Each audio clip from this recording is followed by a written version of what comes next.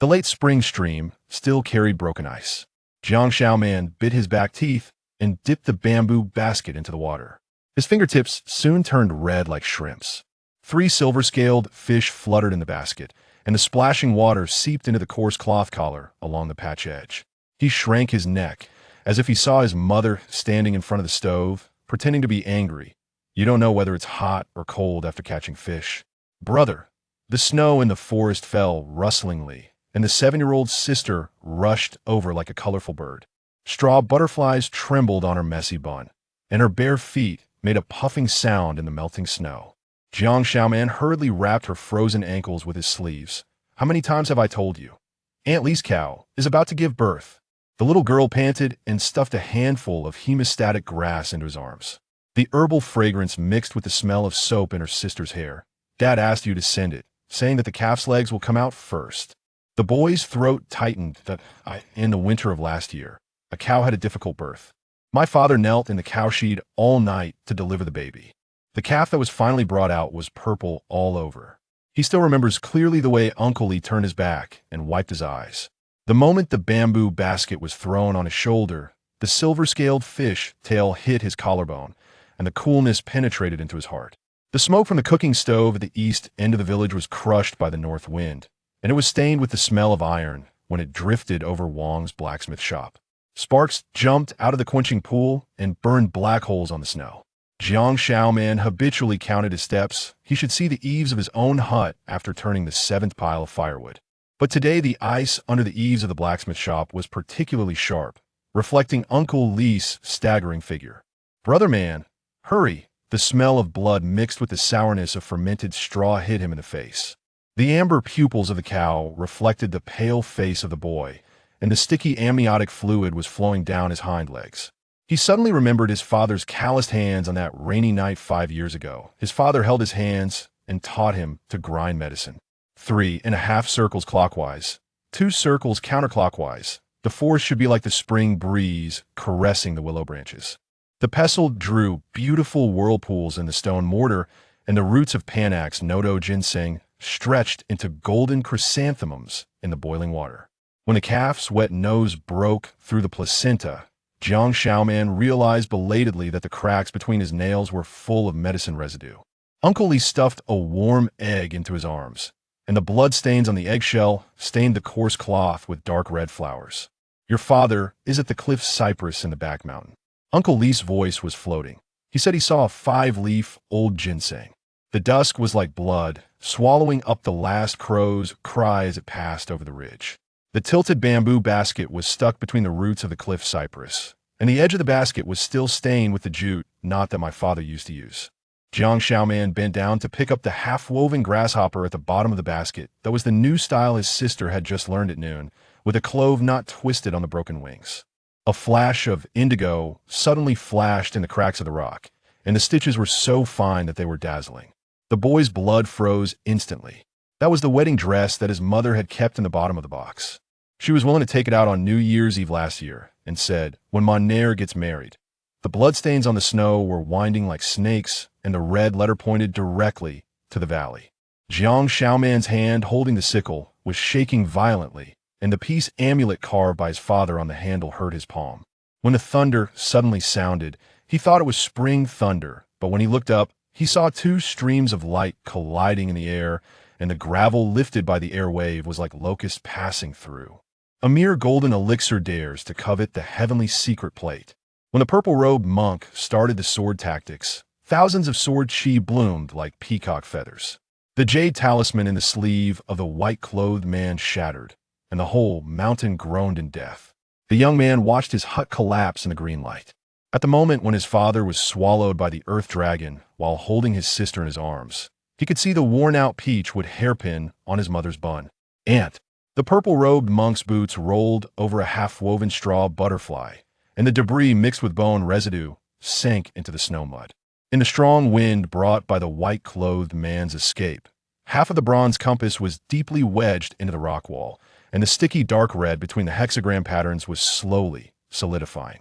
When Jiang Xiaoman climbed over the rubble, the little finger bone of his left hand had already protruded out of the flesh.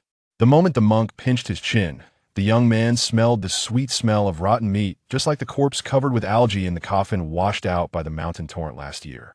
It's good luck. The monk's pupils reflected the bloody face of the boy. Before he finished speaking, the sword of the man in white had pierced through his back. Jiang Shaoman stared at the sword engraved with Yushu. The ice blue glass bead hanging on the sword tassel was exactly the same as the one in the medicine bag on his waist. That was the treasure that his father cut out from the wolf's belly. Little brother. The blood foam coughed up by the man in white splashed on the bronze compass. Please. The moment the boy reached out to help, the dying monk suddenly grinned. Jiang Shaoman will always remember that smile, like a poisonous snake spitting out its tongue, like a hungry wolf baring its teeth, like the grim smile of a mandrill before eating a person, as his father said. In the white light bursting out of the compass, he saw the surprise in the eyes of the man in white. When his body was pushed to the dead tree on the edge of the cliff, the sharp pain of the bronze hexagram pattern burning into his palm reminded him of his mother, who was scalded by charcoal fire and trembling with the salt pot by the stove. As the stars poured over the boulders by the stream, Jiang Shaoman woke up to the crackling of the campfire. The white-clothed man wiped the sword blade with an elegant movement like playing a musical instrument, but the water bag he handed over still had a rusty smell. Are you still feeling uncomfortable? Father, mother. The boy struggled to get up, and the pressure from the scabbard on his shoulder reminded him of the winter when he was pressed by the wild boar's tusks. My condolences. The white-clothed man lowered his eyes to hide the dim light in his eyes. Remember to hold this in your mouth when the heart-eating poison attacks. The ice-blue glass bead was stuffed into his palm. Unlike the one for his father, this one was entangled with blood. The boy suddenly laughed. The laughter startled the night owl and shook off the remaining snow on the pine needles.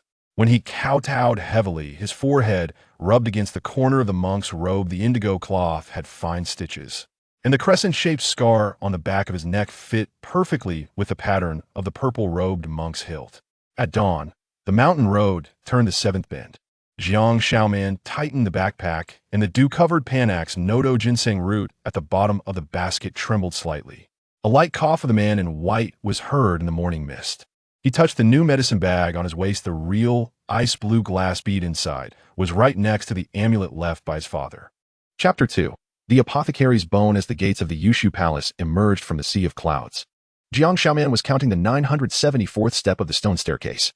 Moss twisted in the crevices like the constellation of the Big Dipper, each step shattering a few ice crystals, reminding him of the blood foam his father coughed up on his deathbed, sparkling similarly in the snow. He halted. The jade tablet at the waist of the figure in white emitted a faint glow, and a few transparent spirit fish swam through the ripples of the protective mountain array. Jiang Shaoman fixed his gaze on the jade tablet inscribed with the characters Yuhing, his throat tightening unexpectedly. Last year during the Lantern Festival, his father held his sister and pointed out the Big Dipper, drawing a crooked star map in the snow with a withered branch. This is the Yuhing star, which governs the good and evil of the world. From today onward, your name shall be Shurjiu. The immortal Yuhing. And Amp, Appos, fingered it pressed against his brow. A cold current like a venomous snake slithering into his veins. Jiang Shaoman staggered and knelt, his knee colliding with the jade floor, catching a glimpse of a distorted face in the reflection on the ground, resembling a silver-scaled fish torn apart by wild dogs. As the tip of a boot lifted his chin, he caught a familiar scent of blood and sweetness.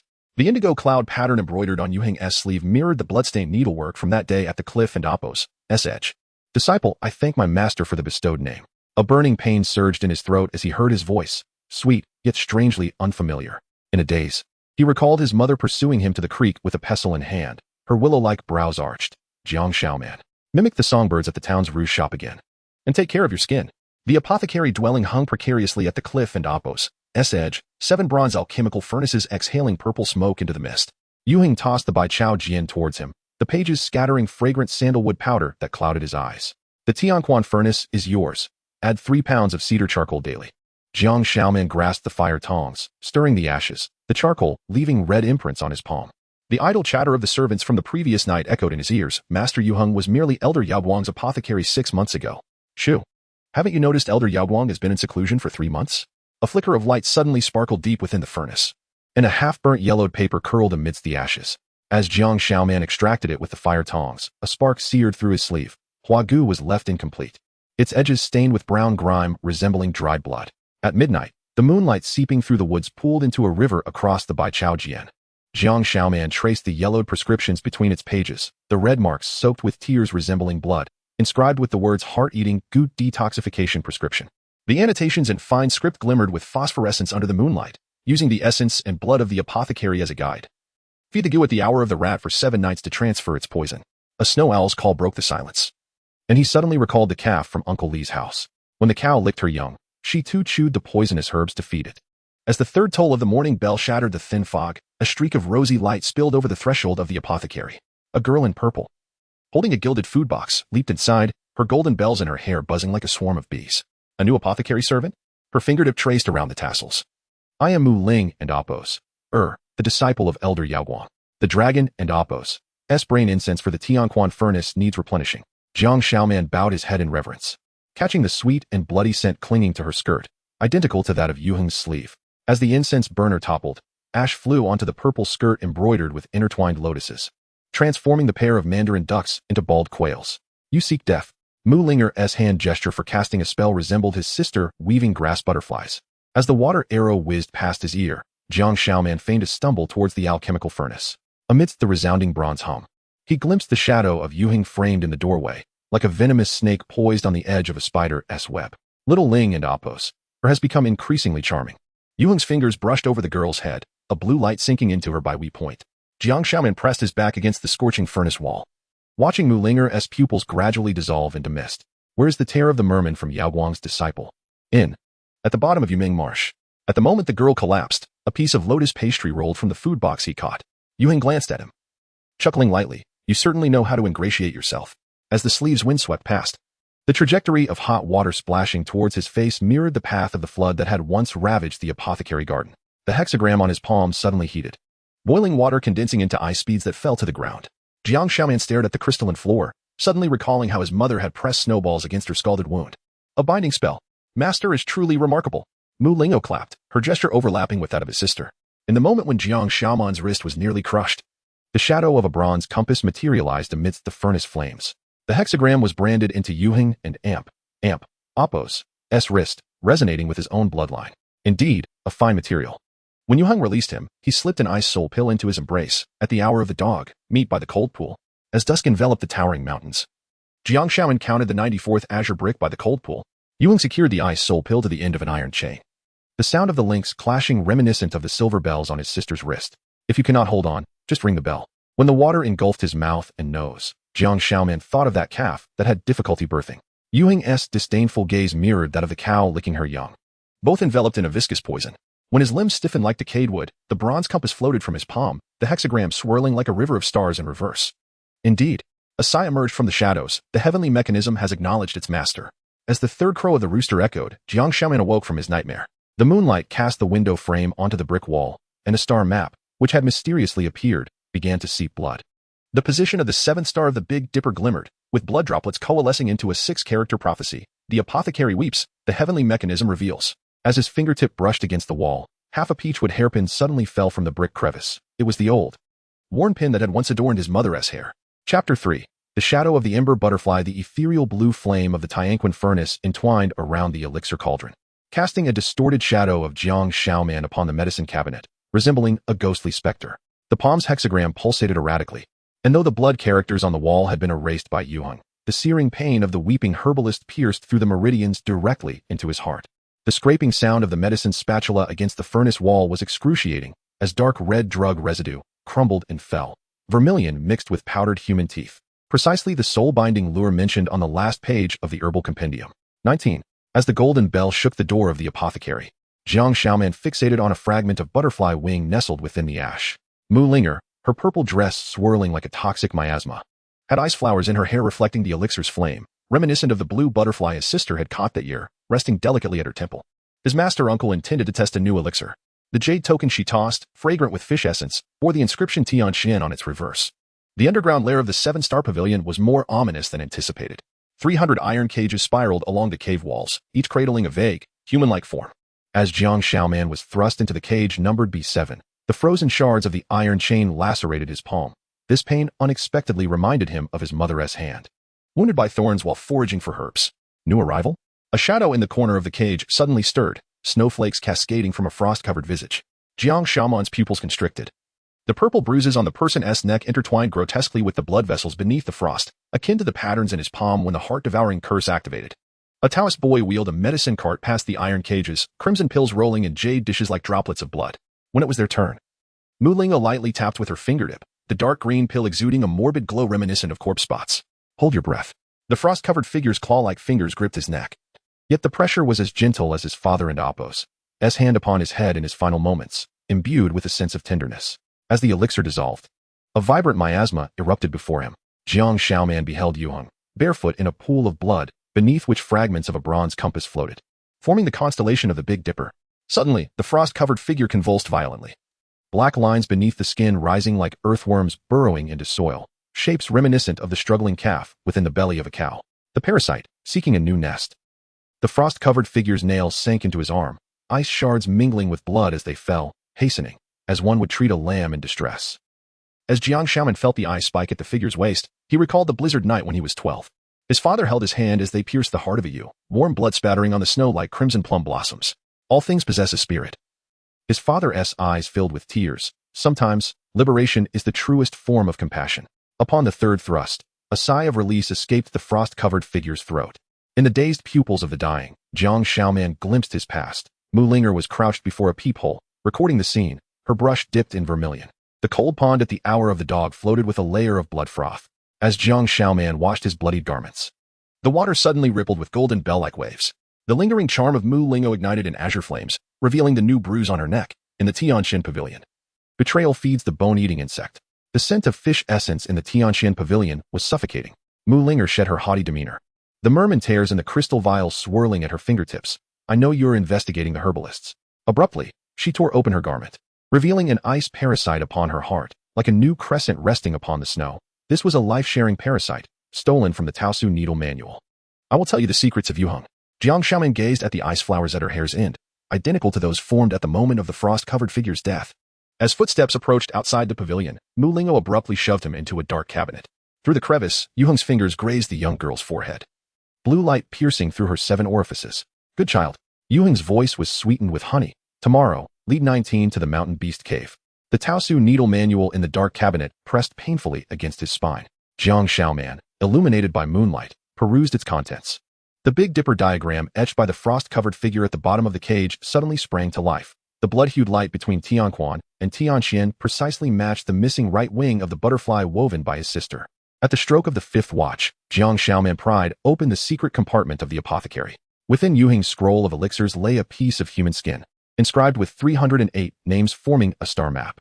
As the name of B6, Lin Shuang, a body of the moon, failed in the bone exchange. The sound of a paper crane tearing through the air echoed outside the window. The burning transmission charm revealed Mu Ling and Amp, Appo's, and Amp, Appo's, distorted handwriting. The beast cave holds the truth you seek. The edges of the script were singed, as if stained by tears. At the entrance of the beast cave, vines were entwined around a half-woven butterfly. As Jiang Shaoman bent to retrieve it, the metallic scent of rust mingled with decay assailed his senses. Deep within the cave, chains clanked, and a formation of 17 herbal corpses arranged in the shape of the Big Dipper began to bleed. Each ice spike positioned precisely where the star map had lacked its auxiliary stars. The 308th point of the formation. Yuheng's voice was laden with a bloody wind. We still require your celestial mechanism. A wild gust swept up bronze fragments from the corpse formation, and the remnants of the compass in Jiang Shaoman's embrace suddenly grew warm. At the center of the corpse formation, a golden star map emerged, when Yuheng's sword was deflected by the Tianxian star. A new moon scar on his left arm oozed black blood, perfectly aligned with the pattern on the sword hilt of the purple-robed cultivator. Jiang Shaoman bit through his tongue, blood droplets splattering at the position of the greedy wolf star, and the entire beast cave began to collapse. As he plummeted into the dark river, he saw bronze fragments in the water forming a complete hexagram. The celestial mechanism reveals, the greedy wolf devours the master. The torrent hurled him against the rock face, and the hexagram on his palm suddenly blazed brightly. Countless fragments of memory surged into his mind. Yuheng and the purple-robed cultivator were once a singular entity. The day the celestial mechanism recognized its master, it was not a heart-devouring curse that was sown, but the seeds of the greedy wolf star. As he grasped a crevice in the rock amidst the whirlpool, he suddenly beheld Mu Lingo dangling from the cave's apex.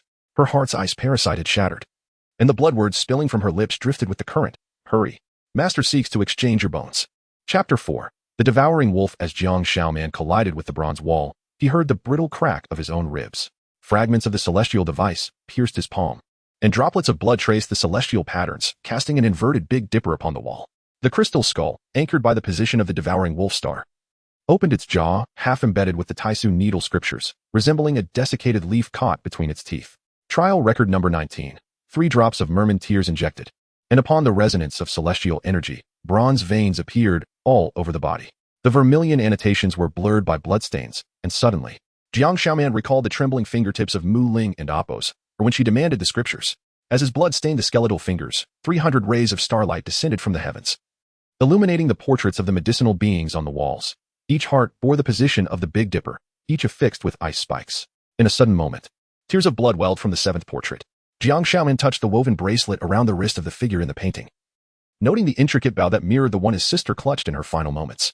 On the reverse side of the scroll, the densely inscribed birth chart revealed that Lin Shuang of trial number 7 bore an uncanny resemblance to the birth details of Master Yu Heng. With ink splotches stained by shards of ice crystal, the dark river suddenly boiled as if in a cauldron. When Yu Heng's sword light cleaved through the water curtain, Jiang Xiaoman pressed the fragments of the celestial device into the eye socket of the skull. The bronze wall thunderously revolved, revealing 300 ice coffins under the chilling air. Each occupant bore the visage of Yu Heng, and in the latest ice coffin, the golden bell of Mu Linga was entwined in her hair. What a discerning choice of coffins. The tip of Yu Heng and Appos' sword pried open his blood-stained garment and relinquished the celestial device, granting him reunion with his parents. Jiang Xiaoman abruptly seized the merman tears and hurled them at the ice coffin. With the shattering sound of the crystal vial, 300 corpses simultaneously opened their eyes, their pupils flickering with ethereal blue starfire. In the moment Yu Heng's sword momentum faltered, the bloodied fingertips of the youth pressed against the right eye of the skull. There nestled the fragments of the Tianji star, the very talisman his mother had used to shield him from the wolf's kiss. As the devouring wolf star erupted in violet brilliance, the dark river spiraled into a vortex. Jiang Xiaoman grasped Mu Lingo's hand amidst the chaotic currents, only to clutch a handful of ice shards. Her form was dissolving into stardust, the golden bell cascading into the abyss, reminiscent of the silver bracelet his sister had accidentally dropped during the Lantern Festival years ago. Master Uncle, a puppet symbol was planted within the soul core. Mu Lingo's final whisper mingled with blood froth. Tianshu Pavilion. The Lamp of Fate. Yu Heng and Appos' sword energy shattered the stardust, and the force of the wave thrust Jiang Xiaoman into a tributary of the dark river. The Taisu needle scriptures floated to the surface, stained with blood. The devouring wolf demands the blood of kin. He suddenly comprehended the truth of the ice coffin formation. Each manifestation of Yu Heng was a beloved kin bound by blood. 3 days later, Jiang Xiaoman awoke in an abandoned mine. The divination patterns had spread to his forearm, and the bronze-hued veins pulsed with a living star map. He replicated the star formation of the dark river on the cave wall using charcoal ash, and when the Yaowang star overlapped with the celestial device, dark red liquid seeped from the rock crevices. This was the dragon's blood marrow from the earth veins of the Yushu Palace, exuding the same rusty scent as the blood coughed up by his father in his final moments. At the stroke of midnight, the copper bell of the 7 Stars Pavilion wailed in the wind. The devouring wolf devouring the sun diagram on the bronze door of the Tianshu Pavilion dripped with blood, the wolf's eye distinctly shaped like a crescent scar. As the dragon's blood marrow was smeared onto the divination patterns, the stench of blood wafted through the door crack, accompanied by the herbal tune his sister often hummed. Within the pavilion, 7 lamps of fate hung like suspended skulls, and within the blue flame of Yu Heng and Appos' lamp was imprisoned a contorted human face. Beneath the lamp, a jade slip recorded astonishing secrets. On the 7th day of the 7th month in the year of Jiazi, the master was murdered, seizing the body of the moon. The final line of vermilion ink was still wet. Now refining 300 substitutes of the devouring wolf, they may replace the thunder tribulations of the 9 heavens. Suddenly, a spark erupted from the lamp of fate, and as Jiang Xiaoman rolled behind the screen, he caught a glimpse of Yu Heng entering, carrying Mu Linger's severed head. The golden bell swayed amidst her disheveled hair, resembling a butterfly with broken wings. My good disciple. The final lesson, as the sword light coiled around his neck like a venomous serpent, Jiang Xiaoman crushed the vial of dragon's blood marrow. The patterns of the celestial device surged, and the flame of the devouring wolf lamp transformed into a ravenous tiger lunging towards Yu Heng's brow. Seizing the fleeting moment of his suppression of the backlash, the youth plunged the ice spike into the crescent scar on his nape. This move is called butchering the dog, taught by the cow that had difficulty calving at Uncle Li's. Yu Heng's anguished scream startled the cold crows, and Jiang Xiaoman fled through the hidden passage to the mountainside. The flame of the lamp of fate flickered in his embrace, reflecting the bronze veins shimmering among the myriad medicinal cages beneath the earth. He raised the blood-stained ice spike towards the ascending devouring wolf star, suddenly recalling his father and Appos' words while gathering herbs. Within 3 steps of poisonous herbs, an antidote must surely lie, akin to the soft underbelly that often accompanies a wicked person. As morning mist enveloped the ruins of the medicinal hut, Jiang Xiaoman unearthed half a compass from the scorched earth. The divination patterns were speckled with fragments of his sister's woven crafts, resonating with the flame of the lamp of fate. When the first ray of sunlight pierced the clouds, he beheld 300 rays of starlight rising from the direction of the ice coffins, forming the words Mu Ling and Amp, Apos, or had whispered before her dissolution, medicinal human bones. Devouring wolf marrow. Chapter 5. Blood feast of the greedy wolf. The tattered curtains of the fox fairy temple fluttered in the night breeze, resembling countless vengeful spirits reaching out with their hands. Jiang Shaman curled beneath the offering table, the flame of the jade lantern flickering in the earthen jar, casting a dance of light and shadow upon the mural of the nine-tailed fox. When the fire illuminated the fox's eyes, the glass-embedded orbs suddenly shifted, their sharp claws pointing towards the northwest, toward Qingshi village. Cough. Blood splattered across the moldy offering table as Jiang Shaoman tore away the tablecloth to wrap his injured hand, abruptly halting. The crookedly character embroidery at the edge of the cloth was unmistakably Aunt Lee's handiwork. 3 years prior, on the night of the cow's difficult labor, Uncle Lee had used this very coarse linen to wrap the stillborn calf, the bloodstains glimmering rust-red under the moonlight. When the mountain wind carried the sound of bells, he was pricking the Tian 2 acupoint with the Tai Su needle manual. The sword energy of Yu Heng slithered through his meridians like a venomous serpent. With each silver needle piercing the corresponding acupoints of the greedy wolf star, the intricate patterns of the celestial mechanism began to glow faintly along the blood vessels. As the seventh needle penetrated the Tian Shu acupoint, the jade lantern on the offering table suddenly erupted with sparks. Bang! The muffled thud of a heavy object hitting the ground startled the night crows.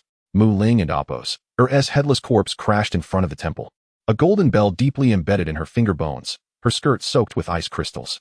As Jiang Shaoman turned the body over, the moonlight perfectly illuminated her back. Among the star map tattoos, a delicate ice blue thread flickered, and the ice cone fixed at the Tian Xin position emitted a ghostly glow, resembling the deadly weapon found in the beast den's medicinal human. Suddenly, the corpse convulsed, grasping his ankle. From the severed neck, icy tendrils emerged, and a voice filled with Yu Heng's laughter echoed from the throat. Good disciple, is this puppet still of use to you? Jiang Shaoman seized the jade lantern and smashed it against the corpse. The ethereal blue flames surged along the icy patterns. And Mu Ling and Amp, Apos, her head suddenly opened its eyes in the fire. Be careful. The Big Dipper is full of medicinal humans. Before her words could finish, the entire fox fairy temple collapsed with a thunderous roar, the mural of the nine-tailed fox turning to ash in the inferno. Amidst the shattered beams and broken tiles, he unearthed a fragment of a bronze compass. When the hexagram patterns aligned with the greedy wolf star's position, a blood-red map emerged on the surface. 7 mountain villages were marked in the arrangement of the Big Dipper, with Qingshi village glaringly positioned at the Tianji point.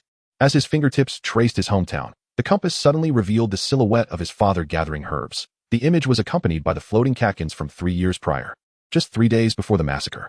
Yu Heng, you old dog. As the scab on his palm was crushed, the starlight seeped into his meridians. The human skin registry in the secret compartment of the medicinal hut unfurled in his mind. 300 medicinal humans corresponding to the 7 stars of the Big Dipper, each name marked with the seal of the Peak Master. He finally understood that the elders of each peak were merely bloodline substitutes for Yu Heng, much like the newborn calves at Uncle Lee and Apos' house that would eventually be yoked to the plow. As the clock struck 5, Jiang Shaoman made his way back to the rear mountain of the Yushu Palace.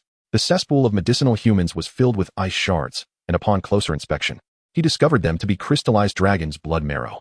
At the bottom of the pool lay a bronze coffin, its cover obscured by moss, with a half-embedded woven butterfly wing caught in the crevice, matching perfectly with the one he had found at his sister's grave. The moment the fragment of the celestial mechanism shattered the seal, a chilling aura slithered forth like a venomous serpent. Inside the coffin, Mu Linger's true form appeared to be in slumber, a 7-inch ice cone glowing blue at her heart. The Tai Su needle manual suddenly began to turn its pages autonomously, revealing blood-red characters that writhed in the moonlight. The greedy wolf devours its master, requiring the reverse position of the 7 stars. Jiang Shaoman gazed at the crescent scar on her neck and suddenly plunged the ice cone into his own collarbone. As his blood dripped into the bronze coffin, the 7 peak lanterns flickered in unison, and the cracks in the mountain protection array resonated with the weeping of countless medicinal humans.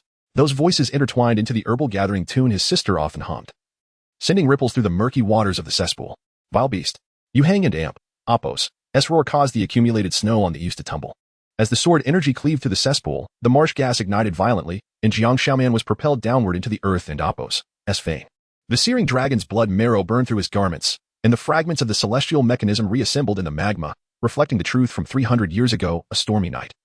The young Yu Heng curled up in a medicinal cage, the star map on his back seeping with pus and blood. When he pierced the ice cone into his master's neck, 7 ice coffins beneath the 7 stars pavilion began to ooze black blood. Inside lay an elder whose visage mirrored his own, Bronze hexagram slips thrust into his heart. As the earth fire transformed into a giant hand reaching for him. Jiang Shaoman's shape, twisting through the lava, eerily resembled that of a mother deer fleeing from a mountain flood years ago. Upon seizing the suspended chain, he discovered the inner side of the lynx engraved with the character being 19 times. This was a secret escape route exclusively for medicinal humans, with each number corresponding to a devoured soul. At the end of the secret passage, the sound of an infant and imp, Apos, wailing echoed. The moment the stone door burst open, 300 medicinal cages hung in the air like stars, each infant's visage resembling that of the elders from each peak. Yu Heng's ice coffin was displayed at the center of the Big Dipper formation, the face of the elder within melting into his own, like candle wax enveloping a new wick. Did you think the celestial mechanism was a stroke of fortune? The 300 medicinal humans spoke in unison, their voices shaking the starlight. You are merely the finest drug for this master, just as the peach tree must replace its withered branches with new shoots. Jiang Shaoman suddenly laughed. This laughter awakened the slumbering infants, and the 300 cries harmonized into the herbal gathering tune taught by his father. He tore open his garment to reveal the hexagram patterns spreading to his heart, pouring the dragon's blood marrow onto the greedy wolf star position. Father said, "There is always an antidote near poisonous herbs." At the instant the celestial mechanism exploded with purple light, all the medicinal cages thunderously opened. 300 beams of starlight surged into his body, flowing through his meridians not only with dragon's blood marrow but also with the countless souls devoured by Yu Hong.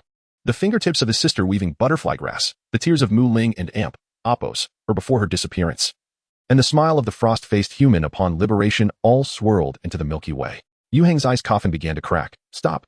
The backlash of the 7 stars will scatter your soul. I am Jiang from Qingshi village.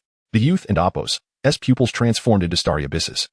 A phantom of the destroyed thatched cottage materializing behind him. I shall not mend the filth you embody. As the first rays of dawn pierced through the clouds, the morning bell of the Yushu Palace shattered at the greedy wolf star position. Jiang Shaoman stepped forward, illuminated by the starlight. As the cries of 300 infants gradually transformed into laughter, clenching the woven fragments in his palm, he suddenly heard the final sigh of Mu Linger from deep within the earth, the embers of the Big Dipper. The greedy wolf awakens. Chapter 6. The essence of stars. In the moment when the radiant light of the 7 stars infused into his heavenly spirit, Jiang Shaoman heard the lamentations of 300 souls. The infants transformed into stardust, coalescing into a resplendent galaxy within his meridians. Amidst the shattering sound of the ice coffin of Yu Heng mixed with the crisp tinkle of cowbells, memories of that spring when his father guided the plow and urged him to sow the seeds flooded back. Rebellious disciple, you do not comprehend the celestial mechanism. A voice echoed. But I do, Jiang Shaoman retorted, tearing open his garment to reveal a divination pattern that had spread into the shape of the Big Dipper. The dragon's blood essence surged from the earth's veins, crystallizing into a medicinal sickle in his palm. Its blade shimmering with the moonlight. From the moment his sister wove grass butterflies, his father had taught him that the heartbreaking herb must be uprooted entirely. As the sickle cleaved through the starlight, the 7 peaks of Yushu trembled in unison. The bronze figure of the greedy wolf in the celestial pivot pavilion howled to the heavens, while Jiang Shaoman's pupils reflected an illusion 300 years prior. Yu Heng knelt within the same star array, an elder behind him with the celestial mechanism embedded in his brow, withered hands pressing upon his crown. Turns out you too are a medicine person. Jiang Shaoman crushed Yu Heng and Amp, Apos' lingering soul, his boots stained with shards of the ice coffin, reminiscent of the sickly cow that had perished at Uncle Li's home, discarded into the corpse transformation pool after its usefulness had waned. The ground collapsed with a thunderous roar. The silvery liquid of the essence pool surged into his nostrils and mouth, thick as the medicinal paste his mother had simmered for 3 nights. Fragments of memory surged forth. Bloody and vivid, the night Yu Heng killed his master, the blood of the shimmering light seeped into the patterns of the celestial mechanism, when Mu Ling and Amp, Apos, was born. The light of the greedy wolf pierced through the window of the delivery room. Did you think you had triumphed? Yu Heng and Apos' voice seeped from the essence, its true purpose revealed. Before he could finish, the dull thud of the bronze coffin striking his ribs interrupted him. The maiden within bore a striking resemblance to Mu Ling and Amp, Apos, her neck adorned with a grass-woven butterfly missing its left wing, the faded name tag reading, Trial of the Medicine Person, Jiang Yu. Sister? As his fingertips brushed the features of the maiden within the coffin, Jiang Shaoman was suddenly transported back to the lantern festival of his 7th year. His sister had carried him through the lantern market, the tassels of her hairpin tickling his neck. Look, man's eye, the greedy wolf star shines like the syrup mother makes.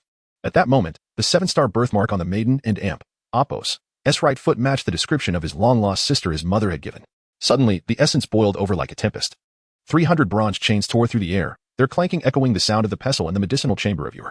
Jiang Shaoman was yanked towards the bottom of the great cauldron, its surface obscured by the bloodstains of generations of healing teachings. Beside it lay a dense lineage of the Jiang clan. Your family has been a lineage of superior medicinal catalysts for generations. Yuhing and Apos, fragmented soul reassembled within the cauldron. The grass-woven butterfly clutched in his fingers now covered in ice crystals. On the day your grandfather discovered the dragon and Apos' blood essence, his 5 viscera transformed into crystal.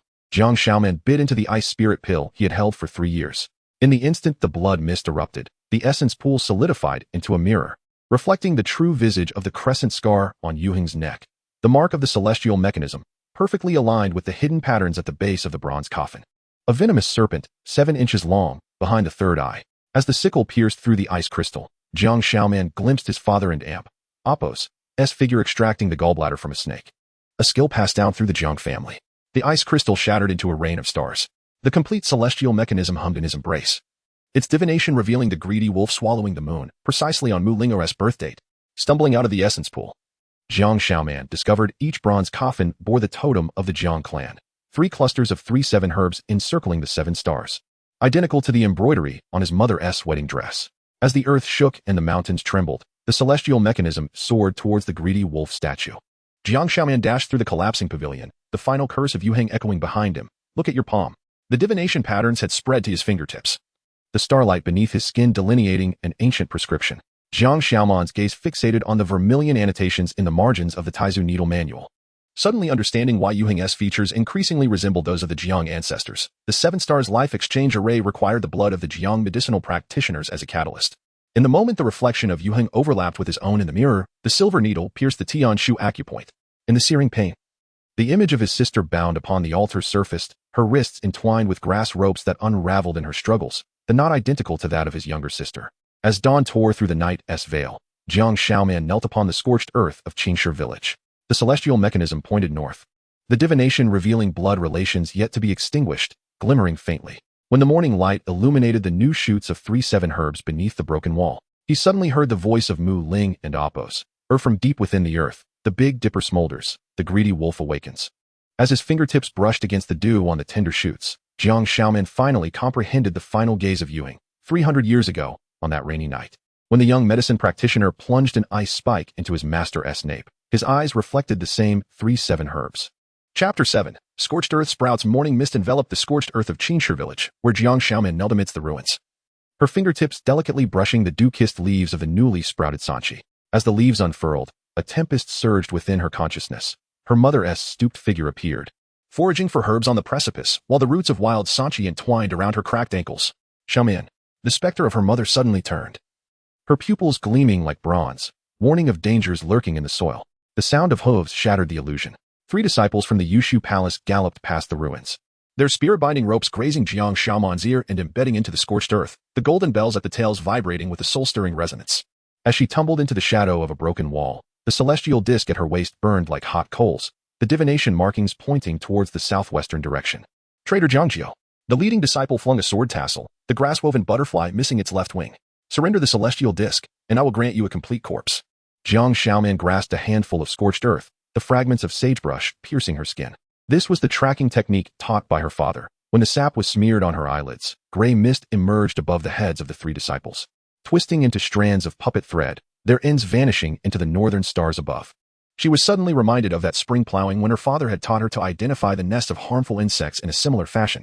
The remnants of ice soul pill crumbled in her palm, the chill coursing through the earth veins.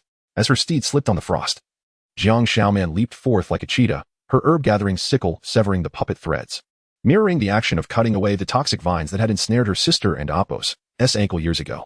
How could you know? The leading disciple bled from all 7 orifices, the puppet talisman behind his ear igniting in a cloud of azure smoke, wafting the scent of fish oil. The other 2 collapsed like marionettes with severed strings, the 7-star soul pursuing nails rolling from their sleeves onto the scorched earth, these nails soaked in the blood of the Jiang family as herbalists, precisely the kind that had been plunged into her father's heart on the night of their massacre. Jiang Xiaoman's trembling hands tore open their garments. The image of the greedy wolf devouring the moon on her chest rose and fell with her heartbeat, the dragon blood marrow seeping from beneath her skin, reminiscent of the bottle of soul-locking elixir hidden in the medicinal chamber. When the herb-gathering sickle sliced through her tattoo, the corpses convulsed violently, a crystalline centipede bursting forth from the ruptured left eye, the words Tianxin glimmering faintly on their carapace. Is it the soul-biting goo of Master Yaguang? Her hand froze mid-gesture, sealing the goo. The sanchi within the jade box suddenly unfurled its leaves, and the lullaby her elder sister used to sing to lull her to sleep seeped from the leaf veins. When the Big Dipper shines, the greedy wolf awakens. Jiang family's son's return with herbs. The melody guided her to the remnants of a lightning-struck tree, on the scorched back of a broken monument. Her father's carvings were cloaked in moss. Jiang family herbal field, year of Wusu, start of spring. Suddenly, the divination markings in her palm pierced the monument, and a muffled sound of mechanisms turning echoed from beneath the earth, the musty scent mingling with the fragrance of sanchi flowers wafting from the cracks. The bronze lamp in the secret chamber burned with fish oil, the flickering flames illuminating the characters in the drug testing record. The latest ink had soaked through the paper. In the year of Jiazi, frost descends. Jiang family's youngest son tests the dragon blood marrow. The star patterns penetrate the bones, and the mind remains clear, indeed. The tiny characters at the bottom of the page suddenly writhed, transforming into the whispered words of Mu Linger before her dissolution. Jiang Yu is not dead. In the instant the roof collapsed with a thunderous roar. Moonlight cascaded like a silver waterfall. The icy puppet of Yu Heng descended amidst the starlight, fragments of the celestial disk reflecting Jiang Xiaoman and Amp, Apos, distorted visage. Good brother. It is time for your medicine. The scarlet pill in its palm dripped with viscous fluid, the aroma of the medicine echoing the toxin from the night of the massacre. As the herb-gathering sickle cleaved through the remnants, Jiang Xiaoman suddenly discerned the patterns within the icy puppet's eyes. It was the vein of the first herb her sister had taught her to identify, the heartbreak grass. The moment her wrist froze with the chill, the sanchi in her arms grew wildly, entwining the icy puppet's throat in an action reminiscent of her mother strangling the wolf that had lunged at her sister. Sever the dragon vein. The specter of her mother manifested at the leaf's tip, the hand gesture mirroring the Jiang family's herb-gathering technique. As the sickle plunged into the earth's fissure, the entire chamber trembled like a mortar, 300 bronze divination sticks bursting forth from the wall, embedding into the icy puppet, forming the constellation of the Big Dipper. As she fell into the dark river, Jiang Xiaoman and Amp, Apos, neck struck against a sunken coffin. 7 bronze coffins were arranged like a medicine cabinet. The latest one weeping blood tears that congealed into pearls at the riverbed. When she pushed open the coffin lid, a withered hand emerged from the cold mist. Adorned with a grass rope, the tying technique unmistakably her sister's unique skill. Xiaoman. The face of the elderly woman in the coffin overlapped with her mother's, the 7-star birthmark on her soul read as cinnabar. That year, when you grasped the herb pestle during your coming-of-age ceremony, your sister knew. The undercurrent suddenly surged. The remnants of the icy puppet reformed on the river's surface, the fragments of the celestial disk resonating with Jiang Xiaoman's divination markings. The elderly woman and Apos' withered hand pressed firmly against her crown, the star marrow cultivated through 20 years of imprisonment flooding into her meridians. Jiang family's son. It is time to awaken. Chapter 8. The essence of blood and bone in the frigid embrace of the bronze coffin, icy blossoms crystallized. As the frail hands of the old woman grasped Jiang Xiaoman's wrist, he was transported back to the creaking sound of a spinning wheel from his childhood. Beneath the moonlight 2 decades ago, his sister and Apos' wrist had been similarly slender, guiding him as he twisted the stems of the 3-7 herb. You were but a month old when she departed. The old woman and Apos' neck bore bruises reminiscent of the trial drug tester who had hanged from the rafters of the medicinal chamber. They bound me to the cauldron, where the secrets of the Jiang family's ancestral grave were being boiled. An unexpected scent wafted from her hair, a mingling of icy crystals and the fragrant incense of the jade-hued Taoist robe, identical to that of the past. As the blade of the herb-harvesting sickle pressed against her throat, the 7-star pattern etched into its handle resonated with the blood droplets at the coffin and Apos' base. My sister crafted a grasshopper for me. He fixated on the old woman and Apos' trembling lashes, pondering the knot she employed. Of course, it must be the double loop knot. Suddenly, the veins in her withered hand pulsed. The sickle's blade tightened, piercing the skin, and an icy blue liquid seeped forth. Jiang family women have utilized the triple loop knot since the age of 5. My sister's grass butterfly could float upon the stream for 3 days, because she concealed a reed core within the stem. Ice thorns erupted from the coffin, brushing past his cheek. And Jiang Xiaoman's reflexive lean backward mirrored the year he evaded the tusks of a wild boar. The old woman's skin fractured and peeled away, revealing a decaying visage of Mu Linger, maggots writhing from her hollow eye sockets. You are far more difficult to deceive than Yu Heng. In the instant the ice crystal centipede burst forth from her chest, Jiang Xiaoman recalled that night in the medicinal chamber, Mu Ling and Apos' heart bore a cursed insect with a carapace inscribed with the constellation of Tianxin. While the current centipede's carapace was clearly marked with Tianshu, 300 compound eyes simultaneously opened, reflecting the floating fragments of woven grass on the surface of the dark river. If only my sister were here. Jiang Xiaoman crushed the 3-7 herb in his grasp, the medicinal juice mingling with the blood from his tongue, splattering onto the river and Apos' surface. Surely this would drive the insects away. The swarm of centipedes writhed in the medicinal mist, and amidst the foul stench of Mu Ling and Apos' decaying remains wafted a fragrance of locust flowers. It was the scent of the locust beans that mother had dried in the yard the night before the massacre. Jiang Xiaoman swam through the undercurrents, A sudden pain surged through the divination patterns on his wrist. The morning bell of the Jiang Ancestral Hall resonated ahead, merging with the funeral toll of his grandfather and aunt, Apos' burial. The cobwebs of the Ancestral Hall hung like morning banners, and when the spirit tablet of Jiang Baichao cracked upon the offering table, a half-rolled, yellowed family tree emerged. Jiang Xiaoman deciphered the ink marks by the flickering candlelight. In the year of Jiazi, the legitimate daughter Jing Yu offered a sacrifice at the star essence pool. Bloodstains obscured sections, revealing the second son Jiang Feng's betrayal with the heavenly secrets. At the very bottom, the repeatedly smudged name of the youngest daughter Jiang Shui, marked with 7 stars and the words of insect feeding, bore a striking resemblance to the talisman his father had etched in his palm before his passing. Amidst the thunderous crash of collapsing beams, the ice puppet of Yu Heng approached, bearing the head of a rotting corpse. Jiang Yu and Apos' decayed face still bore the scar from when she had burned herself to protect her younger brother. Jiang Xiaoman suddenly retched bile at the age of 7. During a mountain flood, his sister had carried him through the raging waters, her neck marked with a similar winding scar. Good nephew, have you met your aunt? The ice puppet's fingertips coalesced into a blade of star essence. Even in her dying moments, she pleaded with me to spare the infant Yu. The arc of the family tree hurled towards the candlestick mirrored the trajectory of his father's throw to ward off the starving wolves. In the instant the flames surged, 300 spirit tablets trembled in unison, as if the ancestors were enraged. The phantom of Jiang Baichao emerged from the ashes, and the motion of her withered hand pressing upon the ice puppet's crown was akin to the method employed by the Jiang family herbalists when digging ginseng. Jiang family scourge. The voice of Yu Heng emanated from the ice puppet and Apos' chest, dislodging aged medicinal pouches from the beams. Had it not been for your grandfather and Apos' secret possession of the heavenly secrets.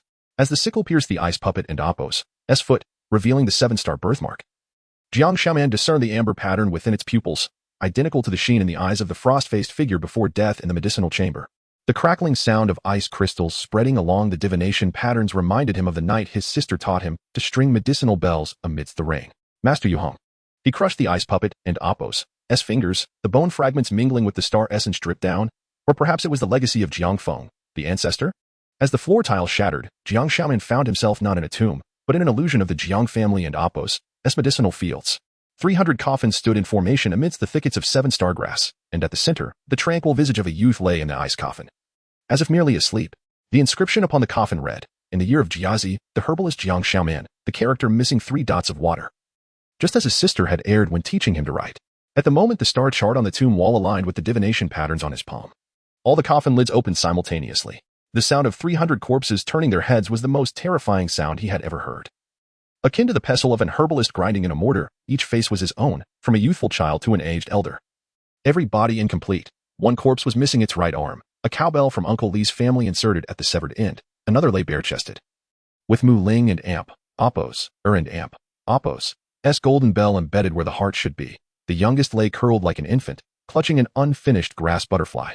This was the cycle of 300 reincarnations of the herbalist. The voice of Yu Heng resonated from each coffin. Jiang Feng and Apos' theft of the heavenly secrets should have foretold this outcome. Jiang Xiaoman suddenly surged forward, the herb-harvesting sickle sweeping across the field of 7-star grass. The severed herb stems erupted with crimson juice, coalescing in the air into the Jiang family's ancestral decree, the bones of the herbalist, the marrow of the greedy wolf. The 7 stars exchanged for life against the heavens. As the sickle blade descended towards the central ice coffin, all the corpses chanted the herbalist's rhyme from his childhood. The youth within the coffin suddenly opened his eyes, the star map swirling within his amber pupils. You have finally arrived, the 301st me. Chapter 9, The Cycle of Suffering in the Tomb. A chilling breeze swirled with stardust. As 300 pairs of amber eyes opened simultaneously, Jiang Xiaoman heard the creaking of the spinning wheel from his childhood. The 7-star birthmark at the feet of each corpse emitted a ghostly glow. When the eldest corpse raised its hand, the grass-woven hand strap that fell from its decaying flesh was identical to the one worn by his elder sister. Xiaoman, pay close attention, echoed the memory of his sister as she held his hand to practice calligraphy. The brush tip trembled suddenly on the last stroke of the character Jiang. Within the bloodline of the Jiang family lies something more toxic than the deadly herb. As the starlight pierced his brow with excruciating pain, 300 lifetimes of memories surged forth like a flood. 300 years ago, on a rainy night, the young Jiang Feng knelt beside an emerald mortar. Blood dripping from the bronze pestle onto the 7-star patterns. The dying Jiang Baichao lay exposed, with a half-plant of 7-star heart-breaking grass embedded in the place of his heart. Feng and Apos, the mark beneath your feet is not a birthmark. It is the seal of the greedy wolf and Apos' vessel. Jiang Xiaoman staggered and collided with the main coffin, the icy surface reflecting his current visage, strikingly similar to Jiang Feng and Apos' expression when he committed patricide. The greedy wolf star above the tomb suddenly blazed, and the crescent scar on Jiang Xiaoman's neck began to weep blood, forming a stream that flowed over his boots. Do you understand now? The voice of Yuheng swirled around the tomb, wrapped in stardust. You are merely a living coffin, a vessel containing the soul of the greedy wolf. Jiang Shaman's trembling hand tore open his collar. The patterns of the greedy wolf star that spread across him resonated with the celestial configuration above the tomb. Those marks he once thought to be a source of glory now felt like countless centipedes crawling beneath his skin. When the herbalist's sickle severed the right arm of the nearest corpse, the splattered silver blood carried the scent of locust flowers, just like the aroma that filled the courtyard on the night of the massacre. His great-grandfather was cunning.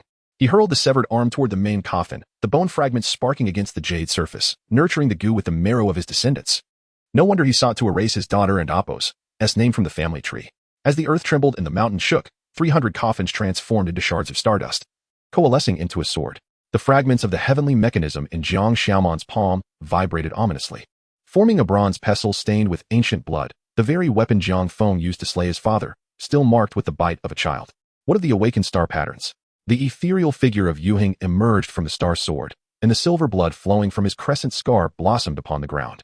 The descendants of the Jiang family bore the mark of the greedy wolf from birth, akin to the ginseng in a medicinal field. At the moment the bronze pestle pierced the throat of the ethereal figure, Jiang Shaoman discerned the pattern in Yuheng's pupils. It mirrored the seven-star radiance in the eyes of the frost-faced herbalist at the moment of death. Silver blood splattered against the tomb wall, revealing a blood-colored diagram that disclosed a cruel truth. The birth date of the Jiang herbalist corresponded to the position of the Big Dipper, every 60 years. A seven-star offspring must be sacrificed. His sister did not go missing. Jiang Shaoman crushed the bronze pestle, the shards cutting into his palm. You submerge her in the pool of star essence, merely to refine her soul into a soul-locking nail? Yuheng and Apos' remnant suddenly let out a piercing shriek. The purple glow of the greedy wolf star surged, and Jiang Shaman's skin began to shed like that of a snake, revealing the star brilliance coursing through his bones.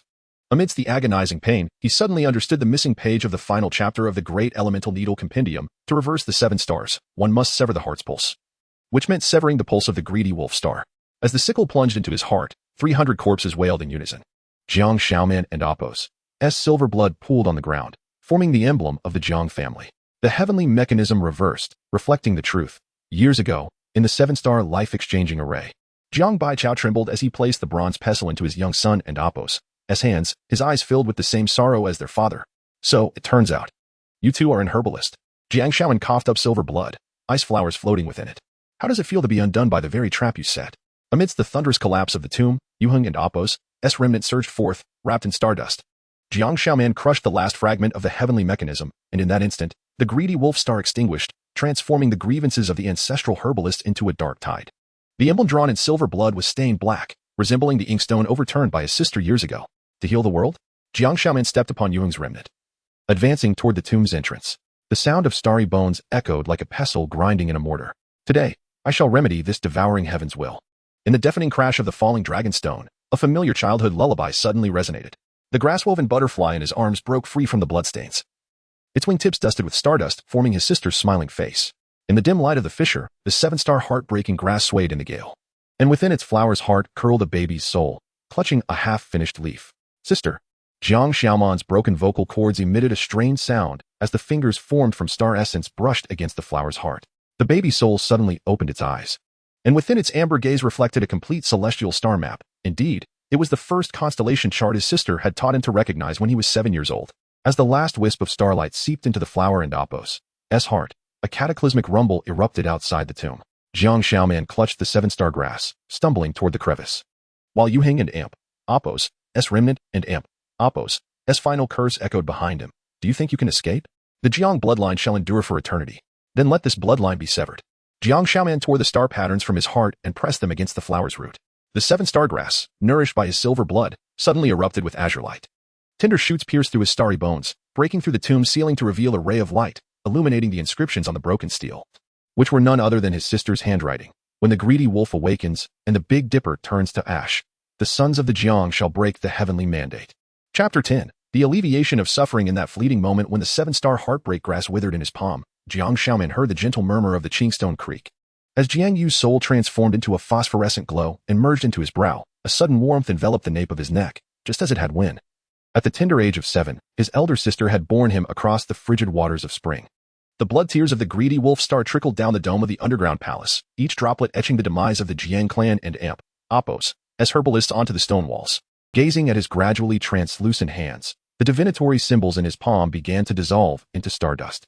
In that instant, he comprehended the true meaning of the phrase inscribed on the frontispiece of the Compendium of Herbal Medicine: the healer finds it difficult to heal oneself. Among the yellowed pages, his father and Apo's annotations in vermilion ink emerged. This volume is passed down to the direct descendant of the Jiang family, the 300th generation. Do you think that by destroying the celestial mechanism you will attain liberation? The remnants of Yu Hang crawled forth from the blood tears, and in the moment the crescent scar on his neck split open, the air in the underground palace filled with the acrid scent of burnt herbs. He tore open his collar, revealing the 7-star birthmark on his chest, resonating with Jiang Shaman's own. 300 years ago, I severed the cycle of reincarnation. The core of the star pulsed within his chest like a pestle grinding herbs, destined to become the new bearer of the celestial disk. Jiang Shaman's pupils reflected a dual star map. As the core of Yu Hang approached his brow, memories of 300 lifetimes poured down like a torrential rain. In the winter solstice of the year of the Jiazi, the young Jiang Feng knelt before an ice coffin, blood dripping from the tip of a bronze pestle onto the jade bricks, forming the 7 stars.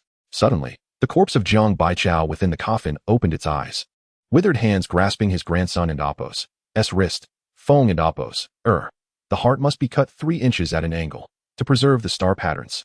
On a stormy night, Jiang Yu was shackled to the medicinal cauldron. Their father and Apo's trembling hands cradled the soul-restraining elixir. The boiling dragon's blood in the cauldron reflecting the bloodied 7-star birthmark under her feet. Bear with it. This is the fate of the Jiang family's children. The cries of a swaddled infant pierced the dawn, the acrid scent of branding iron awakening the cold crows. Jiang Shaoman beheld his birth date inscribed upon a bronze coffin, as Yu Hang's hand brushed over the infant's brow. What a fine vessel to alleviate suffering.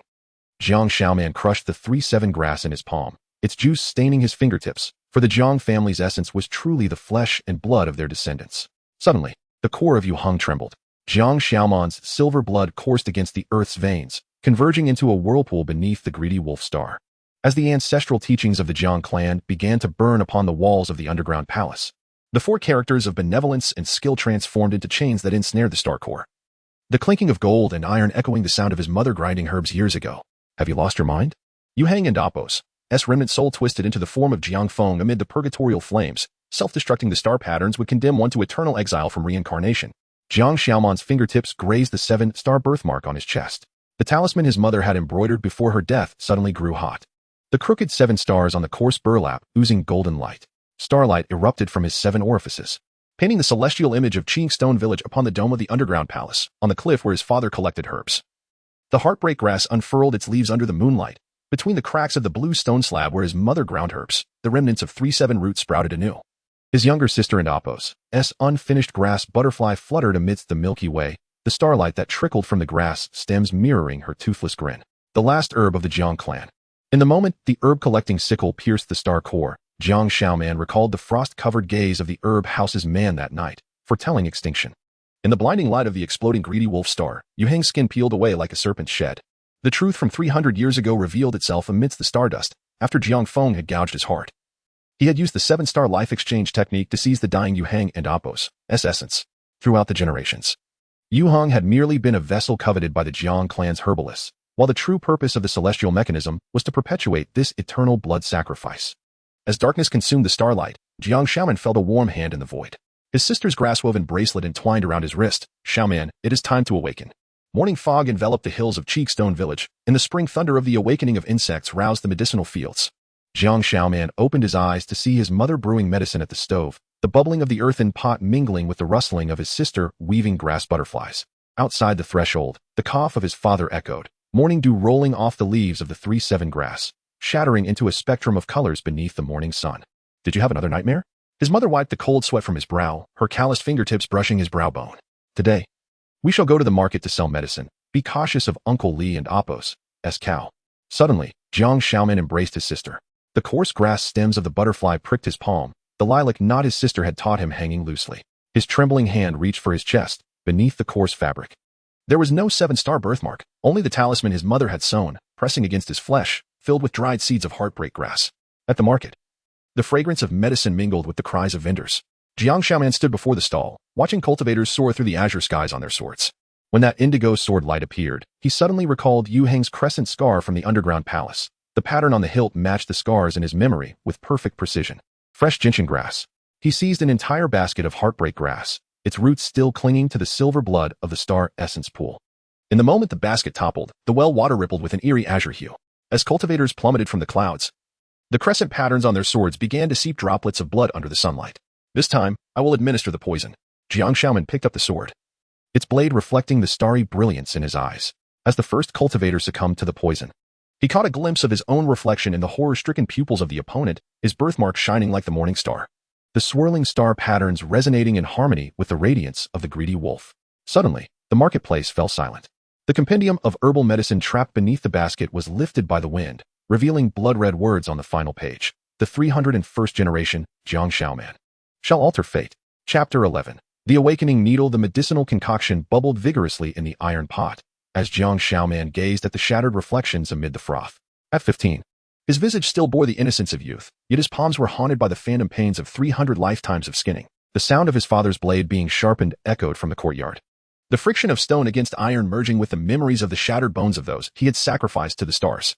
Shaoman, why are you in a daze? His mother brushed the pollen from his shoulders, the fine golden dust dancing in the morning light. Suddenly, he recalled the 300th life, when Yuheng had sprinkled this very pollen upon his festering wounds to staunch the bleeding.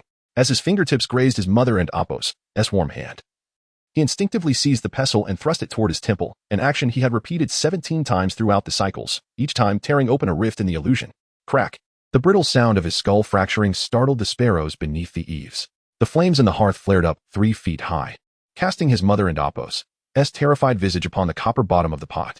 In his final moments of vision, the sky split open like a spider and Appo's web, and a suspended bronze coffin oozed silver blood, nourishing this fertile ground fashioned from star marrow. When he opened his eyes once more, the morning mist had enveloped the window frame. His sister chased after grass-woven butterflies in the courtyard, her toothless laughter ringing clear as in the days of yore. Jiang Shaoman stared at his unblemished hands, the touch of crushing Yuheng's throat in a past life lingering beneath his nails. Brother man, Uncle Li's cow is about to give birth to its third calf. The village chief's shout shattered the morning haze. Jiang Shaoman gripped the pestle tightly and walked toward the cattle shed, the cracks on the stone pestle mirroring the patterns etched on the night of the massacre. Just before the sword energy shattered the air, the cow and Appo's swollen belly heaved among the fodder. The rhythm of the calf and Appo's movements suddenly synchronizing with the ripples of the star marrow pool. The calf and Appo's legs are the first to emerge. Uncle Li, bloodied hands at the ready, pressed down to assist. Jiang Shaoman suddenly grasped the birthing scissors. The cold touch of the metal pierced through the phantom pain. In a previous life, he had used this very instrument to extract his own star core. As the blade sank into his chest, splattering blood painted the cow's belly with the image of the greedy wolf star. In the instant darkness consumed his consciousness, he heard Yuheng's mocking voice emanating from the calf's movements. Do you believe this is the umpteenth reincarnation? As the hearth's flames licked the medicine pot for the 3rd time, Jiang Shaoman and Appo's pupils reflected an eerie blue flame.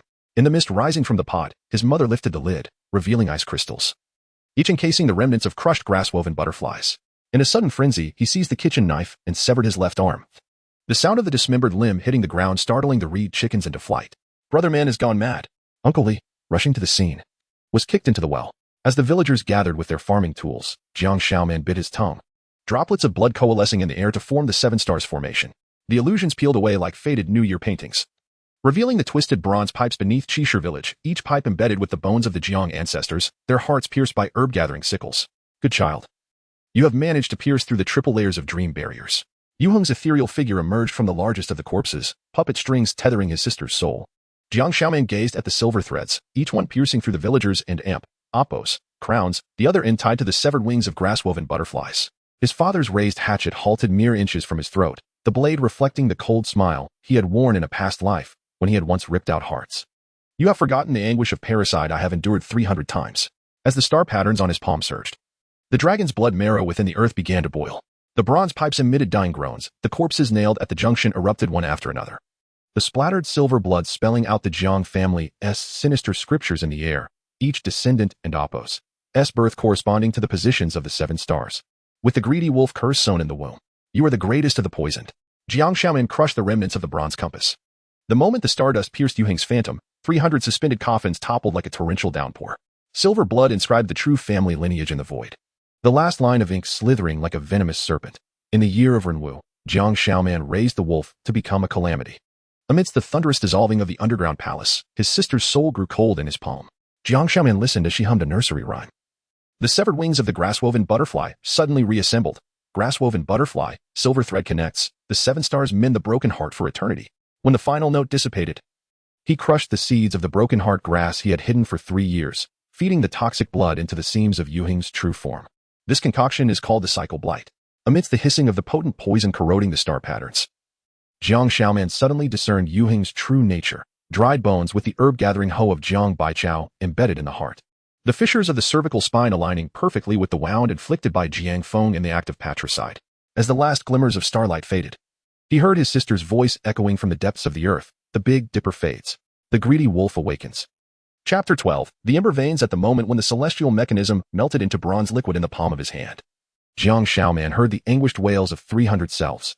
The crimson copper dripped onto the core of the Yuheng star, hissing with a corrosive sound mixed with the charred sin of flesh, reminiscent of the sweet potatoes his mother had simmered in the ashes on the night of the massacre. This scar is your first flaw. Jiang Shaoman's boot ground against the crescent scar on Yuheng's neck, while the star-patterned herb-gathering sickle pressed against his throat. The greedy wolf star patterns on the dome of the underground palace cracked inch by inch, and the fallen stardust coalesced into a galaxy between them. Reflecting the smoke rising from the thatched cottage, a scene of the morning in Qishir village he could never return to. Do you truly believe that Jiang Baichao is a good man? The ice crystal shards coughed up by Yuheng floated in the air, each reflecting the scene of a rainy night decades ago. Jiang Baichao wielding the bronze pestle, blood dripping from its tip, marking a 7-star birthmark on the baby's soul. When the infant's cries pierced through the rain curtain, the young Yuheng curled in the corner, the crescent scar on his neck oozing with pus and blood. Suddenly, the earth's veins boiled, silver blood seeping from Jiang Xiaoman's fingertips into the crevices of the rock. As the Jiang family ancestral shrine emerged from the earth, countless grass-woven butterflies hung between the decaying beams, each butterfly wing tied with faded medicinal talismans. The gilded inscriptions on the tablet, proclaiming compassion and healing, had flaked away, revealing dense records of trials beneath. In the 3rd year of Jinghe, the legitimate son Jiang Wu perished trying the soul lock powder. In the 9th year of Tianqi, the youngest daughter Jiang Shui fed a curse, transforming into 3 liters of blood. The most recent tablet bore fresh bloodstains on its reverse. In the year of Renwu, the medicinal person Jiang Shaoman fed wolves to create calamity, capable of refining star marrow pills. The true ancestral teaching of the Jiang family is to consume kin for life. Yuheng's lingering soul laughed maniacally in the chains, the sound shaking down the years-old cobwebs from the beams. You should have added the soul lock powder to your father's tea today, just as he had once fed it to your sister. The herb-gathering sickle trembled in midair. Jiang Shaoman suddenly recalled the startling insect's awakening at the age of 7, when his father held his hand and sowed seeds in the medicinal fields. The rough, calloused palm, the starry texture, mirrored the sickle's handle at this moment. A grass-woven butterfly in his arms suddenly ignited, the ashes forming the phantom of Jiang Yu. His sister's fingertip brushed against the bloodstain on his brow. The sensation heartbreakingly real. Beneath the ancestral shrine, the 7-star heartbreak grass lay buried, its roots entwined with. The instant Yuheng's ice blade pierced the phantom, Jiang Shaoman heard the sound of shattering memories. That was the sound of his 5th birthday, when his sister had carried him while gathering herbs and they fell from the cliff, the brittle crack of the cypress echoing in his mind. Ice crystals spread across Jiang Yu's chest, her last shape still urging, run. The abyss-like pupils swallowed the whites of her eyes entirely. Silver blood gushed from all 7 of Jiang Shaoman's orifices, coalescing into the shadow of the greedy wolf star upon the shrine's dome. The moment the sickle shattered Jiang Baicao's spirit tablet, the ground resonated with the wailing of thousands of souls, 3,000 bronze veins breaking through the wall, each connected to the hearts of the villagers. Uncle Li's visage appeared on the surface of the veins, the curse worm in his chest gnawing at his last remnants of humanity. These are the true medicinal beings. Yuheng's lingering soul adhered to the veins, the voice now distant, now near. With each life you take, the star patterns become more complete, just as your father did in the past. Suddenly, Jiang Shaoman reversed the sickle and plunged it into his own heart. Silver blood flowed against the bronze veins, and where it passed, villagers collapsed one by one. The ice crystal curse worms that emerged from his orifices burst in the light of blood, each emitting the cries of infants before their demise. When the last curse worm was reduced to powder, the tiles of the shrine exploded, revealing Jiang Baicao's ice coffin amidst the clouds of dust. The elderly man within the coffin was missing 3 fingers from his right hand. The wound matched exactly the old injury Jiang Shaoman had sustained when a poisonous vine had crushed him while gathering herbs. The inner side of the ice coffin was etched with blood writings, the script ranging from orderly to frenzied. In the year of Jiazi, during the frost's descent, I fed my grandson Jiang Feng to the stars. Alas. Suddenly, the star marrow pool surged, engulfing both of them in a vortex of time and space. On a rainy night 300 years ago, the oil lamp in the thatched cottage flickered in the wind. As Jiang Shaoman's silver blood dripped onto the bronze pestle, Jiang Baichao, poised to stab the infant, abruptly halted. Within the murky depths of the old man's eyes reflected the abyssal gaze from the future. To save the plague-stricken villagers. Cough, cough. Jiang Baichao, hunched over, coughed blood, while dozens of dark purple corpses lay on the bed, having formed a pact with the greedy wolf. Descendants forever as medicine. The torrential rain smashed through the doors of the shrine, and the young Yuheng trembled in a corner. Jiang Xiaoman gazed at the crescent scar on his neck, suddenly realizing his shared fate with his puppeteer. They were both medicinal beings sacrificed by their ancestors. The antidote is severance. The action of Jiang Xiaoman crushing the 7-star birthmark on his heart mirrored the method his sister had used to extract the poison thorn from him. In the radiant pillar of the star marrow pool, Qingshi village transformed into shards of bronze, each reflecting the smiling faces of the Jiang medicinal beings, his mother grinding herbs, his father plowing the fields, his sister holding up a newly crafted grass butterfly. 1,000 miles away, Yushu Palace wailed as the earth sank. The trajectory of the greedy wolf star plummeting into the western mountains, akin to the hairpin falling when his sister tumbled from the cliff. On a certain rainy night, a wandering herb-gathering youth picked up a half-broken bronze compass amidst the ruins. As he wiped away the mud, the slanted engravings on the back emerged under the moonlight. A healer does not heal Jiang. The medicinal basket in the boy's arms suddenly trembled. A sprig of newly sprouted sanchi pushing through the rubble. As the dew on the tinder shoots fell to the ground, 300 miles away, the last wisp of star pattern from Jiang Xiaoman dissipated into the earth and Apos' veins. Under the moonlight, countless seeds were sprouting, with starlight subtly flowing between their veins. Chapter 13. The star remnant. The waves of the starfall sea enveloped splintered stardust, crashing against the rocks and scattering myriad fireflies. Jiang Xiaoman crouched within a damp cave, meticulously peeling the venomous fangs from a sea serpent, while the bone spurs formed from the fragments of the celestial mechanism on his wrist exuded a luminescent essence. Viscous blue-purple liquid dripped between his fingers, coalescing under the moonlight into the celestial patterns his sister had taught him to recognize. 3 years and 78 days. He whispered to the incised marks on the rock face, etching a 7-star symbol alongside the last scratch with the tip of his blade. The briny sea breeze rushed into the cave, scattering the seeds of the heartbreak grass from his medicinal basket, each seed infused with the scorched earth of Qingstone village. Gathered by him during 3 days and nights spent kneeling amidst the ruins. Young master, are you selling these scales? A merchant clad in a bronze mask stood at the ship and Apos' prow, his raincoat adorned with tattered grass-woven butterflies. Jiang Xiaoman and Apos' pupils constricted sharply. The butterfly's left wingless design was unmistakably that of his sister's unique 3-ring knot. The waves suddenly thickened, and he noticed a layer of ice crystals floating around the merchant's neck, reminiscent of the corpse stains on Mu Linger's puppet from years past. Let us trade for information. Jiang Xiaoman tossed a venomous fong into the air, allowing it to pierce his palm. Tell me about the ancient corpse collected by the Starfall Pavilion master last month. The merchant's ice blade slid from his sleeve, revealing a 3-inch long edge that reflected the tumultuous sea mist billowing behind Jiang Xiaoman. A corpse wrapped in dragon silk, its heart beset by 7 leaves of the heartbreak grass. Before his words could settle, the sound of clanking bronze chains echoed through the mist, reminiscent of 300 suspended coffins scraping along the ocean floor. As 17 bronze coffins surged forth from the waves, Jiang Xiaoman's bone spur elongated into a cruel sickle. The first coffin struck apart, revealing a corpse with a missing toe, where the essence of stars congealed into the eaves of the Jiang ancestral shrine. As 7 ancient corpses formed the Northern Dipper's lethal formation, he suddenly recalled the scroll titled Feeding the Stars hidden in the apothecary's secret compartment. An incomplete medicinal figure could restrain the greedy wolf-esque backlash. There are more Jiang medicinal figures than just you. The merchant's mask fractured, revealing half of Mu Lingo's decayed face, icy water streaming down. Her maimed right hand clutched a half-torn grass rope, tied with the distinctive 5-pointed knot created by Jiang Yu. The sea suddenly boiled as if in a cauldron, and the fragments of the celestial mechanism fell from Jiang Xiaoman's wrist, assembling a complete tidal star map atop the waves. A purple light erupted from the direction of Sunken Star Isle as a new star remnant ascended from the place where the greedy wolf star had fallen. The 7-star birthmark on Jiang Xiaoman's wrist blazed to life, the starlight piercing through flesh to reveal bone. 300 celestial patterns flowed within the marrow cavity, perfectly aligning with the brick patterns of the sunken bronze city below. This was the true medicinal field. He crushed Mu Linger's ice blade, and the star essence seeped through his wounds, saturating his entire being. When the first ray of starlight illuminated the ocean floor, the majestic bronze city emerged. Each brick was inscribed with the birth dates of Jiang medicinal figures, and the copper nails of the city gate were 300 amber eyes.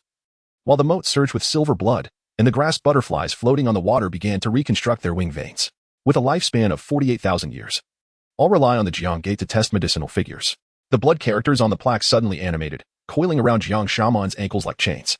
As he cleaved with his sickle, a more terrifying truth emerged from the starlight. The soul of every medicinal figure was sealed within each brick of the city wall. And in the highest layer of glazed tiles, Jiang Baijiao was piercing a bronze pestle into an infant's foot. Xiaoman, look here. His sister's call echoed from the depths of the sea. Jiang Xiaoman turned to see an ethereal figure formed from star essence. Jiang Yu was teaching his younger self to weave grass butterflies. As he reached out to touch her, the apparition suddenly exploded into stardust, coalescing in the vortex into a new hexagram of the celestial mechanism. The greedy wolf devours the moon, the star remnant guides. The underwater city trembled, and 300 bronze doors swung open simultaneously. In each doorway stood a medicinal figure resembling Jiang Xiaoman. cradling the rotting seven-star birthmark in their palms, with the remains of their closest kin lying beneath their feet. When the starlight swept past the seventh door, Jiang Shaoman abruptly spat out silver blood. On the neck of that skeleton was a crescent scar that perfectly aligned with the wound he had inflicted on Yu Heng 3 years prior. The ocean surface erupted with a cataclysmic sound. The Starfall Pavilion's floating ship disintegrated in the vortex, rolling out hundreds of bronze medicinal cauldrons, each boiling the fetal hair of Jiang infants. The bone spur on Jiang Shaoman and Appo's wrist suddenly grew longer, the sickle cleaving through the starlight. Pointing directly to the ocean floor, there lay an ice coffin, within which a girl's grass-woven bracelet was tied to a blood-stained bronze compass. As his fingertip brushed the ice coffin, the entire Starfall sea suddenly stilled. The stardust atop the waves formed the ethereal image of Jiang Baichao, his hands gripping the pestle. Dripping with blood, it is time to awaken, the 301st medicinal figure. The underwater city collapsed with a thunderous roar, bronze bricks transforming into a torrent of star essence. In the vortex, Jiang Shaoman beheld countless versions of himself, some bursting in the pool of star essence, others self-immolating in the apothecary, some leaping off cliffs while cradling their sister's remains. Each phantom solves blood droplets from their seven-star birthmarks. Sister. He clutched the bronze compass within the ice coffin as the starlight surged dramatically. When the radiance engulfed the ocean floor, a newborn's cry echoed from a fishing village miles away. The infant's foot glimmered faintly, the outline of the seven-star birthmark resembling the greedy wolf star map. Chapter 14. The eternal longevity steel. At the moment the bronze city gate swung open, the starlight etched 7 star-shaped impressions upon the door and Appo's ring. The mark upon Jiang Shaoman's heart suddenly burned like a branding iron, evoking memories of a jest his elder sister had made by the fire 300 lifetimes ago. Our Jiang family bears sparks beneath our feet, destined to incinerate the ungrateful. With 48,000 years intertwined with his being, the specter of Jiang Baichao solidified amidst the fetid air, his withered finger pointing towards the grove of steels, where a grass rope hung loosely from his sleeve, binding a half-piece of tortoiseshell. Jiang Shaoman's pupils constricted violently. Each steel was saturated with star essence, the silver blood seeping from the inscriptions winding through the mist like a river, the latest characters from the fallen star yet to dry, mingled with the scorched earth of Qinshi village. This was a record of rebirth, and also a ledger of merit. Mu Linger, barefoot upon the starlit steel, had a decayed visage entwined with bronze patterns. The pavilion master had said that each time a test subject perished, they could extend a mortal's lifespan by a decade. Suddenly, a bony spur from Jiang Shaoman's wrist pierced the steel. The silver blood gushing from the fissures coalesced beneath his feet into a celestial map. And as the 7th drop of blood seeped into the celestial pivot, the bronze city emitted a dying groan. In the instant the ground twisted. 3,000 medicinal furnaces revealed their wicked teeth, each furnace emblazoned with Jiang Shaoman and Appo's visage, an infant and Appo's wail resonated with an elder and Appo's lament within the furnace and Appo's core. 7 days after a Jiang family herbalist's demise, the furnace's fire could forge a new soul. Mu Linger snapped her fingers to ignite the furnace, and the 7 colored flames bursting forth from the corpse oil bore the faint outline of a grass-woven butterfly, reminiscent of his sister's spirit, having undergone 9,000 cycles in the furnace of departure. As the scythe severed the furnace's legs, the boiling potion splashed into the air. Jiang Shaoman beheld his sister's face congealing amidst the steam, the 7-star mark on her brow seeping dragon's blood essence. Shaoman, come to your sister. The phantom's fingertip brushed against his forehead, and buried memories were pried open like a clamshell. 40,000 years ago, the first Jiang Shaoman knelt before the bronze hall. The pavilion master's bronze mask glided along the ground, and the voice of Yu Heng echoed within the hollow space. With the Jiang bloodline, I shall exchange your kin's eternal longevity. As the first herbalist trembled and branded the 7-star mark, the infant in swaddling clothes suddenly erupted into a mist of blood, sketching the outline of the eternal longevity steel upon the bronze floor tiles. You are the one who feeds on the goo. Amidst the roaring din of the scythe cleaving the furnace, Jiang Shaoman's scream shattered the starry ceiling. When the pavilion master ascended from the largest furnace, all 3,000 furnace fires ignited in unison, illuminating the patterns of the bronze lock around his neck, identical to the one Yu Heng had worn in years past, with a half-finished grass butterfly caught in the lock's eye. At the moment the bronze mask shattered, Jiang Shaoman beheld his own face amidst the starlight. The pavilion master and Appo's heart was pierced with the bones of generations of herbalists, and the grass-woven butterfly hanging from the needle's end was dripping blood. I await your heart to be sliced for the medicine. I have waited for 48,000 springs and autumns. Amidst the agonizing explosion of his wrist bones, shards of the heavenly mechanism disc embedded themselves into the bronze mask. As the 2 identical faces gazed at one another across the starlight, Jiang Shaoman suddenly caught the scent of locust flower from the star essence pool, just like the fragrance of the locust beans his mother had dried in the courtyard on the eve of their family and Appo's ruin. The heartbreaking herb, beneath the Kuan steel, Jiang Yu's call echoed from the depths of the earth. Jiang Shaoman rolled into the potion pool. The foul broth rendered the 7-star mark silent as death. On the cold stone steel he touched at the bottom of the pool were engraved words he had yet to experience, eternal longevity of 37,000 years. Jiang Shaoman was gouged in the eyes by Qin, feeding the heavenly mechanism disc spirit. The briny seawater suddenly thickened, and the inverted alchemical workshop's dome began to bleed. 300 corpses of Jiang family herbalists opened their amber eyes, and the star map reflected in their pupils overlapped with the greedy wolf pattern in Jiang Shaoman and Appo's palm. As the first corpse shattered its chains, a downpour of bone needles shot from the pavilion master and Appo's heart. Sister taught me the heartbreaking herb must be uprooted. Jiang Shaoman surged forth, the remaining scythe cleaving through the starlight, directing its point towards the Kuan steel. Entangled among the roots at the base of the steel, the 7-star heartbreaking herb blossomed with blood-red buds, each petal inscribed with the birth dates of the Jiang herbalists. As he severed the main root, the entire bronze city convulsed violently, and the inscriptions on the eternal longevity steel began to reverse. The pavilion master and Appo's mask exploded with a thunderous crash, revealing a face encrusted with bronze patterns. Amidst the scattering stardust, Jiang Shaoman witnessed the horrifying truth. Those patterns were the genealogy of the Jiang family, each branch culminating in a drowned infant. Do you think that destroying the contract will grant you liberation? The pavilion master's voice transformed into a duet of Yuhing and Jiang Baichao. You have long since become the contract itself. The depths of the sea abruptly fell into silence. Between Jiang Shaoman and Appo's response, the shards of the heavenly mechanism disc resonated with the eternal longevity steel. As he pierced the roots of the heartbreaking herb into his chest, the pavilion master's bronze shell began to crack, with each fissure spilling forth the souls of the Jiang herbalists, the last herb of the Jiang family. Jiang Shaoman crushed the 7-star mark upon his heart, and the star essence surged like a heavenly river, calling the leaves to return to their roots. The grove of the eternal longevity steel collapsed in blinding light, and the bronze city transformed into stardust, sinking into the abyss. As the last glimmers of starlight faded, the cries of an infant echoed from a fishing village 1,000 miles away. The midwife, in terror, discovered that the red marks on the newborn souls were identical to the shape of the greedy wolf star's descent. Amidst the ruins of the Starfall Pavilion, a half-bloodied bronze compass stood upright. Beneath the moonlight, the remnants of the inscription unveiled a new prophecy. Eternal longevity extinguished, the greedy wolf fades, Jiangmen severed, starlight follows.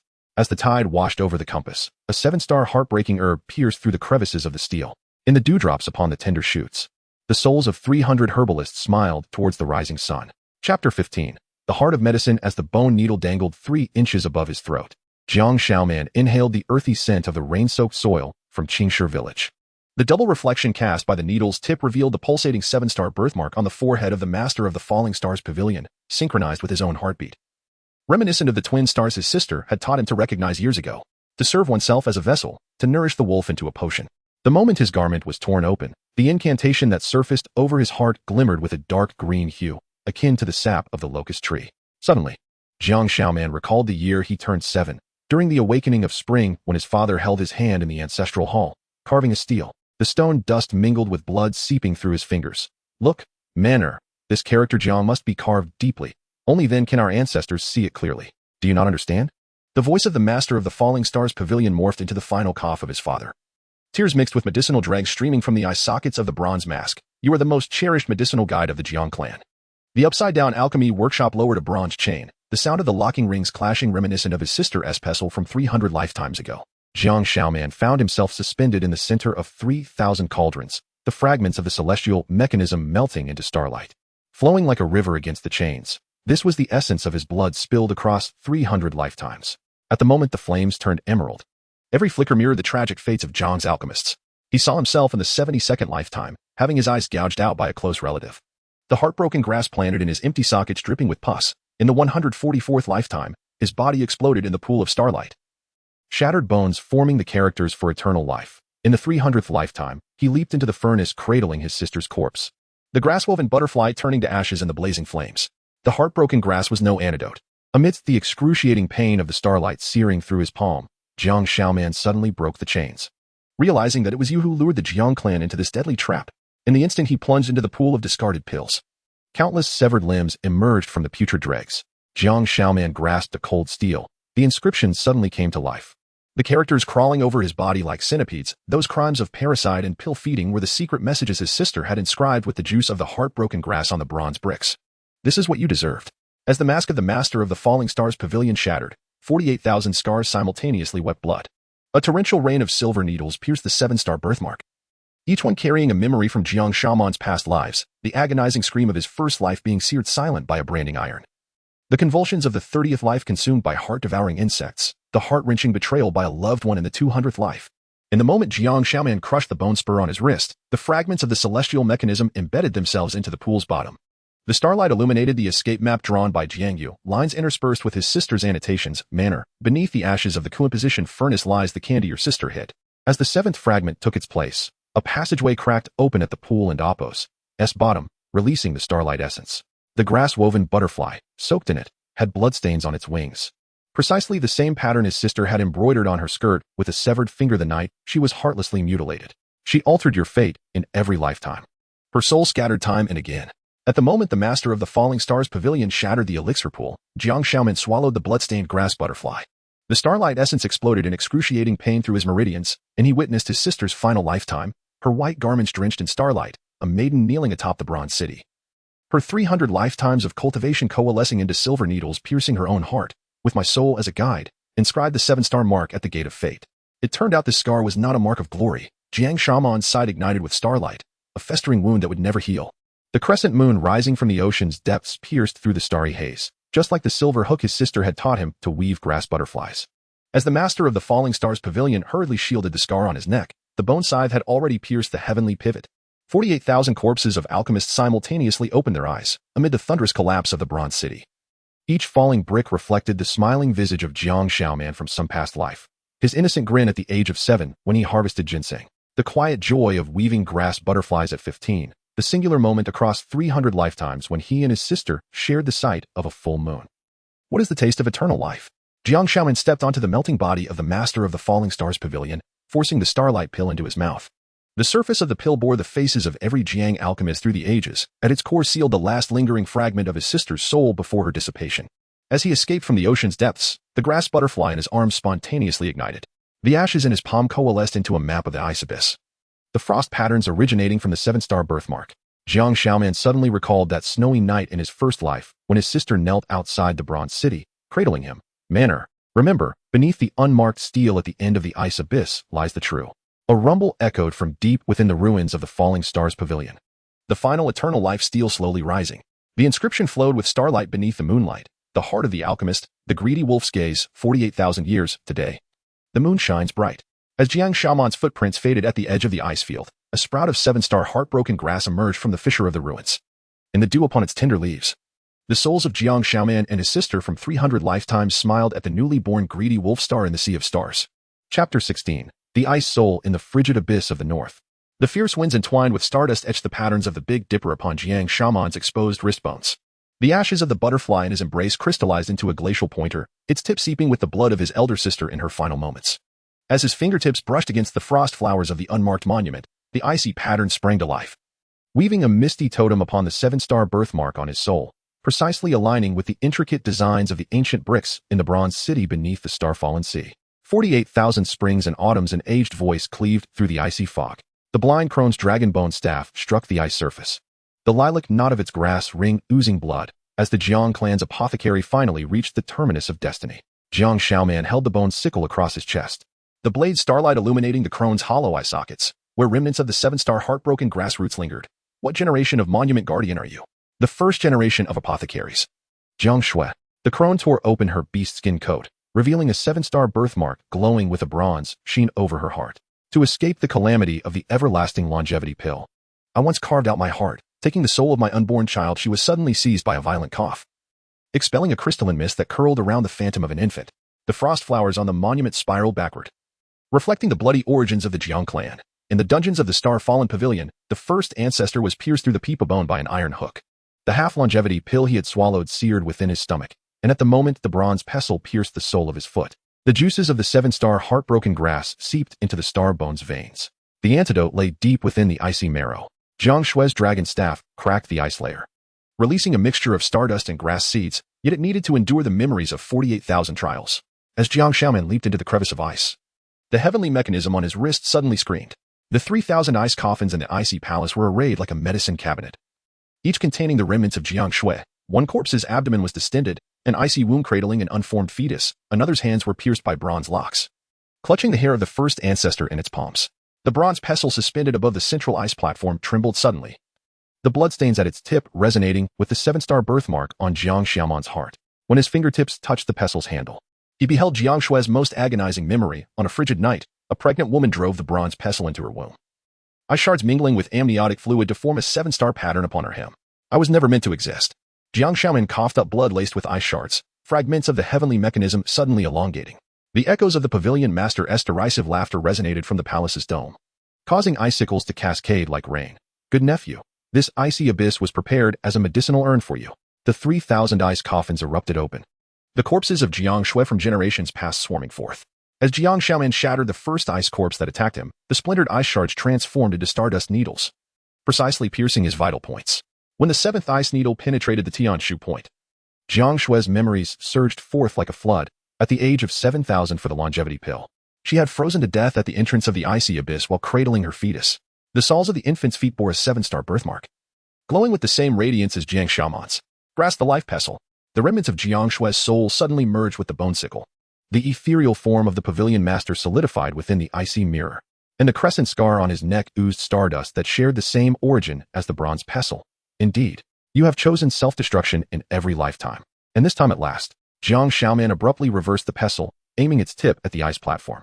In the instant when bronze collided with eternal dark ice, the dome of the icy palace revealed a reflection of the starry sky. A ghostly blue auxiliary star appeared beside the greedy wolf star, its light pattern mirroring the 7-star birthmark on its soul. The star of the medicinal corpse is the gathering of your kin's souls. Jiang Shui's sigh mingled with the icy winds, the blood and tears of Jiang clan women during childbirth coalescing within this star. When the pavilion master's lethal strike approached Jiang Xiaoman's brow, the tip of the bronze pestle suddenly erupted with the remaining starlight of Jiang Yu. The tears of the 3,000 ice corpses merged into a galaxy, entombing the pavilion master in his self-dug icy grave. As the icy monument revealed the words medicinal tomb, the 7-star birthmark on Jiang Xiaoman's soul began to peel away, exposing the writhing bronze veins within his flesh. The antidote is the end of the bloodline. Jiang Shui's voice shattered within the ice crystals, yet the Jiang bloodline was no longer that of humanity, but rather one nurtured by stardust at dawn. Jiang Xiaoman used the bone sickle as a pin, inscribing new runes upon the unmarked monument, within the ice shards scraped off by the blade's tip. The souls of 300 generations of Jiang Shui were reassembling their grass rings. As the heavenly mechanism revealed the star map of the western wilderness, he suddenly heard the cries of an infant from deep within the ice layer. That was the unborn child of Jiang Shui, growing its 7th finger bone within the stardust. Chapter 17. The ruins tomb. The blazing sun sears the sand dunes into shifting sheets of gold, while Jiang Xiaoman's newly formed scales ripple in the heat. The crystalline feel of stardust in the gully of the 7 stars birthmark evokes memories of his 300th lifetime, when molten copper coursed down his throat like burning agony. Crack! The tail sting of a bronze scorpion scrapes against his scales, igniting sparks. As the visage of the remaining soul of the Starfall Pavilion master drifts in the violet flames, as Jiang Xiaoman's bone sickle shatters the scorpion's pincers, the dormant dunes suddenly collapse, revealing 300 scorpion corpses that form the constellation of the Big Dipper in the quicksand. At the heart of the formation lies a half-buried grass-woven butterfly, its wings stained with desiccated amniotic fluid. 48,000 springs and autumns have passed, and the remnants of medicine remain as ferocious as ever. The sound of camel bells melds with the delicate chime of silver ornaments, as a barefoot girl strides across the scorpion carcasses. The bronze bells adorning her ankles are engraved with the Jiang family's medicinal symbols, while the string of milk teeth around her neck glimmers with starlight. Those are the very teeth Jiang Xiaoman's elder sister hid in a peachwood box during his 7th lifetime. I am Shadang, the 7th generation of tomb guardians. The girl's fingertips glide over the necklace of teeth, and suddenly, one of the milk teeth oozes black blood. When you perished in the sandstorm during your 300th lifetime, I claimed your leg bone as a betrothal gift. Jiang Xiaoman's bone sickle presses against her throat, the edge illuminated by the starlight reflecting in her pupils, one a warm amber, the other a deep azure reminiscent of the starlit ocean. Yet Shadang merely smiles, extending her tongue, which bears the imprints of Jiang Xiaoman from a previous life, when the Starfall Pavilion master forged you into bricks for a city. I secretly took 7 to construct a bathhouse. Suddenly, the starlight flares, scorching the quicksand beneath them. A pit 100 feet deep reveals a grove of bronze tablets, each inscribed with text that seep stardust. The latest tablet shows signs of erosion from the wind and sand, faintly revealing the characters for Shadang, resembling the tattoo on the girl's collarbone. Your 7 emotions are buried within the tomb of rebirth. Shadang's bare feet crush the shifting sand. As the joy tablet collapses in the awakening of spring, the anger tablet scorched by lightning, and the love tablet. She suddenly pauses, as the grass rope around her wrist bursts into starlight, melting the grief tablet beside Jiang Xiaoman's feet. The grove of tablets trembles violently. The stardust from Jiang Xiaoman's heart seeps into the sand, awakening a throng of puppets beneath the bronze tablets. 300 puppets, each bearing his likeness, emerge from the sand, each with a core of stardust embedded in their chests. exuding a familiar aura, the last breath he exhaled in each lifetime as he faced death. As the bone sickle cleaves the first puppet, fragments of bronze suddenly coalesce into shards of memory, a night filled with swirling yellow sand. As he cut open a pregnant woman's abdomen to extract an unformed medicinal fetus, that fetus bore the 7 stars birthmark in its palm. With a grass-woven butterfly entwined in its umbilical cord, seeping blood, burning the tablets is to sever the ties of causality. Shatang's starlight entwines Jiang Shao in wrist armor. As the celestial mechanism on his arm extends, he perceives that each tablet is connected to the stardust cores of the puppets. When the starlight spreads along the inscriptions to the 7th tablet, the liquid bronze solidifies into the visage of Jiang Yu. Xiaoman, do not look. The throng of puppets collapses to their knees, their chests split open, revealing the souls of infants curled within the cores of stardust. Shatang and Appos, grass rope, like a serpent, swipes through the air, the stardust it captures forming the eaves of the Jiang ancestral hall. This is the prepayment for your betrothal, to be utilized once the wedding commences. A dragon's roar reverberates from the depths as the largest bronze tablet rises, encasing an ice coffin. The inscription upon the lid, a remnant of the word boat cast in the starship of alchemical remains, is missing 3 dots of water, an error Jiang Xiaoman's sister often made while teaching him to write. Bloodied, grass-woven butterflies suddenly flutter within the coffin, their tips dripping blood onto the sand, sprouting tender shoots of the 7 stars heartbreak grass. The dragon bone of the starship is embedded at the pinnacle of Yongsho City. Shatang crushes the tender shoots, their juices solidifying into a venomous needle in her palm. Your reincarnated self wails within the wall bricks, pleading for a swift end. At the stroke of midnight, the brilliance of the greedy wolf star spills over the sandy expanse. Jiang Xiaoman and Appos' scales resonate with the starlight, scorching a winding path of blood into the sand. Upon reaching the marker of his drowning in the year of Renwu, the rumbling of collapsing quicksand startles the night owls, revealing an underwater bronze city, each brick of its walls composed of the remains of medicinal beings, the bloodied handprint on the city gate's plaque missing the ring finger, precisely mirroring the old wound on his right hand. The auspicious hour has arrived. Shatang's bridal gown transforms into a mist of blood amidst the starlight. The gates of Yongsho City thunder open. 300 lanterns crafted from human skin float forth, each reflecting the manner of Jiang Xiaoman's demise in some past life. Amidst the sounds of celebration, the bride and Appos' veil is lifted by a chilling wind, revealing a face strikingly similar to Jiang Yu's. Her swollen abdomen writhes, the surface of her belly protruding with the palm print of a 7-starred infant. In your 300th lifetime, my sister, you have carried this child for 48,000 days. Shatang's scales lift the bride's chin. I await your arrival to cut open her belly and retrieve the medicine, my groom. Chapter 18. The blood sedan robbery. The weak water river shimmered with a waxy glow, and the bronze sedan floated in the river's heart. The sound of the starry pearl chain of the sedan curtains echoed softly, each beat reflecting the scars beneath Jiang Xiaoman's scaled armor, marks left by his mother when she shielded him from a wolf's bite at the tender age of 7. Brother. The phoenix crown's drooping pearls quivered gently as Jiang Li's veil was lifted slightly by the river breeze. The shard of the celestial machine embedded in her forehead radiated a violet luminescence, and her gaze, reminiscent of their sister's final moments, pierced through him, much like the day a mountain flood collapsed the medicinal hut, when Jiang Yu grasped a half-broken grass butterfly and called out to him, Xiaoman, catch.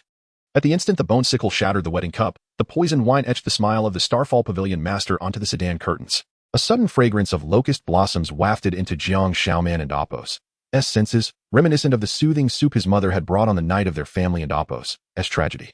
As the ice coffin broke through the water and Appos' surface, he noticed the patches on his mother and Appos' coarse cloth garment, exactly where he had carelessly torn it during his childhood play. In this cup of wine lies the tears of your 300 lifetimes.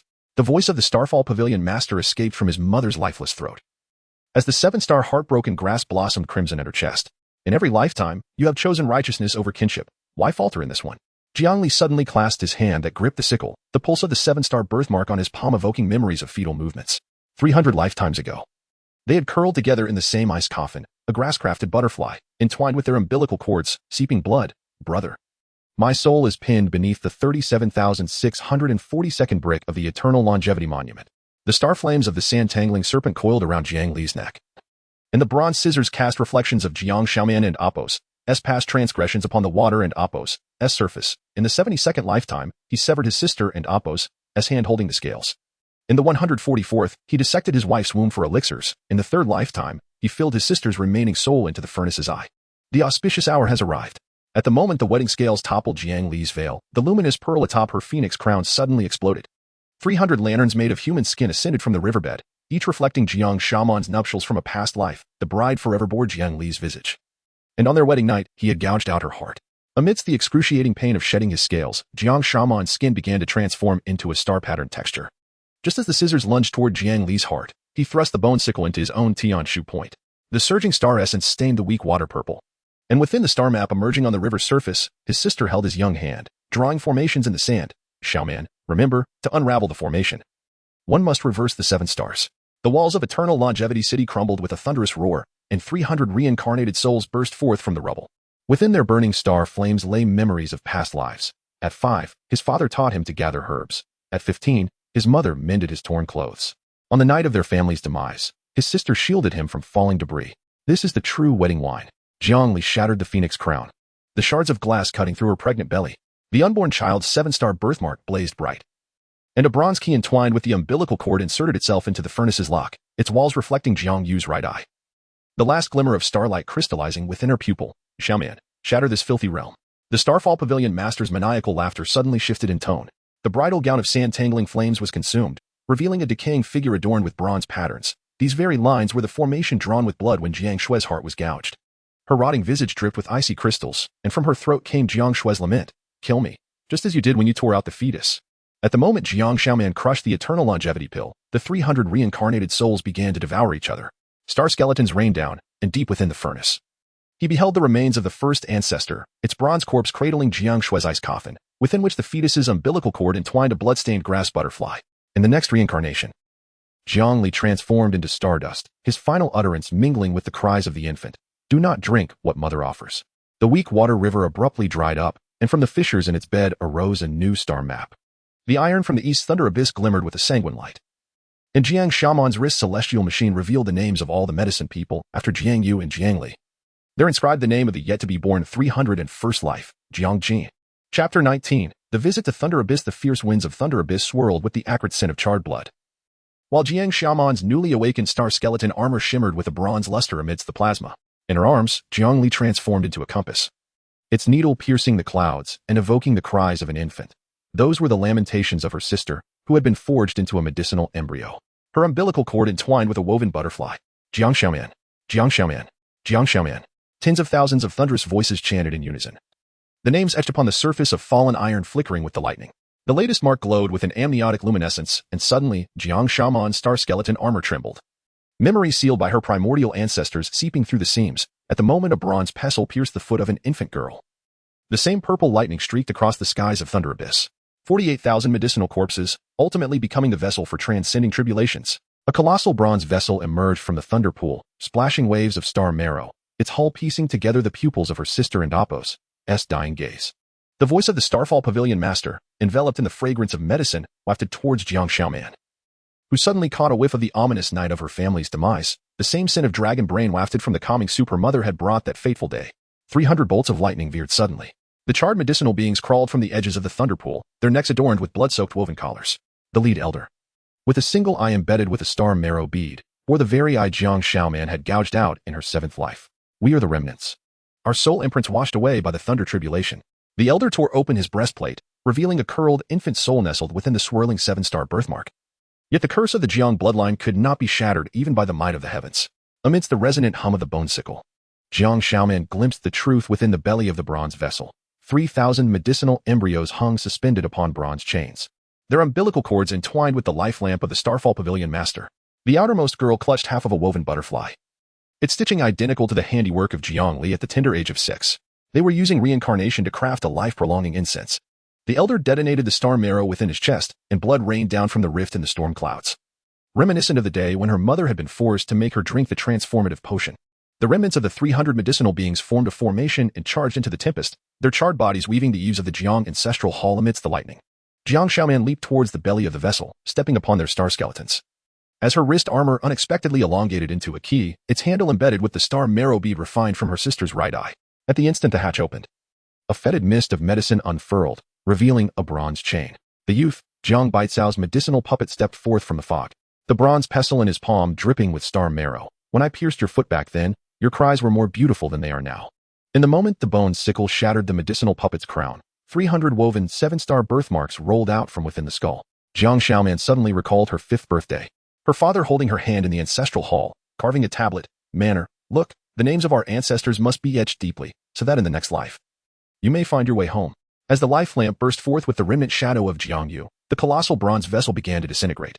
Jiang Xiaoman cradled the cooling girl and leaped from the vessel and Apos' belly, the star skeleton armor peeling away in the storm, revealing the incantations inscribed by her primordial ancestors upon her heart. The girl suddenly bit down on his neck, the venomous blood seeping painfully into the star patterns, conjuring an image of the Starfall Pavilion Master whispering to an ice coffin, "Schwer, our grandson will become the most perfect medicinal catalyst." The Pavilion Master proclaimed, "You are the true ferryman." The bronze chains that emerged from the girl's heart ensnared Jiang Xiaoman's waist, each link inscribed with the names of Jiang's women. From the depths of the thunder pool, the roar of a dragon resonated as the reformed bronze vessel extended its star marrow tendrils. At the bow stood an ice sculpture of Jiang Shui cradling an infant. In the final moment, the armors of the celestial mechanism coalesced into a thunder chisel. As Jiang Xiaoman shattered the soul-controlling nail embedded in the girl's nape, her dazed pupils reflected Jiang Li's smiling face. "Brother, in the next life, do not be born into the Jiang family." As he plunged into the depths of Thunder Abyss, the star skeleton armor completely disintegrated. Jiang Xiaoman descended with the increasingly cold girl towards the core of fallen iron, where lay the lifeblood of the primordial medicinal beings upon the surface of the bronze heart. 48,000 names flickered with the tempest. As the thunder chisel inscribed a new name upon the heart, an unexpected silence enveloped the abyss. All the lightning coalesced into a monument, revealing the thunder inscriptions erased by the master of Starfall. The medicinal beings are but vessels for transcending tribulations. When will the ferryman rest? 48,000 star-patterned blood, not to ferry the living, but to cross the starry grievances. The girl and Apos' lifeless body suddenly transformed into stardust, coalescing beside the inscription to form a new name, Jiangjin. A meteor shower streaked across the skies of Thunder Abyss, each falling star wrapped in woven butterflies, soaring towards the dawn at the easternmost edge of the sea. Chapter 20. The vessel's remains in the profound depths of the Thunder Abyss. The star remains cascaded like a spilled galaxy. Jiang Xiaoman, cradling the lifeless body of a young girl, collided against the bronze bottom of the vessel. Amidst the blinding radiance emitted by the iron core, he beheld the moment when the inaugural apothecary pierced the heart, when the bronze pestle penetrated the infant's soul. The lightning above the Thunder Abyss coalesced into the Jiang family totem. With a crack, the girl's skin peeled away like the wings of a cicada, revealing the true visage of the Starfall Pavilion Master, cast in bronze beneath. The wandering star patterns resembled living worms, burrowing into Jiang Xiaoman's star armor through its seams. From the depths of the Master's chest resonated the echoes of 300 lifetimes. "Do you realize that this star armor was forged from the spines of your ancestors?" At the moment the bone sickle struck the Master's chest, Jiang Li's mournful cry erupted suddenly. Jiang Xiaoman's pupils reflected a terrifying truth. Embedded in the Master's heart was half a blood-stained, grass-woven butterfly, with the needlework at the wingtips being Jiang Li's unique heart-wrenching knot. Within the furnace, reconstituted from the wreckage of the Thunderpool vessel, the brilliance of the greedy wolf star scorched the air with charred marks. Jiang Xiaoman's star armor began to melt, the molten iron creeping up the Master's bronze form. As the scorching white starlight licked his brow, the crescent indentation at the back of the Master's neck suddenly glimmered. Residual traces of his sister's star marrow lingered there. "Sister, the trajectory of the stars you awaited has interwoven." At the moment the wrist armor shattered, the final fragment of the celestial mechanism fit precisely into the indentation.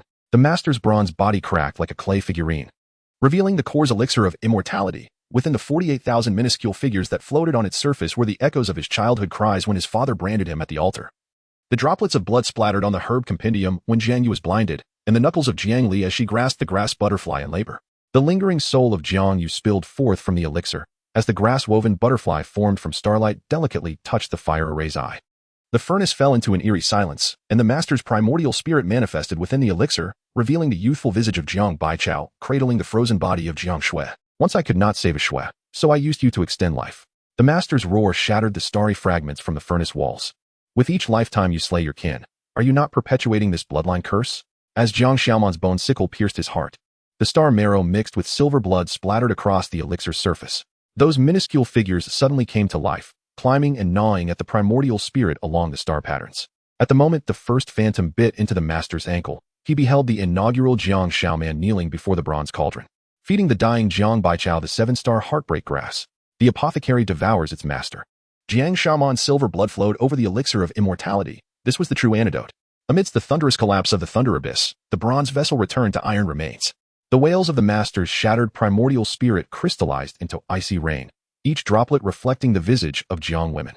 As Jiang Xiaoman descended upon the remnants of iron, the girl's body disintegrated into ash, leaving only half a grass-woven butterfly fluttering in his palm. Its wingtips crafted a new star map, aligning with the patterns of pregnancy on Jiang Li's belly. From the depths of the sea of clouds arose the roar of a dragon, the silhouette of the living island in the southern seas emerging on the horizon.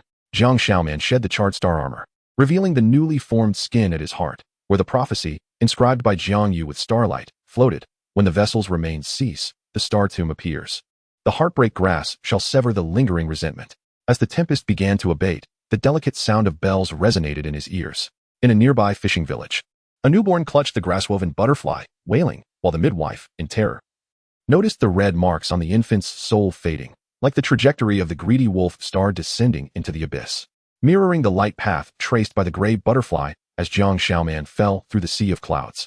Chapter 21. The living island. The night mist of the South China Sea enveloped the air with a briny, bloody scent.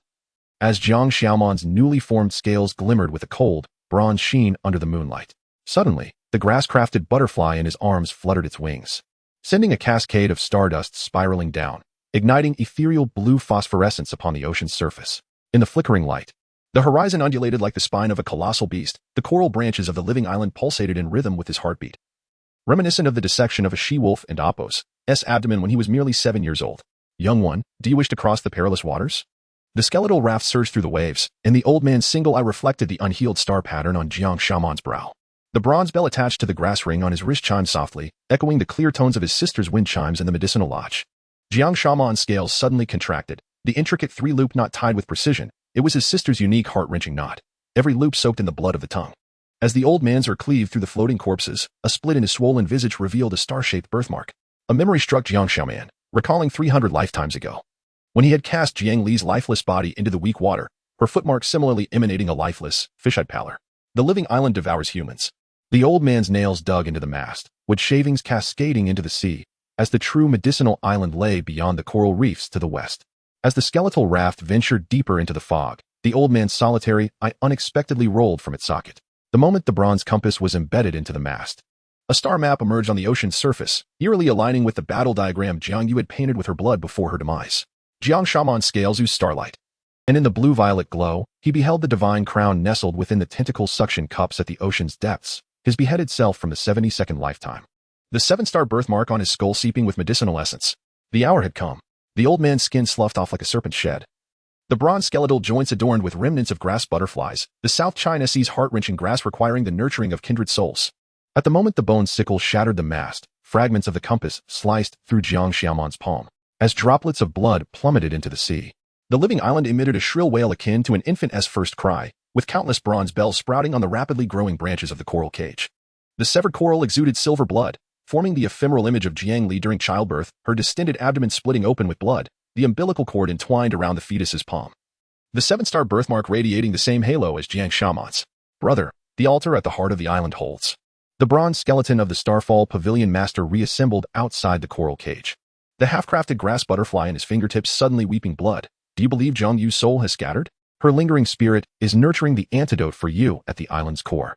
The living island trembled violently, sinking deeper, as Jiang Xiaoman's scales transformed into 3,000 star blades. The sound of the blades carving through the coral cage resonated with the same metallic echo he had heard when his sister taught him to chisel steels. When the final array-breaking talisman was completed, the entire island convulsed like a birthing beast, propelling him into the star-laden night sky. Moonlight tore through the sea mist, revealing the terrifying visage of the living island, the back of a black turtle, adorned with corals, upon which the flying eaves of a bronze city pierced the clouds.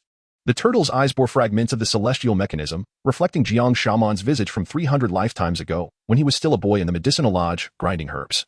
With his sister's hair always dusted with the pollen of 37 flowers. 48,000 tides. The black turtle emitted a low, tremorous hum. Jiang Clan's apothecary.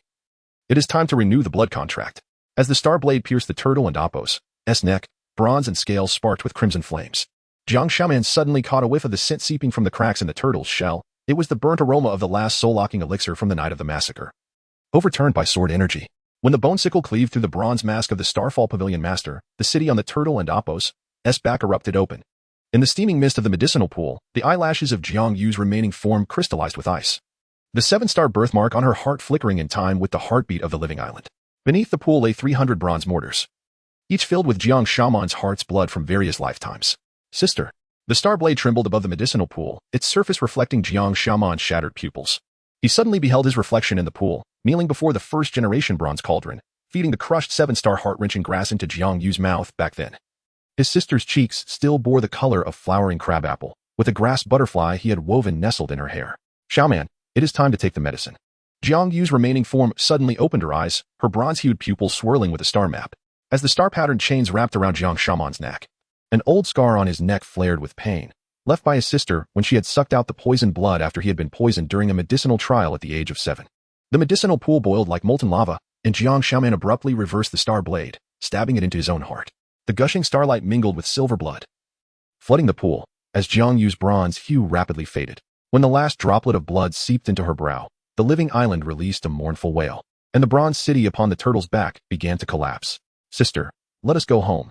Jiang Shaoman cradled the warming remnants and leaped toward the sea's surface, as the frenzied roar of the Starfall Pavilion Master echoed behind him. Jiang Yu in his arms suddenly opened her clear eyes, her fingertips coalescing starlight into a new grass-crafted butterfly this time. The pattern of the butterfly's wings was no longer the 7 stars, but the shape of the 8th star of the Big Dipper. As dawn broke at the end of the South China Sea, piercing through the dark clouds, a newborn in a fishing village ceased its cries. The midwife trembled as she lifted the infant, its faded 7-star birthmark transforming into drifting stardust. The greedy wolf star fell into the horizon's trajectory. Reminiscent of Jiang Shaoman departing with the morning light, the grass butterfly in his arms shedding stardust. Chapter 22. The star-crushing pattern. The star patterns on the tortoise shell of the living island erupted with purple lightning, causing Jiang Shaman's bone sickle to tremble just 3 inches from Jiang Yu's heart. Within the swirling mist of the medicinal pool, the star chains from Jiang Yu's withering form suddenly multiplied into myriad strands, piercing his vital points with precision, akin to the silk threads his sister once taught him to weave into grass butterflies. This torment, you should endure it 48,000 times. Jiang Yu's bronze-hued pupils cracked open with fine fissures, and the star chain snapped taut. Jiang Shaman's consciousness was instantly engulfed in crimson. He beheld himself in the 7th lifetime, adorned in a bridal gown, as the blade pried open Jiang Yu's throat to extract the blood from his heart. In the 144th lifetime, he bound Jiang Li onto a bronze cauldron, using the umbilical cord of her unborn child to concoct elixirs. In the 300th lifetime, he knelt at the feet of the Starfall Pavilion Master, personally feeding the 7-star heartbreak grass into his sister's mouth. Sister. Jiang Shaoman's anguish cry shattered the ice crystals of the medicinal pool as the star blade melted into molten iron amidst the boiling liquid. Those wielders of the blade, are they all your avatars? The colossal tortoise of the living island emitted a mournful wail, as cracks in its shell oozed silver blood mingled with fragments of coral. Suddenly, Jiang Yu's withered chest became transparent, revealing the intricate intertwining of bronze veins within, each blood vessel connected to an inverted elixir furnace, where a skull embedded in the furnace's mouth recited the star-feeding incantation. Every time you carve my heart, the Starfall Pavilion Master takes a fragment of my soul. Jiang Yu's voice resonated from 300 elixir furnaces simultaneously. As bronze tears etched star maps upon the tortoise shell, I manipulate your reincarnation through my soul threads, just as one controls a marionette. The phantom of the Starfall Pavilion Master solidified within the furnace flames, his fingertips grasping half a blackened milk tooth, when Jiang Baijiao pierced Taiyu's heart. You were asleep in the neighboring medicinal chamber. The phantom waved his sleeve to unveil an illusion. 5-year-old Jiang Shaoman clutched a grass butterfly, rushing towards the bloody Jiang Yu, only to be seized by Jiang Baijiao and thrown into the star essence pool. A bronze pestle soared from the furnace bottom, its handle inscribed with the bite mark of 7-year-old Jiang Shaoman. As his fingertips grazed the cool bronze patterns, he suddenly heard Jiang Li's cries during childbirth. Brother. The baby's souls, bear the 7 stars. The blade of kinslaying returned to its rightful place. It was time to renew the blood covenant. The Starfall Pavilion Master's voice, enveloped in the fragrance of herbs, summoned 48,000 phantom alchemists from the fissures of the tortoise shell. The sound of their kneeling and bowing echoed like the pestle striking herbs on New Year's Eve in Chishire village. Jiang Shaman's scales began to shed in the elixir fire, revealing the reversed 7-star formation upon his newly born skin. As the bronze pestle pressed against Jiang Yu's heart, he suddenly discerned the dried blood remnants at the tip of the pestle. Within that dark red lay the soul of the first-generation Jiang Shaoman, weeping while cradling Jiang Shui's icy coffin. Sister, this agony, we must bring it to an end. The tortoise shell exploded violently, and Jiang Li and Appo's lingering soul surged forth from the fissure. Her shattered starlight formed a handwritten message in the air. The elixir furnace is the coffin. The shattered furnace is rebirth. Jiang Xiaoman's reverse 7-star birthmark suddenly blazed brightly, and the bronze pestle turned to pierce his own heart. Star essence mixed with silver blood splattered onto the tortoise shell as the colossal tortoise emitted its final lament. The bronze city it bore crumbled, and as it plunged into the sea, a pillar of star essence water erupted, revealing the smiling faces of the alchemists before their dissolution. 7-year-old Jiang Yu gathering herbs with his younger brother, 15-year-old Jiang Li weaving grass butterflies, and the countless Jiang Shaomans of 300 lifetimes exchanging glances and smiles across the starlight. The Star Slayer ultimately becomes a star tomb. Jiang Yu's withered form dissipated in the meteor shower, the cover of the record of the return to ruins floating with bloodstained handprints.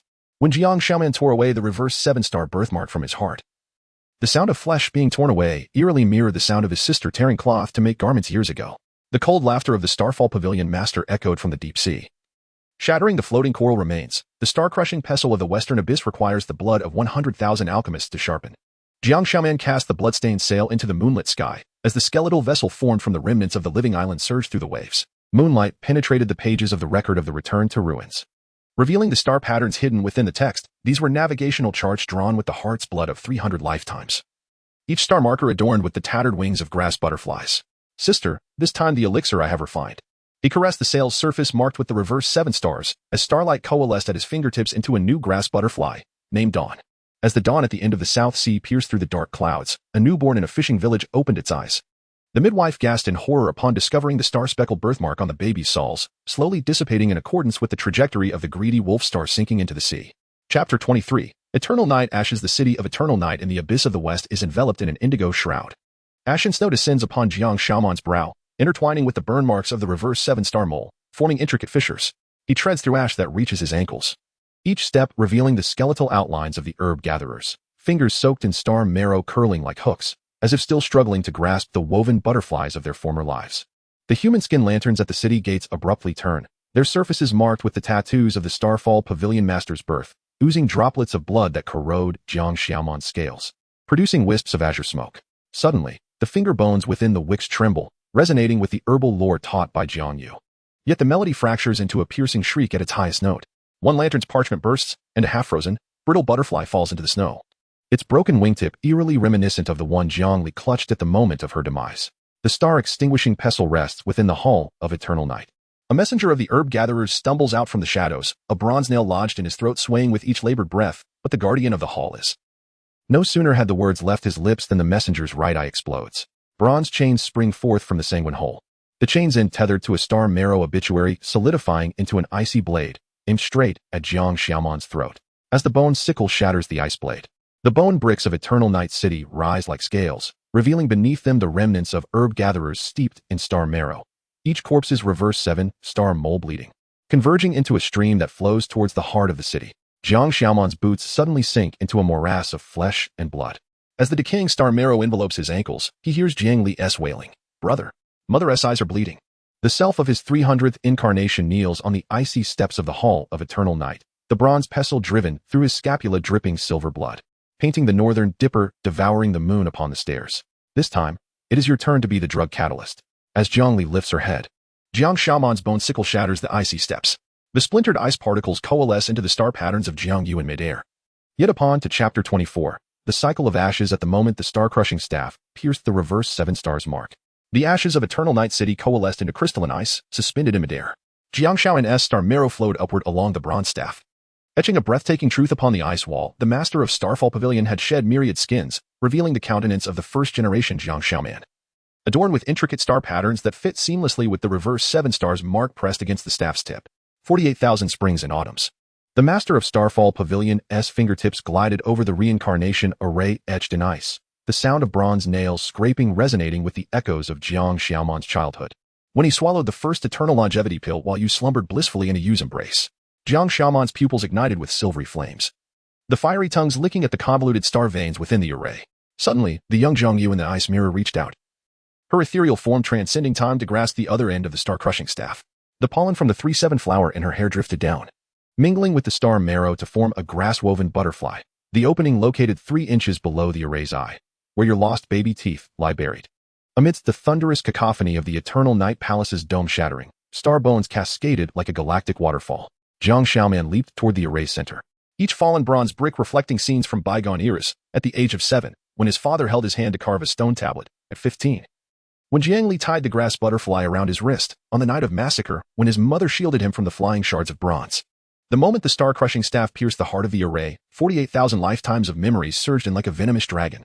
Jiang Xiaoman's star-patterned skin carbonized and peeled away in excruciating pain, revealing beneath it the fresh flesh anew. Within that body, once ravaged by countless medicinal beings, curled the half of the eternal longevity pill once fed to Jiang Yu by the first-generation Jiang Xiaoman. To kill me is to self-destruct. The remnants of the master of Starfall Pavilion contorted within the silvery flames, the human skin peeling away to reveal a spine inscribed with the words of Jiang Baichao, on the frost's arrival of the year of the rat. The moon nourished the fullness. Suddenly, young Jiang Yu in the ice mirror wept blood tears, her ethereal form imprinting the grass butterfly upon his heart before dissipating. Jiang Shaoman ripped open his breastplate, the heartstrings he tore coalescing into the silhouette of Jiang Yu within the star flames. Her star-patterned fingertips resonated with the star-crushing staff. And wounds from 300 lifetimes ago, pierced by the bronze staff, began to ooze droplets of blood. Shaoman. The opening is. The bronze bricks of Eternal Night City abruptly surfaced with sanguine omens, each character shedding the soul fragments of the master of Starfall Pavilion. As the star-crushing staff penetrated the ethereal forms of the two, Jiang Shaoman beheld the first ancestor kneeling before a bronze cauldron. Within it, Jiang Yu was melting, her fingers piercing through the bronze wall to etch a blood decree for the Jiang family in the next life. Sister, this time let me be the catalyst. The torrent of star marrow shattered the barrier of Eternal Night City, transforming the master of Starfall Pavilion's wails into a meteor shower. Jiang Shaoman and Amp. Appo's remnants disintegrated in the silvery flames, yet the reverse 7 stars mark transformed into 7 new stars ascending, arranged in the 3-ring not taught by Jiang Yu. The star bones that fell into the South Sea stirred colossal waves, and amidst the coral remnants at the site of the living island, a 7-star heartbreak grass pierced through the cracks of a tortoise shell, with dew on its tender shoots encasing half a grass-woven butterfly. A millennium later, during the awakening of insects, the 3-7 fields at the site of Qingshi village burgeoned with new green. A young herbalist squatted beside the charred foundation of the ancestral hall, his fingertips brushing against a half-segment of the bronze staff. As the rust was washed away by mountain spring water, the staff revealed newly carved star patterns. Those lines flickered in harmony with the birthmark in the boy's palm, glowing softly golden in the setting sun. Heartbreak grass is not poisonous, and reincarnation is not a calamity. The boy recited the inscription on the staff, lifting his gaze to see a little girl playing on the ridge. She adorned her hair with a newly woven grass butterfly, its wing tips dusted with golden pollen from the 3-7 flower. As the mountain breeze lifted the hem of her burlap dress, the boy caught a glimpse of the fading star mark on her soul, arranged just like the 8th star of the Big Dipper, precisely where Jiang Shaoman's star bones dissipated, transforming into the celestial position of the reverse 7 stars mark. Brother, it's time to go home and try the new medicine. The girl's voice mingled with the crisp sound of the pestle grinding in the mortar. As the boy rose, the bronze staff in his arms suddenly radiated warmth. The evening glow stretched their shadows long, momentarily overlapping with the silhouette of Jiang Yu leading her younger brother to gather herbs years ago. At the edge of the South Sea, at the terminus of the trajectory of the falling Canis Major, a wisp of starlight quietly entered the girl's clear eyes. In the twilight, the newly born grass butterfly flitted over the 3-7 fields, and the star dust scattered from its tips seeped into the soil. Beneath the charred foundation of the ancestral hall, a baby tooth buried by time suddenly trembled, the soul threads entwined at its root, emitting a barely perceptible resonance. Chapter 25, The New Ashes in the Twilight. The village of Greenstone shimmered with an eerie silver glow as the leaves of the 3-7 fields unfurled in the evening breeze, the starry patterns flowing between the veins resembling living creatures. A young girl knelt amidst the furrows, and the moment her fingertips brushed against the leaves, the entire medicinal field suddenly rippled with a ghostly light, startling the bronze beetles lurking beneath the decaying foliage. Jiang Shaoman. The young herbalist stumbled backward, the bronze pestle in his hand suddenly searing hot. The inscriptions of the antidote cannon broke free from the pestle and floated in the air, firefly-like characters drilling deep into his pupils. A piercing pain gnawed at his marrow like a venomous serpent. He saw himself as a drug slave, gouged blind on the ice seat of Eternal Night City, as star essence dripped from iron hooks into a bronze cup. He witnessed the moment the living island of the South Sea cracked open, plunging into the molten core of a star with Jiang Li's lingering spirit in his arms. And in the final scene, the girl before him was thrusting the bronze pestle into his forehead, starfire erupting from his 7 orifices. It is now your turn to bear the torch. Ajia. The title slipped from the boy's lips, sending a shock through the girl. A grass-weaving butterfly formed from star essence in her braided hair suddenly fluttered its wings, shedding golden powder that pieced together Jiang Yu's celestial map at the moment of her demise. The furrow collapsed with a thunderous sound, and the fetid odor of the bronze chamber mixed with the fragrance of Dragon's brain wafted out. 3,000 life lamps hung like an inverted sea of stars, their wicks burning with ashes that flickered in sync with their breaths. As the girl's pupils transformed into amber, the icy walls of the chamber lit up in response. The newly inscribed blood characters beside the mural of the first-generation Jiang Shaoman began to writhe, revealing a cipher carved by Jiang Yu's fingernail. The seed of reincarnation is hidden in the lair of the greedy wolf, awaiting the moment the master of the Starfall Pavilion seizes control. Before the words could fade, the life lamps exploded in succession, and the remnant shadow of the master of the Starfall Pavilion coalesced amidst the ashes. This time, he donned the guise of the herbalist boy, the 7-star birthmark on his palm resonating with the bronze pestle. Shaking off dust from the walls to reveal a more horrifying truth, the corner of the mural curled around the frozen Jiang Shui, a half-buried bronze pestle protruding from her pregnant belly. My dear sister, when you hoarded the seed of fire back then. The master's fingertip caressed the girl's neck, where old scars marked by bronze chains surfaced. Did you ever anticipate the need to nurture it with 300 lifetimes of bloodkin? The boy suddenly erupted, driving the bronze pestle through the girl's chest. As the tip of the pestle touched the palm of the master of the Starfall Pavilion, the entire earth vein of Greenstone Village trembled as if awakening from slumber. The villagers wailed, transforming into pus and blood, merging into the surface of the eternal longevity pill, which unveiled 48,000 faces, each one depicting Jiang Xiaoman slaughtering his kin in past lives. Do you smell the fragrance of the medicine? The master crushed the pill, and within the cage formed from star essence, bronze poison insects swam. The Jiang bloodline had long become a lure for poison, and upon sensing the scent of kin, the girl crushed the grass-weaving butterfly amid the pool of blood. Star flames surged upwards against the medicinal liquid, burning through the master's false skin. Within it, the boy and Appo's true flesh curled up, a medicinal pestle once used by Jiang Yu embedded in his heart. When the bronze pestle fused with the remnants of the star-extinguishing pestle, a new celestial map emerged on the chamber's dome, with the position of the greedy wolf star prominently set, with Jiang Xiaoman's refined right eye. The torchbearer must scorch himself. The boy raised the pestle to the heavens and roared, the sound waves shattering the remnant soul of the master of the Starfall Pavilion. Within the torrent of memories from 300 lifetimes of herbalists, he witnessed the first-generation Jiang Xiaoman kneeling before the Starfall Pavilion, plunging the bronze pestle into Jiang Yu's heart. Her concealed hand in her sleeve clutching an unfinished grass butterfly, the half-wing was now embedded in the star patterns on the pestle's handle. Before the girl dissipated, she touched his forehead gently, and the seed of reincarnation flowed along the star patterns. The bronze chamber melted into the shape of a pill furnace in the star flames, with the walls revealing the star map embroidered by Jiang Yu with soul threads. As the first light of dawn pierced through the ruins, the final drop of blood from the antidote cannon coalesced on the pestle, yet all things ultimately aspire towards the light. The prison cart on the mountain path creaked over the gravel, the clinking chains startling the crows. At that moment, the girl in the cart lifted her head. The seed of reincarnation within Jiang Xiaoman suddenly burned with pain. The tip of the butterfly wing she wore around her neck was adorned with the shattered cornea from Jiang Yu's refinement. Fresh seven-star birthmarks glimmered with bloodlight on the bronze shackles around the girl's ankles as the morning sun rose. Jiang Xiaoman gripped the still humming star-extinguishing pestle tightly, watching as a new batch of herbalists emerged from the morning mist. Beneath their hempen garments, the star-patterned birthmarks faintly revealed themselves, as the bronze cauldron they carried bubbled with the familiar scent of medicine, bittersweet with the essence of 3-7 flowers, reminiscent of the calming soup their mother had served on the night of their family's massacre. From the distant mountains came the sound of the morning bell, carved by the first-generation Jiang Xiaoman in the ancestral hall, startling a field of grass butterflies. As a blue-winged butterfly flitted past the girl's prison cart, the stardust from its wings sprinkled onto the shackles, causing the 7-star birthmark to fade by half. The seed of reincarnation within Jiang Xiaoman suddenly split, emitting a faint light that silently slipped into the girl's clear right eye. Chapter 26. The remnant butterfly. As dusk enveloped the ruins of Qingshi village in a hue of amber, the bronze wheels of the prison cart crushed the scorched earth. A sudden searing pain radiated from the reincarnation fire seed on Jiang Xiaoman's wrist, reminiscent of the agony experienced when her eyes were gouged out in the 300th reincarnation. Within the cart, a young girl bore a grass-woven butterfly around her neck, its wings fluttering as it attempted to take flight. The stardust that fell from its wingtips formed a cryptic signal in the setting sun, exactly the distress signal she had once agreed upon with her sister. The medicine slave collided with the noble guest. It was a death sentence. The bronze-tipped whip of the crimson-armored guard glimmered with the spectral light of corpse poison. Suddenly, a piece of 3-7 root rolled out from the girl's cramped cage. As Jiang Xiaoman and Appo's star-destroying scepter pierced the guard and Appo's throat, toxic blood splattered onto the butterfly and Appo's wings, congealing into the shape of Jiang Yu's lips at her final moment. Beneath the cart, at the core lay the first-generation milk teeth. The girl abruptly gripped the iron bars, the protruding shape of her wrist bones causing Jiang Xiaoman's pupils to constrict. Those were the bone scars ground down by iron chains endured by Jiang Li. When the 7-star birthmark on her palm manifested reverse patterns, the base of the prison cart revealed the birth array of the fallen master of the Starfall Pavilion, where 300 milk teeth emitted a dark, greenish glow, each root entwined with the umbilical cord of an unborn fetus. Hush! It is the soul-eating miasma.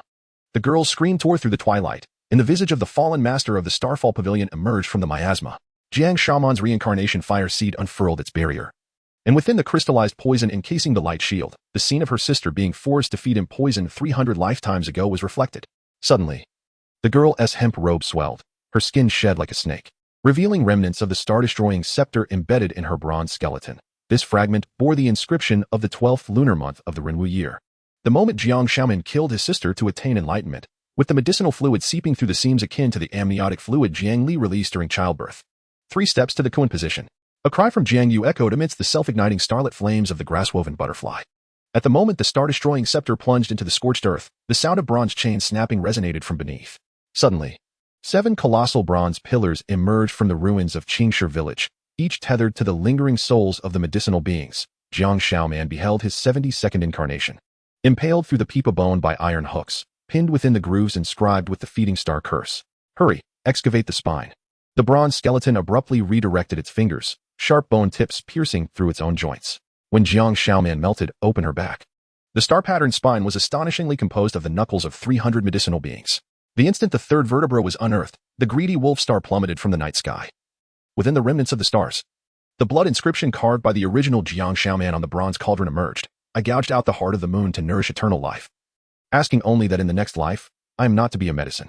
As the key formed from the assembled bones was pressed into his palm, Jiang Shaoman and Apos' reincarnation fire seed suddenly split. He witnessed the master of the Starfall Pavilion carrying his youthful self onto the altar, while Jiang Yu, shackled by iron chains beside the cauldron, finished weaving the last half of a grass butterfly with her bloodied fingers. The elixir of eternal life boiling within the cauldron erupted, splattering starlight across the face of the original Jiang Shaoman, branding him with the same pattern as the key now in his grasp. Burn it. Reduce the Jiang bloodline to ashes. The cold laughter of the master of the Starfall Pavilion echoed from the North Sea. Jiang Shaoman shattered the spinal key, and the torrent of starlight flowed through the star-destroying scepter into the earth's veins. 3,000 life lamps burst forth from the ground, each wick pulsating with the remnants of Jiang Yu's soul. She had concealed her spirit within the umbilical blood of medicinal beings throughout the ages, now coalescing into a complete phantom in the starlight. Sister is beneath the monument of rebirth. The bronze skeleton and Apos' throat rattled, invoking the reincarnation fire.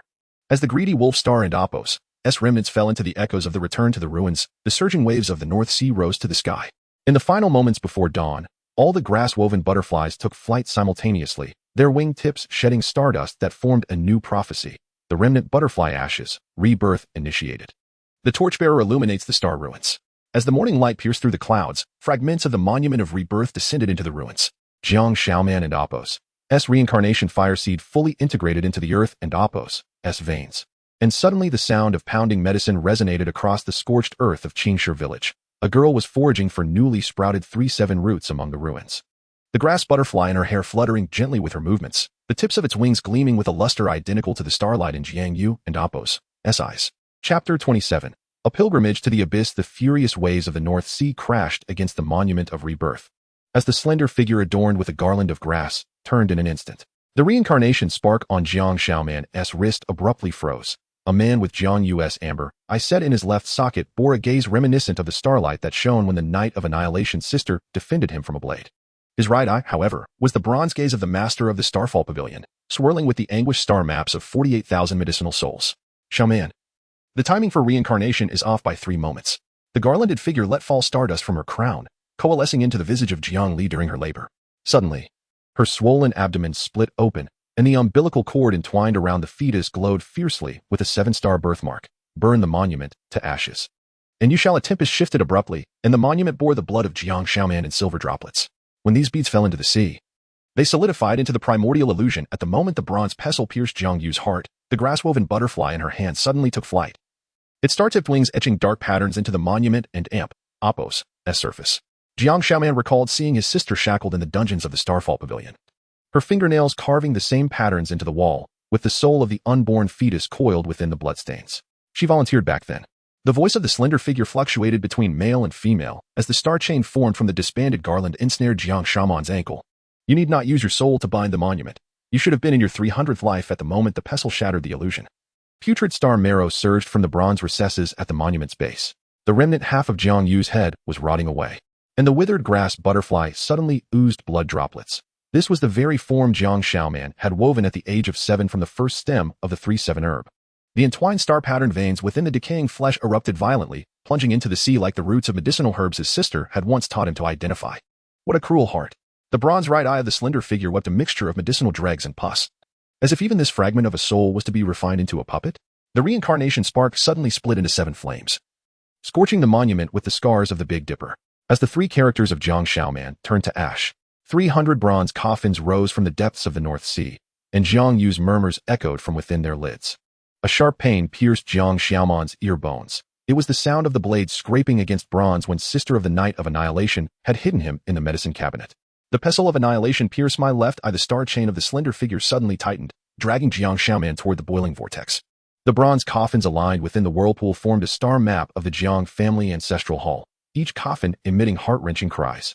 The 72nd incarnation, deprived of his eyes, was ramming his skull against the coffin walls, the bloody handprints aligning with the patterns of the pestle before him. The 300th incarnation cradled the remains of Jiang Li, while the fetus entwined with the umbilical cord clutched a half-made grass butterfly. As the tip of the pestle grazed Jiang Yu's left eye, the garland of the slender figure suddenly constricted around his neck. Jiang Shaman's throat emitted a sound reminiscent of the time Jiang Yu was choked by the soul-binding chains. As starfire erupted from his 7 orifices, "In this life, you ought to be my medicinal catalyst." From the depths of the vortex, a colossal bronze hand emerged, finally revealing the true form of the master of the Starfall Pavilion, his heart embedded with fragments of the Monument of Rebirth.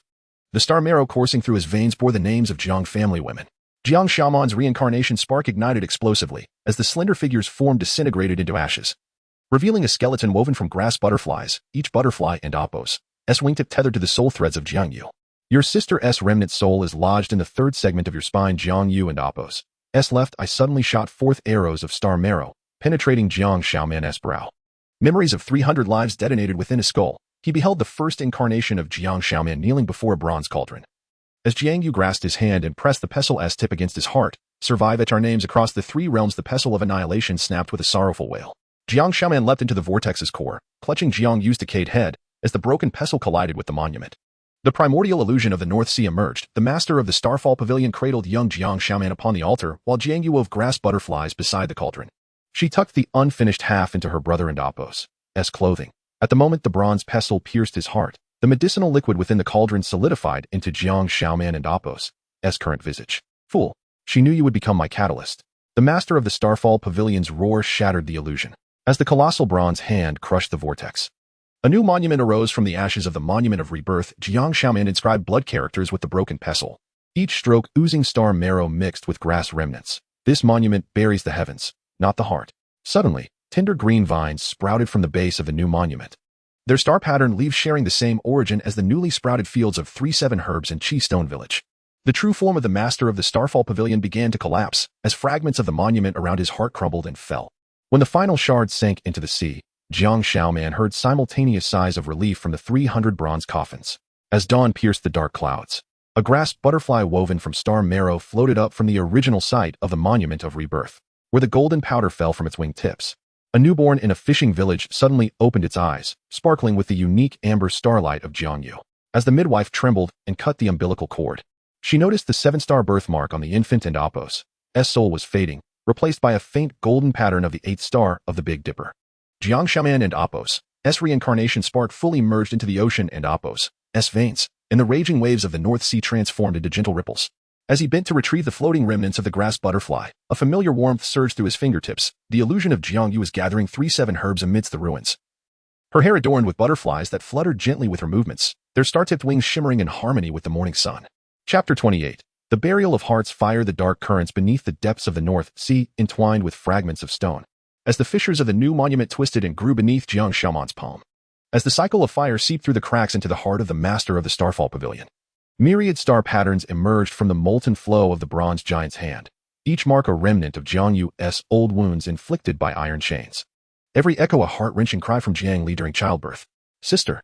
The moment her fingertips grazed the surface of the everlasting pill, a sudden sharp pain pierced Jiang Shaoman's ear.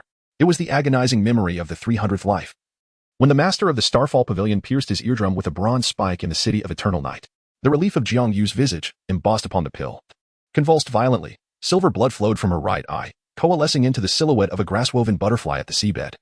The tips of its wings intricately entwined with the remnant of the half-butterfly that sister had tucked into his collar before her demise. The master of the Starfall Pavilions were summoned a tumultuous vortex, foolish and unreachable, had her soul not been shackled here. The grievances of 48,000 lifetimes would have long engulfed the 3 realms before the words could dissipate. The remnant soul of Jiang Yu within the everlasting pill suddenly opened its eyes.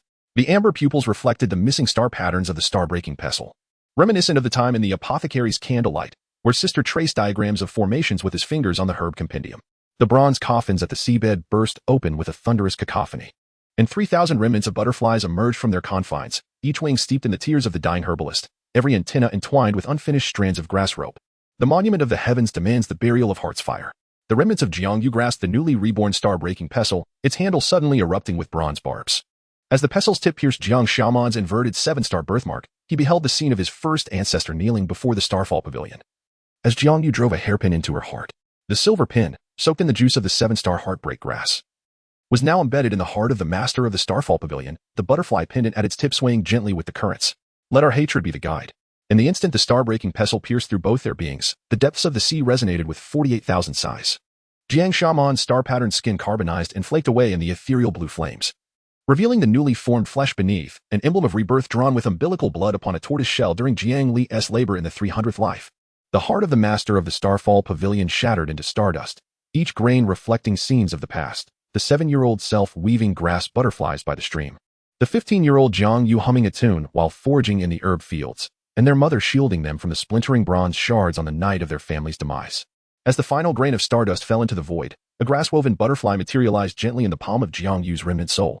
Where the tips of its wings scattered golden powder, the surface of the North Sea suddenly calmed like a mirror, reflecting the smoke rising from a fishing village miles away. A barefoot girl, carrying a basket of herbs, dashed across the sandy beach, the star marrow adorning her wrist flickering in unison with the butterfly. This was half of Jiang Xiaoman's soul, dispersed into the void during his self-destruction in the 300th life. As the morning sun pierced through the clouds, the bloodletters upon the new monument began to stir. Tender green vines emerged from the charred surface, their star-patterned leaves mirroring the newly sprouted herb fields in Qingshi village. When the girl bent down to gather the sea ginseng among the coral reefs, the grass-woven butterfly in her hair suddenly took flight, its wingtips tracing the final words inscribed by the first Jiang Yu upon the bronze cauldron. From ashes, new sprouts arise, all paths serve as medicinal guides. Deep in the sea, Jiang Xiaoman slowly descended, the butterfly in his palm transforming into starlight and fading away. Just as he was about to close his eyes, he suddenly heard the sound of pounding medicine from the surface. The girl was grinding freshly harvested ginseng upon the rocks, the rhythmic clattering of the mortar echoing the cadence of sister teaching him the art of concocting medicines. As the first rays of dawn broke through the sea surface, he glimpsed the faint golden birthmark on the girl's ankle, resonating with the newly born star patterns of the inscription. Chapter 29. The record of ashes. The fishing village was shrouded in the morning mist, infused with the briny sin of the sea, leaving a trace of fine salt upon Jiang Xiaoman's temples. He crouched behind the rocks, deftly prying open oysters. At the moment the blade split the shell, the viscous coating revealed a pearl that mirrored the cracks of the memorial stone, its grayish-white luster astonishingly akin to the fragments of stone at the seabed of the North Abyss. Brother Aman, the tide is out. A young girl ran barefoot across the shallows, the stardust seeping from her footprints shimmering in the dawn light. The reverse 7-star birthmark on her ankle glimmered faintly, fading and brightening with the ebb and flow of the waves. Suddenly, a searing pain coursed through Jiang Xiaoman's reincarnation flame. The pattern aligned perfectly with the marks etched upon his spine by the star essence during his rebirth in the returned ruins. The carvings on the sandbank's rocky face were unveiled as the tide receded. Jiang Xiaoman's fingertips brushed against the inscription marking his demise in the returned ruins, and the bronze pestle hidden among the stones began to exude the sin of dragon spittle. This was the noxious incense that the master of the Starfall Pavilion had compelled him to burn daily during his 300th lifetime. Abruptly, the girl's floral crown snapped, and the ethereal reflection of the river moon formed from stardust had yet to utter a word when the horizon suddenly surged with a crimson tide. The Starfire guards have come to collect the blood tax. The panicked clamor of fishermen gathering their nets startled the seabirds. A fisherman donned in a bronze mask strode through the waves, the clinking of the fingerbone bells at his waist resonating in sync with the rhythm of the fateful explosion from Eternal Night City years ago.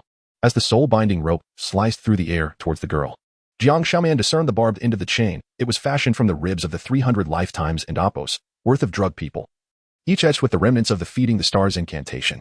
This month's drug catalyst. The masked figure's sharkskin gloves suddenly sprouted scales, causing Jiang Xiaoman's palm to ignite uncontrollably. Amidst the scorched marks of the greedy wolf constellation on the beach, the star patterns from Jiang Li's labor pains suddenly emerged. Her blood had once crafted the array upon the bedding, now manifesting as the illusory memorial stone at the boundary of sea and sky. My blood. The girl bit her tongue, and her toxic blood splattered onto Jiang Xiaoman's hand. Beneath the corroded skin, the inscription of the memorial writhed like maggots. On the 7th day of the 7th lunar month in the year of Renwu, Jiang Xiaoman fed the elixir in the returned ruins. Her pupils abruptly shifted to amber, and the floral crown in her hair erupted into starry flames, incinerating the soul-binding rope into bronze liquid. Old dog of Starfall, it is time to replace your drug jar. From within the bronze cages rising from the crimson tide came the cries of infants. Each cage contained drug people resembling the girl, their reverse 7-star birthmarks bleeding in sync with the rising tides. As the master of the Starfall Pavilion and Amp, Oppo's shark tail shattered the rocks, remnants of the memorial stone hidden beneath were revealed. The newly inscribed year of demise was bleeding ink, the characters mingling with seawater, blurring into the scene of the river moon being pierced in the heart. My heart shattered into 300 star fragments. The mask split open, exposing the decayed gills of the shark man, the remnants of the master of the Starfall Pavilion drifting amidst the fish gills. Jiang Xiaoman and Amp, Apos, reincarnation flames suddenly morphed into a fishing net, with each knot adorned by the tattered wings of woven butterflies. As the fire net enveloped the shark tail, 300 bronze cages simultaneously unlatched, and the star marks on the drug people's ankles detached, coalescing in midair to form a complete depiction of the Big Dipper devouring the moon. The girl suddenly leaped into the waves, the reverse 7-star birthmark releasing star essence from her ankle wound. In the vortex and Amp, Apos, center, she grasped the remnants of the memorial stone, and the floral crown in her hair transformed into the tip of the star-extinguishing pestle. Jiang Xiaoman, use your reincarnation fire. The sea and Apos' surface abruptly stilled. The shark tail of the master of the Starfall Pavilion exploded into a mist of blood, revealing 300 star fragments embedded within the spine, each reflected images of Jiang Xiaoman slaying his kin in past lives. As the girl drove the fragment into her own heart, Jiang Xiaoman saw the star map embroidered with soul silk by the river moon emerge upon her back, perfectly aligning with the remnants of the inscription at the seabed of the North Abyss. Sister, is it you? The reincarnation fire blazed along the star map, piercing through the sea's surface, and the remnants of the memorial stone reformed in the flames. Suddenly, a bronze arm reached out from beneath the stone, grasping the girl and Amp, Apos' ankle with the obsession of the first Jiang Xiaoman. When the tip of the star-extinguishing pestle pierced the center of the illusion, the entire sea area was enveloped in a snowfall of ashes, each snowflake wrapped in the phosphorescence of woven butterflies. As the dawn light penetrated the clouds, the girl's body dissipated within the star flames. The final form she took as a woven butterfly landed upon Jiang Xiaoman's shoulder, its golden powder sprinkling into the sea. Illuminating the smoke rising from the distant Qishir village, a young girl was playing in the newly sprouted fields of Sanchi, her floral crown woven in the same manner taught to him by the river moon long ago. Chapter 30. The final embers. The crimson tide surged forth, replete with the briny scent of blood, as Jiang Xiaoman felt the seed of reincarnation pulsating fervently within her palm. Fragments of the life and death steel flickered in and out of view amidst the blood-red waves. The inscriptions, eroded by time, now glimmered with an eerie azure light, reminiscent of the last glint in her brother Jiang Yu and Amp, Apos' eyes before his demise. Suddenly, 300 star flames erupted from the seed, resembling a swarm of fireflies piercing through the crimson tide, each flame reflecting the silhouette of Jiang Yu as he etched the steel with his quill. So you knew all along. Jiang Xiaoman and Amp, Apos' fingertips dug into her palm, the searing pain from the reincarnation seed coursing through her veins. Memory surged like a tidal wave. In the rain of that early spring, when Jiang Yu pinned a woven butterfly in her hair, his fingertips had exuded the same warmth. She finally comprehended why her brother had inscribed chronicles of the burning veins at the base of the life and death steel. Those seemingly chaotic etchings were, in fact, a soul extermination array crafted from the very essence of the Starfall Pavilion's master. Suddenly, the sandy ground cracked with a delicate shattering sound. The unnamed maiden's toxic blood seeped into the crimson-stained gravel, dark red droplets meandering along the steel's base, awakening the slumbering array that had lain dormant for millennia. Jiang Xiaoman's reincarnation seed surged uncontrollably toward the inscriptions, as 300 star flames intertwined in the air, forming a spectral image of Jiang Yu's brushwork. When the first tendril of azure flame licked the characters of Greedy Wolf, a haunting wail of merfolk echoed throughout the sea. The master of the Starfall Pavilion emerged from the waves, her fishtail shimmering in brilliant blue, each scale exploding in the glow of the fire. Stripped of her disguise, her soul was entirely composed of stardust, yet those once resplendent shards of starlight were entwined with a dark mist, revealing the countless curled-up infant spirits upon closer inspection. Do you believe that burning the steel can sever the threads of fate? The master and Amp, Apos' voice resonated as if a multitude were simultaneously howling. And from the waves emerged 48,000 faces of the medicinal beings, their foreheads adorned with inverted 7-star birthmarks, seeping blood droplets. When the life and death steel was consumed, these beings would become my burial offerings. A shrill buzzing suddenly erupted from the bronze cage. The pallid fingers of the medicinal beings clutched the rusted bars, their cracked lips opening at unnatural angles, ancient incantations pouring forth from their throats. Jiang Xiaoman's reincarnation seed trembled violently as she beheld each medicinal being's inverted 7-star birthmark glowing like blood diamonds, their crimson radiance tracing a map of the northern dipper in the air. Do not look. The maiden abruptly severed the soul-binding cords, sending the woven butterfly from her hair soaring in the gust. She tread barefoot across the boiling crimson tide, toxic blood blossoming into a sinister mandala upon the sand, the array requiring human souls to be sustained. The last echoes of her voice dissipated in the sea of flames, the burning ashes of the butterfly swirling in the wind, ultimately forming a complete diagram of the chronicles of the burning veins in midair. Jiang Xiaoman and Apos' pupils constricted suddenly. The ethereal image of Jiang Yu, formed from 300 star flames, turned abruptly, his gesture of holding the brush perfectly mirroring the maiden's leap into the inferno. Fragments of the life and death steel crumbled amidst the blaze, transforming into 3,000 shards of starlight. Each blade inscribed with the arcane incantations that Jiang Yu had dedicated his life to studying. When the final fragment of the inscription embedded itself into the master of the Starfall Pavilion's chest, the position of the greedy wolf erupted with a blinding azure light, purging all the infant spirits ensconced in the dark mist. Upon the beach, where the crimson tide receded, Jiang Xiaoman knelt before the newly birthed steel. The ashes of the maiden mingled with the remnants of the star flames, gradually forming 7 blood-red characters. Trembling, she caressed the still fluid inscriptions, her fingertips experiencing a blend of searing pain and chilling cold, the very backlash of the forbidden technique recorded in the chronicles of the burning veins. A torment that would eternally afflict the soul who reinforced the array. They are free. Jiang Xiaoman turned to gaze at the medicinal beings slumped upon the beach. As the dawn pierced through the sea mist, 300 bronze cages simultaneously crumbled to dust, the woven butterfly marks upon the women's wrists shimmering with a faint golden glow, as if the first light of dawn had kissed the residual warmth of the star flames. Chapter 31. The seed of starlight twilight enveloped the fields of 3-7 flowers in Qingstone village like a silk gauze steeped in cinnabar. A hang traversed the floral expanse with her bamboo basket, and as the evening breeze swept through, the star-patterned leaves emitted a delicate jingling sound. Suddenly, the laughter of children shattered the dusk, and she turned to see the shepherd Och chasing after a grass-woven butterfly, its wings glimmering with an eerie cerulean light. Upon passing a certain 3-7 flower, it paused mid-air, transforming the phosphorescent dust into a translucent human silhouette. "Little man," Och exclaimed, stepping back in astonishment. For the silhouette unmistakably resembled the profile of Jiang Xiaoman, carved upon the nameless monument at the village entrance. A hang and Appo's bamboo basket fell with a thud, and the butterfly pattern on her wrist, dormant for many years, suddenly seared with pain, as if scalding stardust surged through her veins. Trembling, she crouched to touch the leaves. And to her astonishment, the star patterns within the veins moved like living creatures, gathering at her fingertips to form a line of flickering script. Fragment of the Remedy Sutra, Guiwei chapter. Ahangjia, the back mountain. A hole is opened in the back mountain. Och stumbled towards her, holding a piece of bronze, its edges still smeared with fresh moss. Inside, there lay a luminous monument, inscribed with many moving stars. Suddenly, Ahang and Appo's floral wreath shattered, and 49 stems of 3-7 grass turned to ash. As she followed Och into the crevice, the moonlight streamed through the rock fissures, illuminating the monument and Appo's surface, where the swirling star patterns resonated with the light on her wrist. Suddenly, stardust erupted from the base of the monument, coalescing into the nearly transparent phantom of Jiang Xiaoman, the heart fragment of the Starfall Pavilion master. The phantom's fingertips traced the cracks of the inscription, revealing 3 black crystal shards embedded deep within, with 3 more yet to return. A sound of dragging chains echoed from the depths of the cave. Ahang raised her torch towards the source of the noise, and behind the rusted bars of a bronze cage, a curled-up mermaid girl slowly lifted her head, her scales, marred and corpse-like, shimmered as the reverse 7-star birthmark on her ankle flickered in sync with the light on Ahang and Appo's wrist. Most suffocating of all was the object tied around the girl's neck with a grass rope, a half-fragment of the star-extinguishing pestle, perfectly aligned with the adornment at Jiang Xiaoman's waist. The apothecary is not yet extinguished.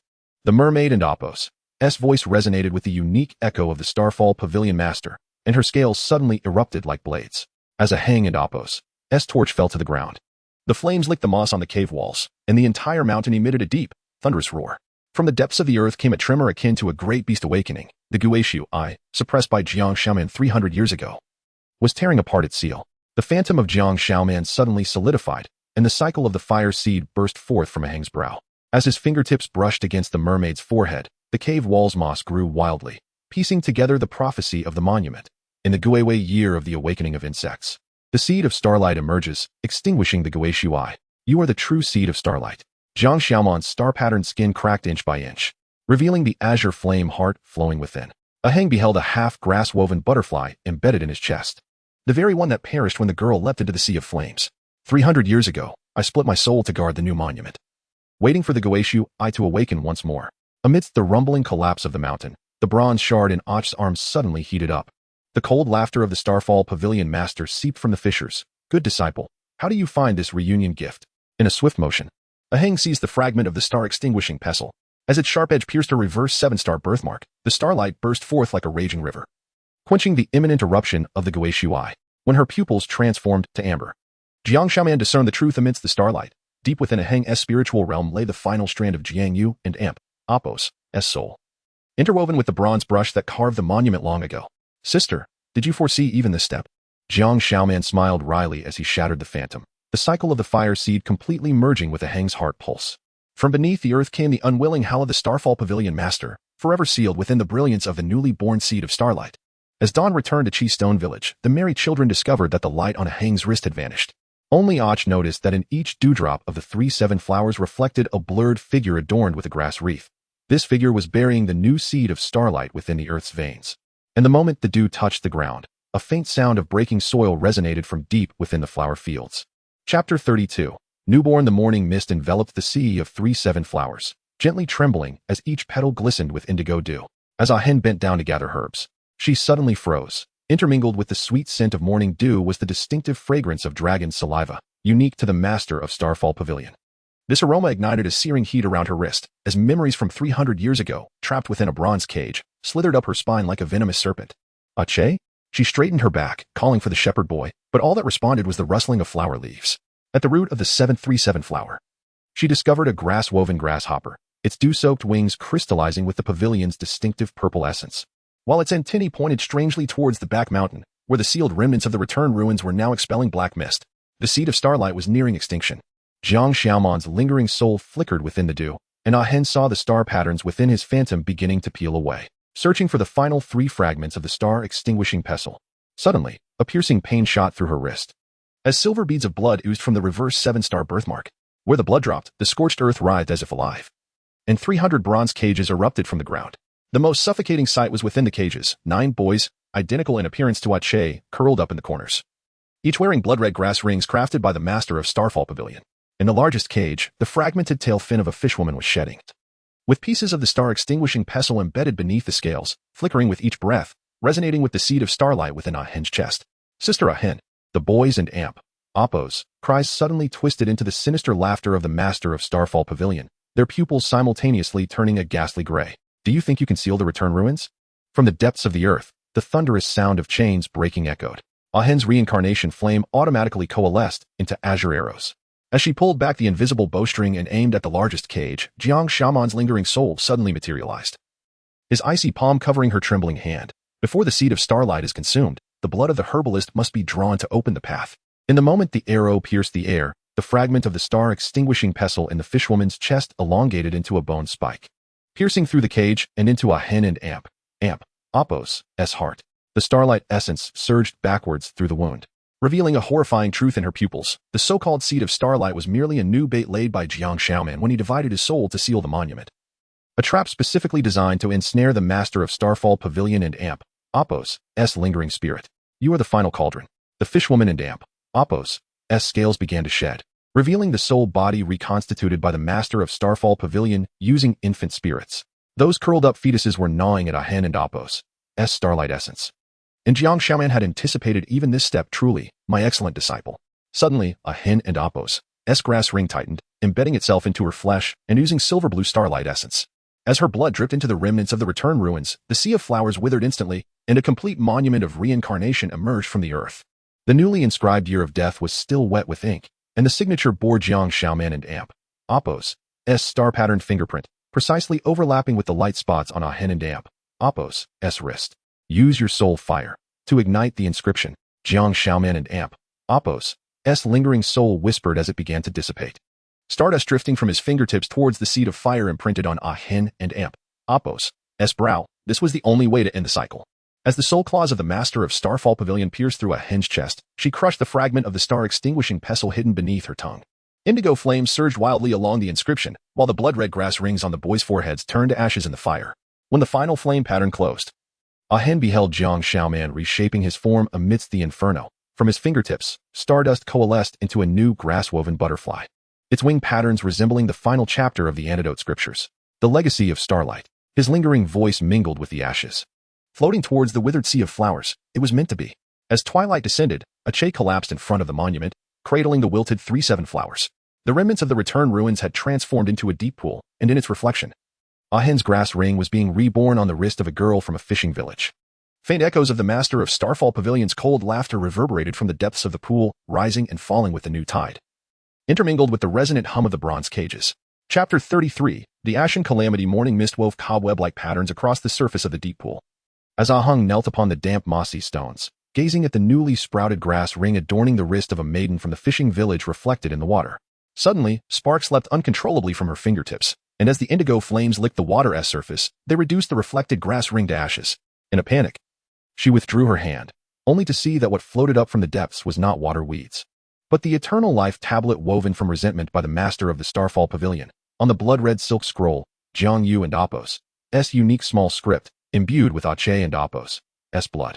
Writhed as if alive. Just the night before, that child had squatted here, carving through the entire night.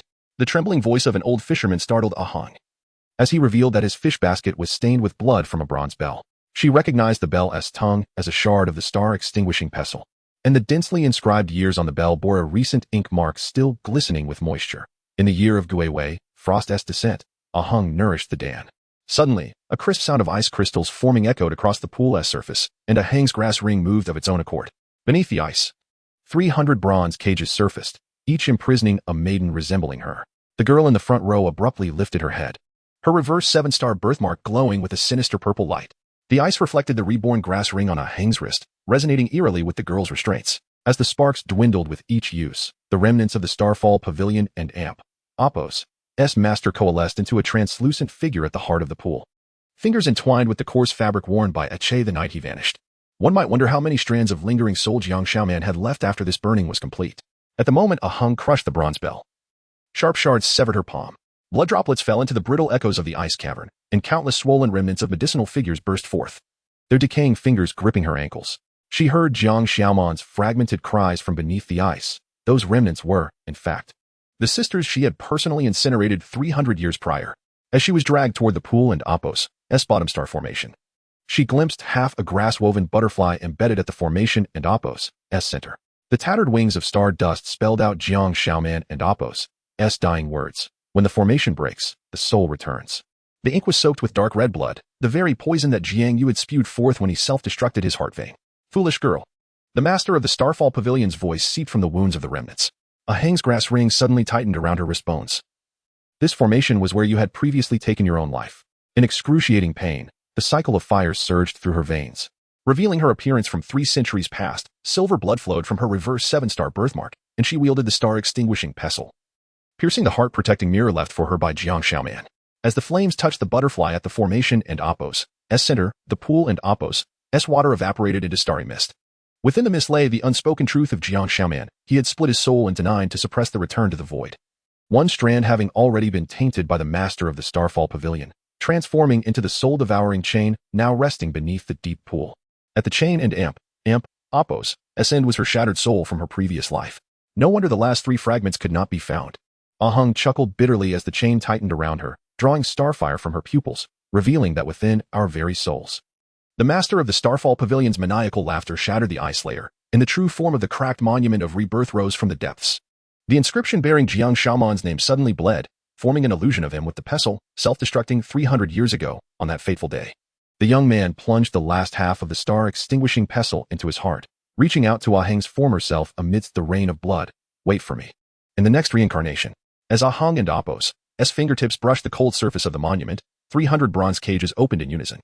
The medicinal maidens stepped barefoot onto the ice, their reverse 7-star birthmarks converging into a world-destroying formation.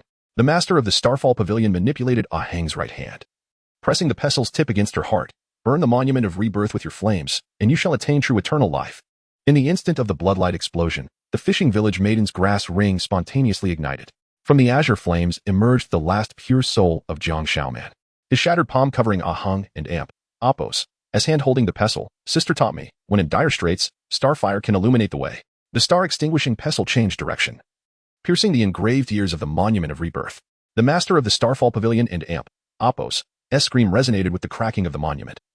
As a crystal of memories preserved by Jiang Yu surfaced at the bottom of the pool, 320 years ago, on a stormy night, a woman in white buried grass seeds within the soul core of the master of the Starfall Pavilion, tears glistening at the corner of her eye. This hatred endures, and will one day break the earth. Ahang and Apos' cycle of fire finally burned out completely, yet from the ashes, tender sprouts emerged. The star-patterned leaves shared their origin with Jiang Xiaoman's reverse 7-star birthmark, the roots entwining with the master's last remnants of soul. When the deep pool had entirely dried up, villagers arriving on the scene beheld Ahang kneeling before the monument, burying the withered grass ring in the scorched earth, a half-burned grass-woven butterfly skewered in her hair. As dusk stained the tidal flats crimson, A girl digging for clams suddenly straightened. The light on her wrist coalesced into a brand new pattern of starfire. And from the gravel beneath her feet sprouted tender shoots of star-patterned herbs.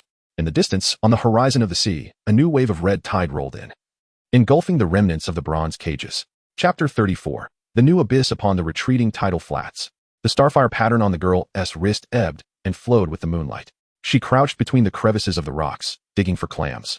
When suddenly a cold object grazed her fingertip. Inside the clamshell, starry patterns adorned its inner surface, revealing the curled imprint of Jiang Xiaoman as the moonlight flowed through. As the briny clam flesh touched her tongue, a rift suddenly tore open at the horizon where sea met sky, and fragments of the monument to the dead cascaded down.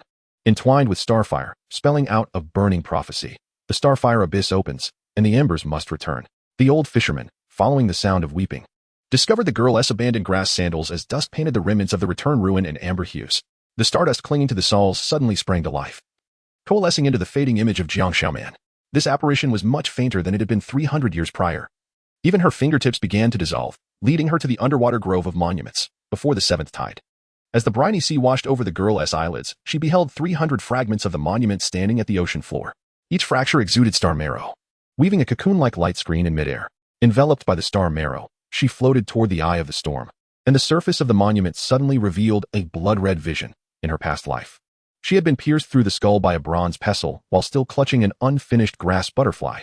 In another life, as a fisherwoman, her heart had been devoured, blood staining the starry patterned handkerchief she had embroidered for Jiang Xiaoman. In even more distant cycles, as a harbinger of starfire, she had leapt into the return ruin, the grass ring in her hair igniting into a torch that illuminated the ocean floor for 3 days and nights. The fire of reincarnation is not a legacy. The voice of the Starfall Pavilion Master echoed from the depths of the grove. As faces formed from the ashes of a hang seeped through the cracks of the monument, the slave mark passed down through generations of the Jiang clan. Suddenly, the starfire pattern on the girl's wrist burgeoned, tendrils of golden light entwining the monument at the eye of the storm. In the instant the star marrow flooded into her body, she witnessed 300 versions of Jiang Xiaoman, repeating their self-destruction behind each fragment of the monument. A youth grasped different forms of the star-extinguishing pestle, piercing his heart, and the blood droplets coalesced into a grass-woven butterfly forever missing half its wings. As the base of the Eye of the Storm monument cracked, the memory crystal sealed by Jiang Yu erupted from the earth 300 years ago in that storm. The woman in white had torn her own soul, half forged into starfire seeds, the other half transformed into a Hang sister? The girl's scream shattered the crystal. In the torrent of memories, she saw Hang's ashes mixed into clay by the Starfall Pavilion Master, inscribing the frost descent of the year of Guiwei at the base of the monument. As the starfire seeds returned to the abyss, the mixture included the star sand formed from Jiang Yu's severed hair of that year. Suddenly, a giant bronze hand emerged from the depths, and the wronged souls who forged the bronze cage wailed between its fingers. The soul of the Starfall Pavilion Master seeped from the inscriptions, the ashes of a Hang embedded in his forehead cascading down. Good child, this is your true resting place. The girl's grass sandals ignited spontaneously, and from the indigo flames soared half of a star-extinguishing pestle. When the pestle's tip pierced the forehead of the Starfall Pavilion Master, a Hang's apparition suddenly rent the soul, her broken fingertip pointing to the girl's brow. Before the embers are extinguished, destroy everything. The starfire pattern exploded into chains of light, sweeping across the grove of monuments, and 300 fragments shattered in response. The Starfall Pavilion Master's scream crystallized into icy rain, yet upon touching the surface of the sea, it reformed into a new monument, the surface embossed with the characters Qing Sui, the name the girl would bear in this life, and the vermilion ink marking her year of passing transformed into a cascade of blood. Useless. The Starfall Pavilion Master reformed atop the monument, his visage now bearing a striking resemblance to the youth Jiang Xiaoman. For the monument to the dead is the heart of man, as long as the world harbors greed, anger, and ignorance. Suddenly, the girl crushed the starfire pattern on her wrist, scattering the light fragments into the abyss of the return ruin. When the first fragment touched the abyssal floor, the grass seeds Jiang Xiaoman had once sown erupted into frenzied growth. Vines entwining the new monument at the moment of its inscription, revealing to her that each vine was a lingering obsession of the starfire seeds from generations past. This monument buries the ashes, not the heart. The soul of the Starfall Pavilion Master twisted and collapsed alongside the inscriptions, yet amidst the swirling light fragments, the girl glimpsed a horrifying truth.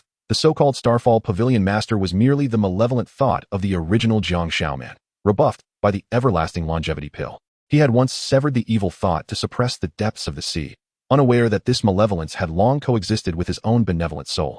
It is time to awaken, the original me. She bit her tongue, smearing the blood mingled with starfire seeds upon the missing patterns of the pestle. The body of the pestle suddenly revealed the true manuscript of Jiang Yu's Antidote Sutra. the words transforming into golden needles piercing the pupils of the Starfall Pavilion master. The ocean floor fell into silence. In the dust cloud of the shattered monument, the starfire pattern reformed on the girl's wrist, the design mirroring the fractures of the monument perfectly. When the fishermen arrived, they beheld her sitting alone upon the rocks, casting the newly woven grass ring into the returned ruin. The stardust upon the grass ring arranged into 3 interlocking loops, each note adorned with the beloved blooms of Jiang Yu's favorite 3-7 flower buds. Deeper beneath the ocean trench, an unnamed fragment of the monument quietly revealed new patterns. The curled embryo of a merman at the base suddenly opened its eyes, the reverse 7-star birthmark on its forehead flickering with the girl's breath. And upon its formless tail fin, a faint imprint of a half-woven grass butterfly was discernible. Chapter 35. The end and the beginning. The mist of the underwater stone forest was torn apart by dark currents into strands of starry silk. The starfire pattern on the girl's wrist had crawled up her neck, blooming into a triskelion at her collarbone. Suddenly, the merfolk embryo kneeling at her feet opened its eyes, its inverse 7-star birthmark resonating with the remnants of the returned void. This body, steeped in starlight essence, contained the essence of 300 reincarnation tablets embedded beneath its scales, each scale transformed from the blood droplets shed by Jiang Xiaoman during her self-destruction. To slay me is to annihilate the world. The cries of the merfolk embryo mingled with the sinister laughter of the master of the Starfall Pavilion, as the tail fin swept through, splitting the seabed into a mire of star essence, connecting the spirit veins of the returned void to the umbilical cords of beings across the 3 realms. The girl's straw sandals sank into the viscous star essence, the remnants of the annihilating star hammer branding her palm with scorch marks. As the hammer and imp, Appos, S-tip aimed at the heart of the merfolk embryo, the seal of the memory crystal shattered explosively. There stood the first generation of Jiang Xiaoman, barefoot and hair unbound, kneeling before the ice coffin, Jiang Yu's pale fingertips still entangled with an unfinished grass-woven butterfly. Beside the image of the youth weeping blood as he carved the tablet, blood characters erased by the master of the Starfall Pavilion emerged. I exchanged eternal life for my sister's reincarnation, yet the heavenly path forbids it. The soul howl of the master of the Starfall Pavilion shattered the memory crystal, yet the girl's pupils reflected Jiang Yu's final smile. As the merfolk embryo and Appos' claws were about to pierce her throat, 300 bronze coffins rose from the depths of the return void. Amid the thunderous crash of the lids falling, a sigh from Ahin reverberated. The starfire seeds should have been used thus. Suddenly, the starfire patterns from the girl's wrist detached, forming a burning apparition of Ahin. Those luminous specks that once flowed around her wrist now transformed into the souls of 300 starfire seeds, converging like fireflies into a river of stars. Ahin's phantom embraced the merfolk embryo, leaping towards the core of the return void. As the star essence reconstituted itself into the true form of the annihilating star hammer under extreme heat, the hammer's body protruding with the years of the starfire seeds, its sharp edge blooming with the last remnants of Jiang Yu's soul. Sister, finally. When the hammer's tip pierced through the merfolk embryo and the soul core of the master of the Starfall Pavilion, the seabed surfaced with Jiang Xiaoman's final words. The characters inscribed with the juice of grass stems revealed a long-hidden lament under the starfire. Only after the calamity turns to ash can one know oneself. The one who burns to feed the fire, thus certifies the path is not the path. The remnants of the returned void's eyes collapsed into stardust under the blinding light, as the luminous specks on the girl's wrist faded with the explosion. Fishermen arriving at the scene found only half of a grass-woven butterfly, its star-tipped fragments arranged into a brand new star map, precisely the final chapter of the antidote scripture that Jiang Yu had failed to complete in her lifetime. Meanwhile, in the distant Qingshi village, a young herbalist unearthed an unnamed ruin from the scorched earth, and at the base of the tablet, a curled-up pupa suddenly pulsed, the patterns on its shell mirroring the starfire patterns of the girl before her disappearance. The sound of the tide carried the master of the Starfall Pavilion's final whisper. The reincarnation tablet is the heart of humanity. You cannot extinguish it. Amid the crashing waves against the rocks, the newly birthed pupa suddenly cracked open a seam, revealing star patterns drawn by Ahin using her ashes on the inner soft membrane, precisely the last stroke of the reincarnation formation that Jiang Xiaoman had secretly modified when dividing her soul to guard the tablet. The remnants of the master of the Starfall Pavilion's howl dissipated as the return void collapsed, while the girl picked up half of the grass-woven butterfly from the stardust. The star-tipped fragments flickered, reflecting the writhing pupa beneath the scorched seabed. Its shell patterns shared the same origin as her starfire patterns, pulsing in synchrony with the heartbeat of the young herbalist from Qingshi village. Ahin. The moment the girl's fingertip brushed against the pupa's shell, the seed of reincarnation ignited within. The pupa's silk melted into star essence, coalescing into the final apparition of Ahin. The starfire seeds do not perish. They merely change hosts. The young herbalist suddenly felt a jolt in his heart as he struck the scorched earth with his hoe. In the instant the pupa burst open, the starfire pattern emerged on his wrist, his pupils reflecting the scene of the girl cradling the pupa in the seabed. As the star butterfly emerged from the pupa and swept over the field of 7-star flowers, all the withered stems burst forth with star blossoms, the cores of which formed a miniature reincarnation tablet, its inscription being Jiang Xiaoman's final words. The reincarnation tablet is the heart of humanity. The young man murmured to the star butterfly, only to be suddenly yanked into a crevice by bronze chains. Deep within the fissure stood the last puppet of the master of the Starfall Pavilion, its chest armor embedded with the epitaphs of the girl's past lives. Did you think that burning the return void would allow you to? Suddenly, the star butterfly plunged into the puppet's eye socket, and the starfire pattern spread through the seams of the armor. When the young man crushed the puppet's throat, what erupted was not the star essence but the remnants of Jiang Yu's soul. Xiaoman, share the starfire seeds. The underwater girl suddenly looked up. The luminous specks on her wrist completely vanished. The grass-woven butterfly she had thrown apart in the whirlpool dissolved, and the stardust coalesced into a new star map, deep within the depths of the North Sea ice abyss. 300 bronze coffins floated to the surface of the ice layer, each lid engraved with the name of the young herbalist. The master of the Starfall Pavilion had long foretold. The girl's sigh mingled with the sea breeze. The reincarnation tablet cannot be extinguished. When the coffins of the ice abyss trembled open, a baby's cry resonated from within one of the coffins, wrapped in a swaddling of star patterns. The infant's heart bore the half of the annihilating star hammer that glimmered with the breaths of the young herbalist from Qingshi village, yet deeper within the ice layer. Beside the ice sculpture of the first-generation Jiang Xiaoman and Jiang Yu embracing, a line of new frost quietly formed in the depths of the ashes. One can truly see you in me. Chapter 36. The ashen eye as the bronze chains of the ice abyss coffin cluster shattered one by one. The infant cradled in the arms of the youth from Qingshi village suddenly began to wail. A fragment of the star-extinguishing scepter erupted in stellar flames, melting the icy layer of 300 coffins into the star map of Jiang Xiaoman's final moments. The boy's pupils reflected the image of a girl from the ocean depths, who pressed a grass-woven butterfly against her heart, her wrist shimmering in sync with the scepter's radiance. The soul-partitioning technique of the starfire seed. The boy's mind exploded with memories of a hen. It was revealed that we were all part of the same game. Suddenly, the girl's grass shoes sank into the starlight quicksand, where the bronze claws of the Starfall Pavilion master reached out from beneath.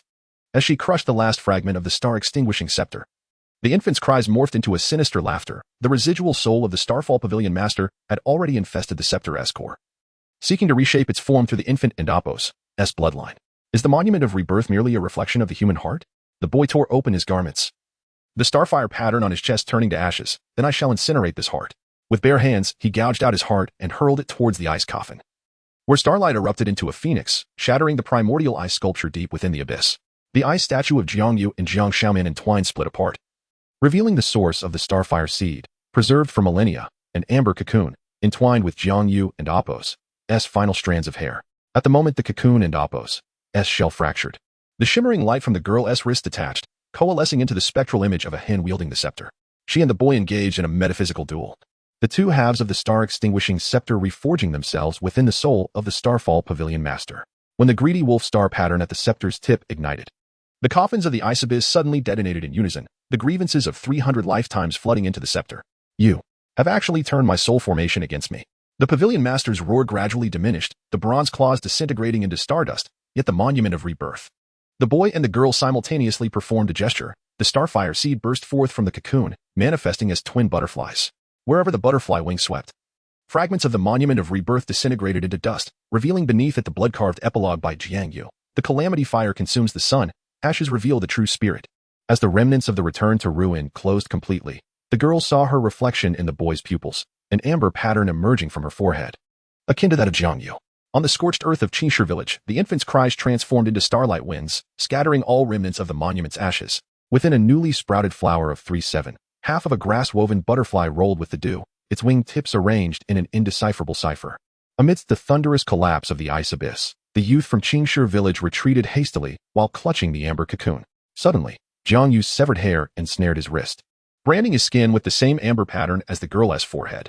The girl from the ocean depths seemed to sense it, reaching towards her heart, where an illusion of the primordial Jiang Xiaoman wielding the scepter and gouging out her heart materialized. Sister, you have even calculated my eyes. The boy's left eye began to bleed silver, his pupils reflecting the truth hidden in the deepest reaches of the return to ruin. Within the ash of the pavilion master, a fragment of the monument of rebirth, no larger than a fingernail, concealed the inscription of Jiang Xiaoman's initial death year.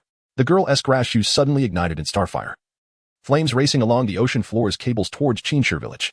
When the flames reached the amber cocoon in the boy's arms, the cocoon's threads rapidly transformed into a net, drawing both of them into the crevice of the ice abyss. At the end of the crevice, 300 bronze ice coffins hung in a star formation, each containing a girl marked with the amber pattern on her forehead. The central coffin bore the inscription, "In the year of the rat, on the awakening of insects." Jiang Yu gouged her eye to nourish the Dan. This is the true repository of medicinal catalysts. The amber pattern in the boy's pupils pierced through the ice coffin, and Jiang Yu's gouged left eye suddenly pulsated within the coffin. The shimmering light from the girl and Apos' wrist flew into the eye, causing the ice coffin to explode, the entire star formation beginning to rotate. The pavilion master's residual laughter seeped from each coffin. The monument of rebirth is the human heart, where there is desire in the heart. Before the words could finish, Jiang Yu's left eye suddenly merged into the boy's right eye, the amber and silver blood congealing into an ash-colored hue within his gaze. As the light of the ashen eye swept over the coffin cluster, blood letters appeared on the inner sides of all coffin lids, each inscribed by the fingers of past alchemists in their final moments, expressing their regrets. The boy abruptly raised the cocoon and smashed it to the ground. Amber shards pierced the ice layer. Jiang Yu's severed hair slithered like a living serpent. Piecing together the initial truth within the star formation, Jiang Yu had willingly gouged out her eye to plant the seed of the ashen eye within the soul core of the Starfall Pavilion Master. The girl from the ocean depths let out a cry of pain as her right eye was extracted by an invisible force, transforming into a stream of light that entered the boy's left eye. When the ashen eyes fully closed and then opened, a crystalline monument rose from the depths of the ice abyss, its surface flowing with the unspoken legacies of all alchemists. At the pinnacle was the blood-carved declaration by Jiang Yu: "I would rather be the ashen eye than a pill of eternal life." The Pavilion Master's residual soul contorted and howled within the inscription, yet it could not withstand the weight of 300 lifetimes of alchemists' words. As the boy plunged the star-extinguishing scepter into the eye of the monument, the girl and Apos' grass shoes disintegrated into stardust, leaving in his ear Jiang Yu's final whisper: "Take our eyes to witness the new world." As the ice abyss completely collapsed, the 3-7 fields of Qishir village suddenly blossomed. The young herbalist sat alone amidst the sea of flowers, with each blossom he picked. The amber pattern on his forehead faded a fraction. Meanwhile, in a fishing village 1,000 miles away, the blind girl smiled, feeling the newly woven grass ring. Her wrist's shimmering light had coalesced into a butterfly-shaped star pattern. In the deep-sea chasm, a fragment of the monument of rebirth quietly emerged with new inscriptions. As the starfire cocoon nestled below pulsed in time with the boy's rhythm of herbal gathering.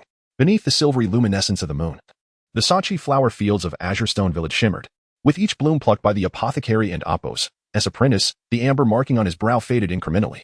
As the stardust within the final flower's stamen dispersed into the night air, his ashen eye flared open, its gaze piercing the earth to reveal a chrysalis of astral fire adrift in the abyssal trenches, its shell pulsating in rhythm with his very breath. "Sister, is this the path you've chosen?" The youth crushed the remnants of a fragmented monument in his palm, the astral essence coalescing into a fish-shaped dirk. The weapon and Apos' embossed patterns resonated with the submarine chrysalis, guiding him toward the village and Apos' ancient well. From the well and Apos' depths echoed the dragging of brazen chains. As the boy slashed his wrist, letting droplets of blood fall into the water, the reflection of a village girl materialized. She was interring newly woven grass wreaths into the tidal flats, their stardust forming a matrix for the resurgence of the Guaishu. The girl's singular eye abruptly wept argent blood, mirroring the boy's ashen gaze. The appointed hour has arrived. The submarine chrysalis of astral fire detonated, its filaments engulfing Jiang Yu's lingering soul as it surged into the ravaged eye of Guaishu. As astral moss emerged from the chrysalis and flitted over Azure Stone Village, amber markings manifested on every villager's wrist, their pupils reflecting a phantasm of Jiang Shaman's self-immolation. The fish-shaped dirk in the boy's hand expanded, transforming into the true form of the star-quenching pestle, its astral patterns aligning seamlessly with the Guaishu matrix. The monument of rebirth is but the human heart? The youth plunged the star-quenching pestle into the well's matrix, declaring, "Then I shall rewrite the human heart." The well water seethed into astral essence, flowing through the earth to inundate the deep sea. The girl and Apos' buried wreaths levitated, their stardust forming 300 residual souls of apothecaries, chanting Jiang Yu and Apos' legacy. The burning vein incantation. The ravaged eye of Guaishu collapsed into a point of light amidst the sonorous waves. The Starfall Pavilion Lord and Apos' final shriek solidifying into icy rain. "You cannot extinguish avarice." The boy and Apos' right eye exploded, its ashen essence transforming into a meteor that plunged into Guaishu. As the girl's singular eye shifted to an amber hue, a pristine crystal monument ascended from the seabed, its surface reflecting the joyful visages of all the apothecaries' reincarnations. The monument's base bore Jiang Shaman's new prophecy: "When the ashes of tribulation return to dust, only then shall the heart of heaven and earth be revealed." In the dawn light of the fishing village, the girl retrieved a shard of the star-quenching pestle washed ashore. Within, a micro-etched astral map revealed a nascent infant and Apos' palm, bearing a birthmark akin to the ashen eye. Outside Azure Stone Village, the Sanchi seedlings planted by the apothecary and Apos' apprentice bloomed, each petal inlaid with astral fire, scattering in the wind to distant mountains. In the depths of the submarine trenches, the Starfall Pavilion Lord's silhouette emerged in the crystal monument's reflection. He pinched a grass seed between his fingers, his cold laughter carried by the undercurrents to unknown shores. The human heart is the monument. We are all. The joyful visages reflected on the crystal monument contorted in the moonlight, as the Azure Stone Village youth knelt before the monument and Appos, as fragments, coughing up astral essence. The nascent astral fire marking on his palm flickered, guiding him to a tremor deep within the earth. The Sanchi flowers planted the previous night had mutated, their roots ensnaring the villagers' ankles, dragging them towards scorched earth.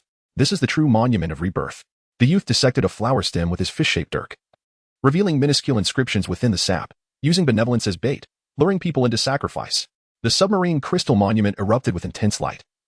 As the grass reeds buried by the fishing village girl burst from the earth, Jiang Yu's ethereal form, composed of stardust, grasped her singular eye. The hour has not yet arrived. How dare you act rashly? The girl's amber eye wept blood, the droplets solidifying into pearls, each sealing the Starfall Pavilion Lord's sinister grin. From the abyss rent in the scorched earth, brazen chains dragged forth 300 apothecary ice coffins. The astral fire marking on the youth's wrist seared through the ice, revealing amber markings on the foreheads of the maidens within, mirroring his own.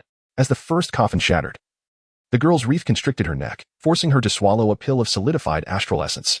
Consume it. Jiang Yu's phantom shrieked in the girl's ear. This is the elixir of eternal life you and Appos, VE refined for 300 lifetimes.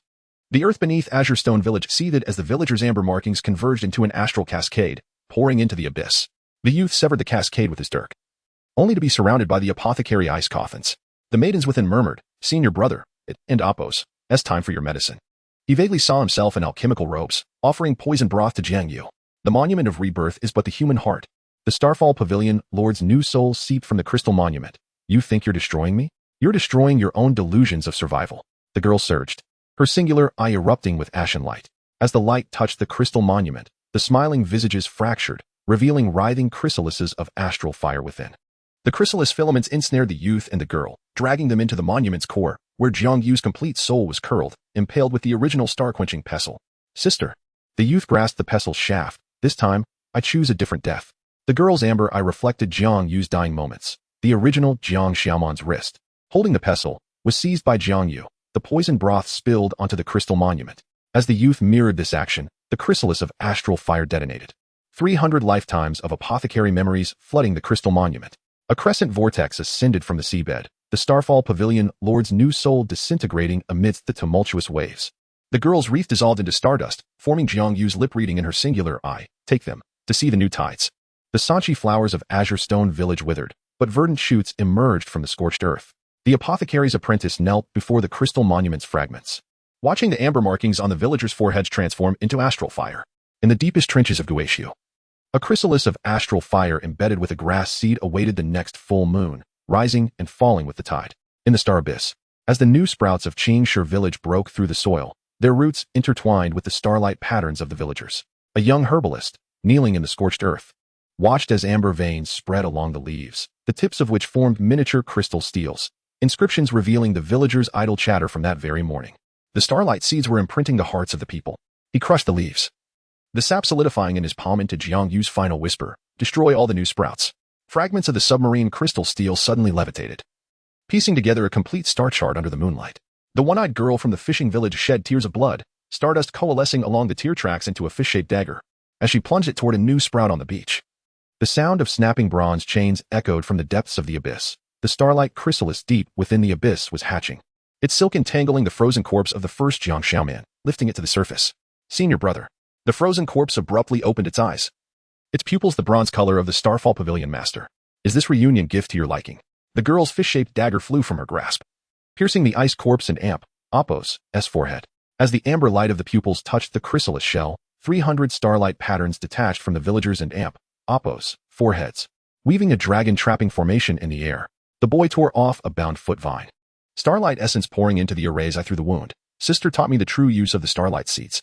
The ice corpse suddenly exploded, the Starfall Pavilion master's remnant soul, wrapped in chrysalis silk, fleeing into the crystal steel. The moment the smile on the steel's surface cracked, all the new sprouts in Qingshi village withered simultaneously. A flesh and blood steel rising from the scorched earth, its inscription the blood-written words the boy had just carved, rather be starlight ashes than an elixir of eternal life. The girl's one eye suddenly burst, ashen light solidifying into Jiang Yu's illusory form. She grasped the boy's dagger-wielding hand. Plunging the fish-shaped dagger into the heart of the flesh and blood steel, the starlight seeds must be burned away. The abyss unleashed an apocalyptic tsunami. But it transformed into sweet rain upon reaching the fishing village. The Starfall Pavilion Master's lingering wail solidified into raindrops, each reflecting the smiling face of a reincarnated medicine slave. As the last drop of rain seeped into the scorched earth, the starlight chrysalis in the boy's arms trembled slightly, a tattered butterfly emerging from the cracked shell. Its wingtips spelling out Jiang Yu's last words in stardust. When the tribulation ends and all turns to ash, behold the rise of a new tide. In the dawn of the fishing village, the girl groped her way to finishing a new grass ring. The stardust on the ring flickered, guiding her toward a certain spot on the beach, where a baby, washed ashore by the tide, lay curled up. A birthmark on its palm sharing the same origin as the starlight pattern on the boy and Apos' forehead. Deeper in the abyss and Apos' ravines, a certain crystal steel fragment rose and fell with the waves, a new starlight chrysalis shell forming at its base. As the tide pushed the crystal steel fragment onto the reef, the Qingshi village boy was searing new amber sprouts with starlight patterns. The sap flowing from the sprout core solidified into the girl's whisper. The crystal steel is the eye of the abyss. Pierce it. On the fishing village beach, the one-eyed girl's grass ring suddenly tightened around her wrist. She reached for the baby's birthmark, the starlight pattern flowing along her fingertip into the baby's heart. As the baby let out a sinister laugh, not belonging to a newborn. The sound of shattering bronze chains echoed from the seabed. The Starfall Pavilion Master's remnant soul was reborn through the baby's flesh, its umbilical cord entwined with 300 medicine slave souls. The rebirth steel is greed itself. The baby's pupils glowed with a bronze light. Can you truly destroy it all? The boy slashed his palm, blood-stained starlight patterns painting a dragon-trapping formation on the scorched earth. As the array patterns touched the baby and Apos' birthmark, the crystal steel fragment suddenly levitated, reflecting Jiang Yu's imprisoned soul, her hands forming seals, engraving the starlight patterns of the star-extinguishing pestle into the crystal steel's core. Sister is in the steel. The boy erupted, snatching the baby, starlight patterns wrapping around the crystal steel like chains. The girls when I suddenly shed silver blood. The blood droplets solidifying in the air into an illusory fish-shaped dagger, pierced 3 inches below the navel. The moment the dagger pierced the baby's abdomen, Jiang Yu and Apos' remnant soul within the crystal steel suddenly opened her eyes. Starlight essence from her fingertips solidified into a true word, burning into the boy and Apos' forehead along the array patterns. Open the ash's eye. The boy and Apos' right eye exploded with heaven-burning flames, and wherever the light fell, the crystal steel revealed dense small characters, all the unvoiced last wishes of generations of medicine slaves. When the ashes swept across the line of blood-written words, only hoping not to be a medicine slave in the next life, the crystal steel detonated. The Starfall Pavilion Master and Apos' remnant soul, wrapped in the baby and Apos' flesh, plummeting into the abyss. No. The Pavilion Master's roar unleashed a tsunami, but it was neutralized by starlight patterns upon reaching the fishing village. A new steel surfaced on the crest of the wave, its inscription the 2 characters for peace, carved by the combined efforts of hundreds of fishermen. The girl groped her way to placing the grass ring on the stone steel, the stardust automatically arranging itself into the guardian array Jiang Yu had taught. The Qingshi village's Noto ginseng field suddenly bloomed with an unusual fragrance, and the boy plucked a flower, putting it in his mouth. The flower juice allowed him to glimpse the truth of the deep sea. The Starfall Pavilion Master's remnant soul was possessing a fetus in a certain fisherman's wife's womb. He crushed the flower stem with a cold laugh. Let's see who goes mad first in this game. As the sound of the tide gradually subsided, the girl buried a new chrysalis on the beach. The starlight patterns on the chrysalis shell resonated with the ashen eye on the boy's forehead, slowly pulsating with the phases of the moon. And in the fisherman's wife's oblivious sleep, the fetus in her womb suddenly opened its eyes, a starlight pattern, sharing the same origin as the crystal steel, surfacing on its palm. Chapter 39, The Calamity of Gestation as the tides ebbed and flowed. The pain in the fisherwoman Aegene's abdomen intensified, revealing bronze star patterns where the fetus stirred. When the youth from Qingshi village followed the trail of starfire to the fisher's abode, he was met with blood letters inscribed by the lingering soul of Jiang Yu on the window frame. Star ashes enter the womb, must summon the tide to avert calamity. It is too late. Suddenly, Aegene awoke, her pupils shimmering with the bronze hue of the Starfall Pavilion's master. She tore open her garment, the outline of the star-extinguishing scepter beneath her skin protruding from her abdomen, as the bones of the fetus were the last 3 missing fragments. The starfire pattern on the youth's wrist detached and morphed into a fish-shaped dagger, aimed at the fetal abdomen. Yet, as it touched her skin, tears mingled with star essence cascaded down Aegene's cheeks. These tears shared the same origin as the blood tears shed by Jiang Yu when she was blinded years ago. The ashen eye opened. The girl and Apos' single eye erupted with brilliance from outside the door.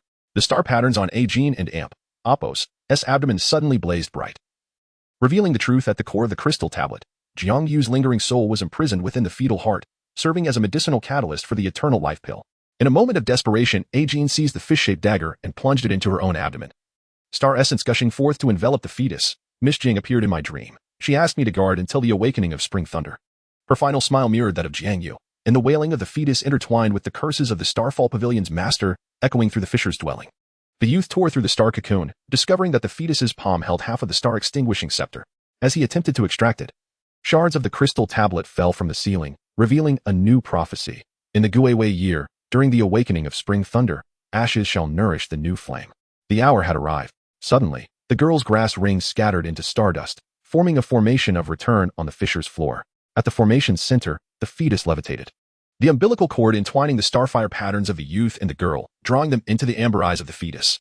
Within those eyes was a miniature version of the Abyss of Return, where Jiangyu was bound by bronze chains beneath a waterfall of star essence. Her shattered left eye suddenly leaped into the youth's right eye.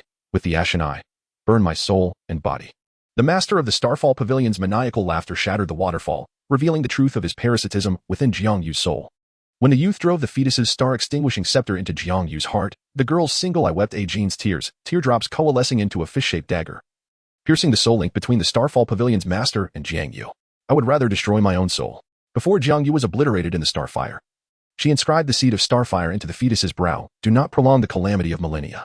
Outside the fisher's dwelling, a new tablet rose from the sea and Apos' surface, inscribed with the word sacrifice written in the blood of 300 fishermen. The fetus in the youth and Apos' arms ceased its cries, the star pattern on its palm transforming into a pure amber hue. Meanwhile, in the depths of the sea, a newly born starfire pupa pulsed in rhythm with the fetus's breath, the cracks in its shell perfectly aligning with the star pattern on the youth's forehead. The fetid odor of the fisher's abode was incinerated by the starfire, and the fetus in the youth's embrace suddenly stopped crying.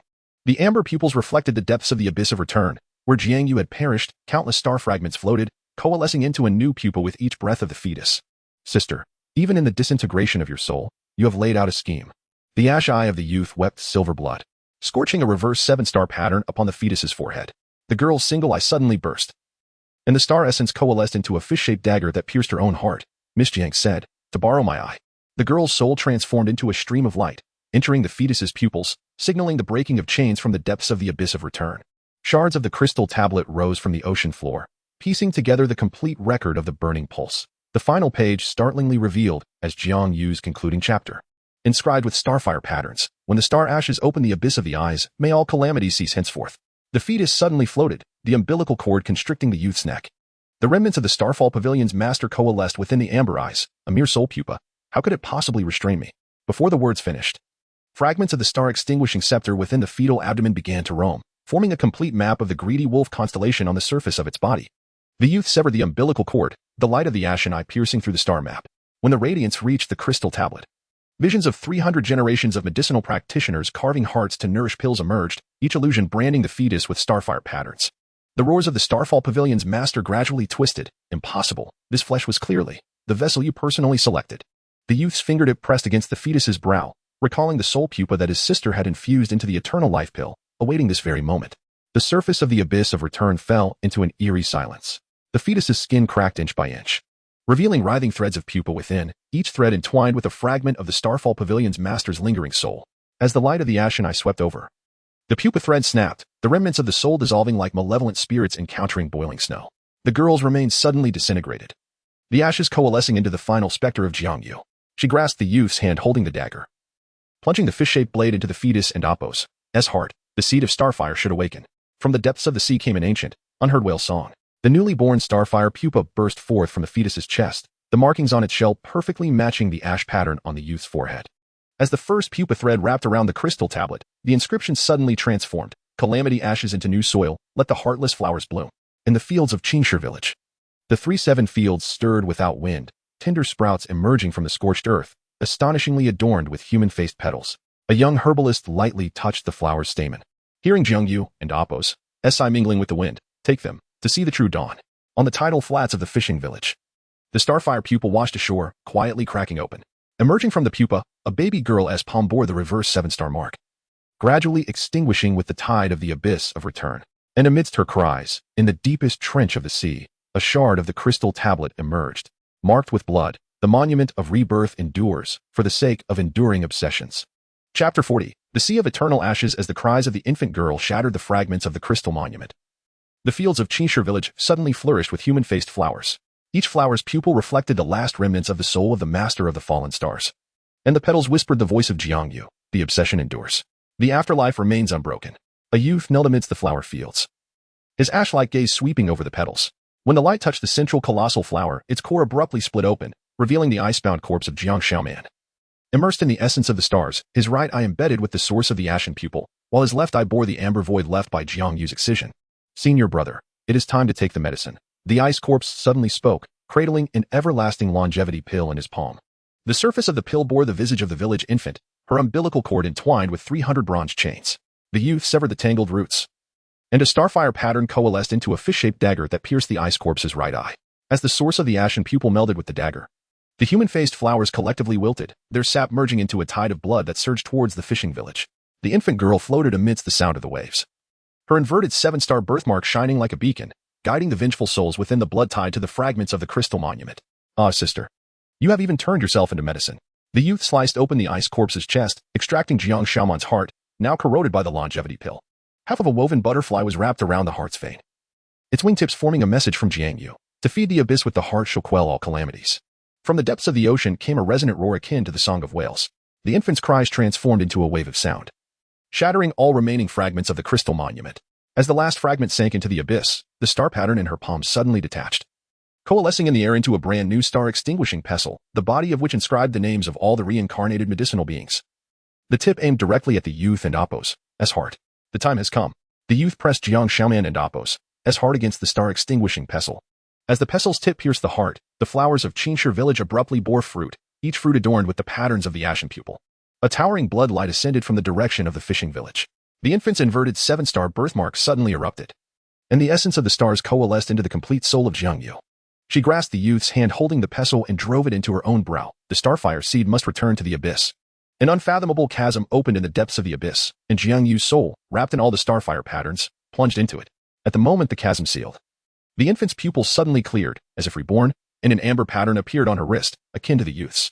Upon the scorched earth of Qinshi village, the youth planted the final Qinshi flower. As the roots penetrated the earth's veins, he heard Jiangyu's last sigh. Show her, the true dawn. In the deep-sea ravines, the newly born starfire chrysalis pulsed with the rhythm of the infant girl's breath. The patterns on the chrysalis intertwined with the residual star scars of the star-extinguishing pestle, forming an indecipherable script. On the highest reef of the fishing village, the infant was assembling the remnants of the monument for the afterlife from shells, each shell's inner surface reflecting the scene of Jiang Xiaoman's self-harm, only this time. The dagger in his hand was aimed at the throat of the master of the fallen stars. The infant's shell puzzle shimmered under the moonlight, each piece reflecting the phantasm of Jiang Xiaoman thrusting the dagger toward the master of the fallen stars. As the youth stepped into the remnants of the abyss, the star-extinguishing pestle in his hand suddenly elongated, the pestle's star patterns seamlessly fitting with the infant's puzzle, illuminating the 480,000 years of Jiangyu's strategy laid at the bottom of the abyss. Senior brother. The remnants of Jiangyu's body in the icy coffin at the abyss's bottom suddenly opened its eyes, the first-generation star-extinguishing pestle embedded in its chest. The ashen pupil requires.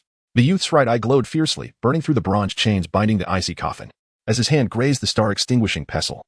The cries of the infant girl reverberated throughout the abyss, the starfire patterns of 300 medicinal beings surging into the pestle from all directions.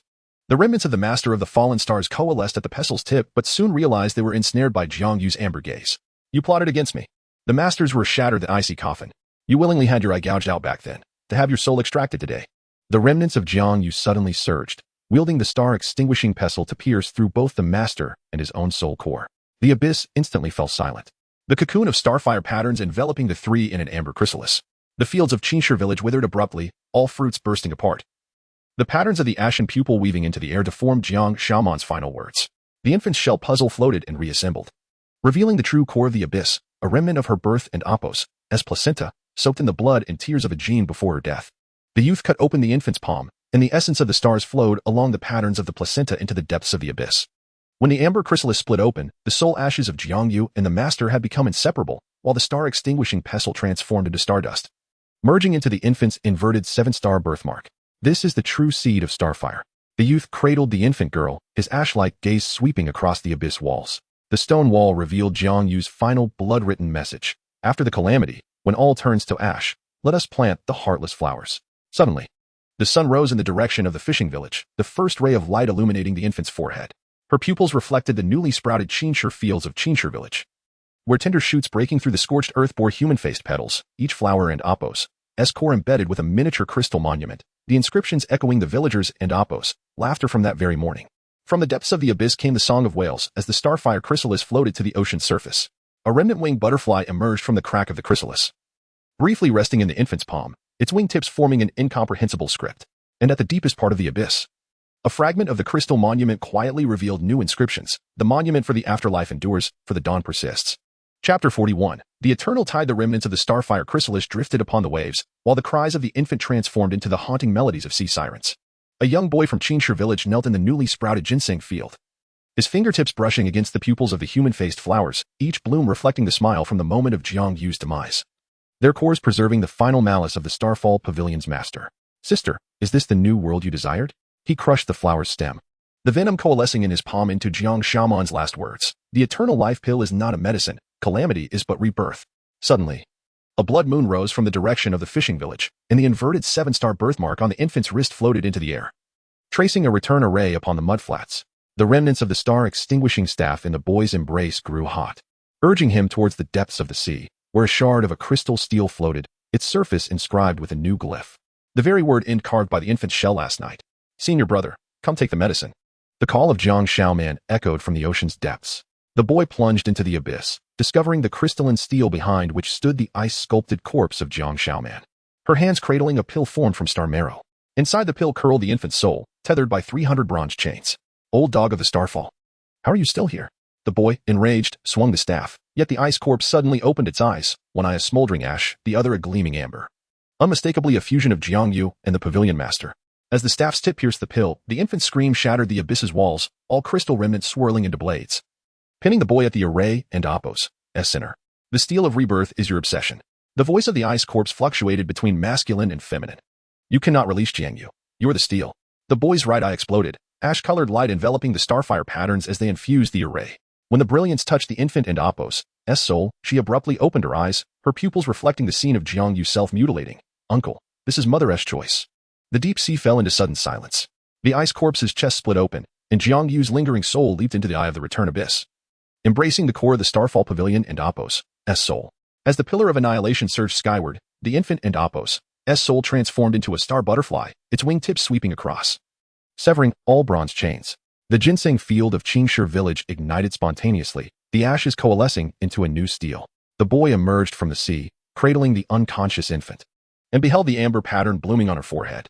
Behind them, the glyph formed from the crystal remnants began to disintegrate, each stroke morphing into stardust, cascading towards the newly constructed piece steel in the fishing village. It is over. The boy coughed up star marrow, etching the final starfire pattern into the infant's palm.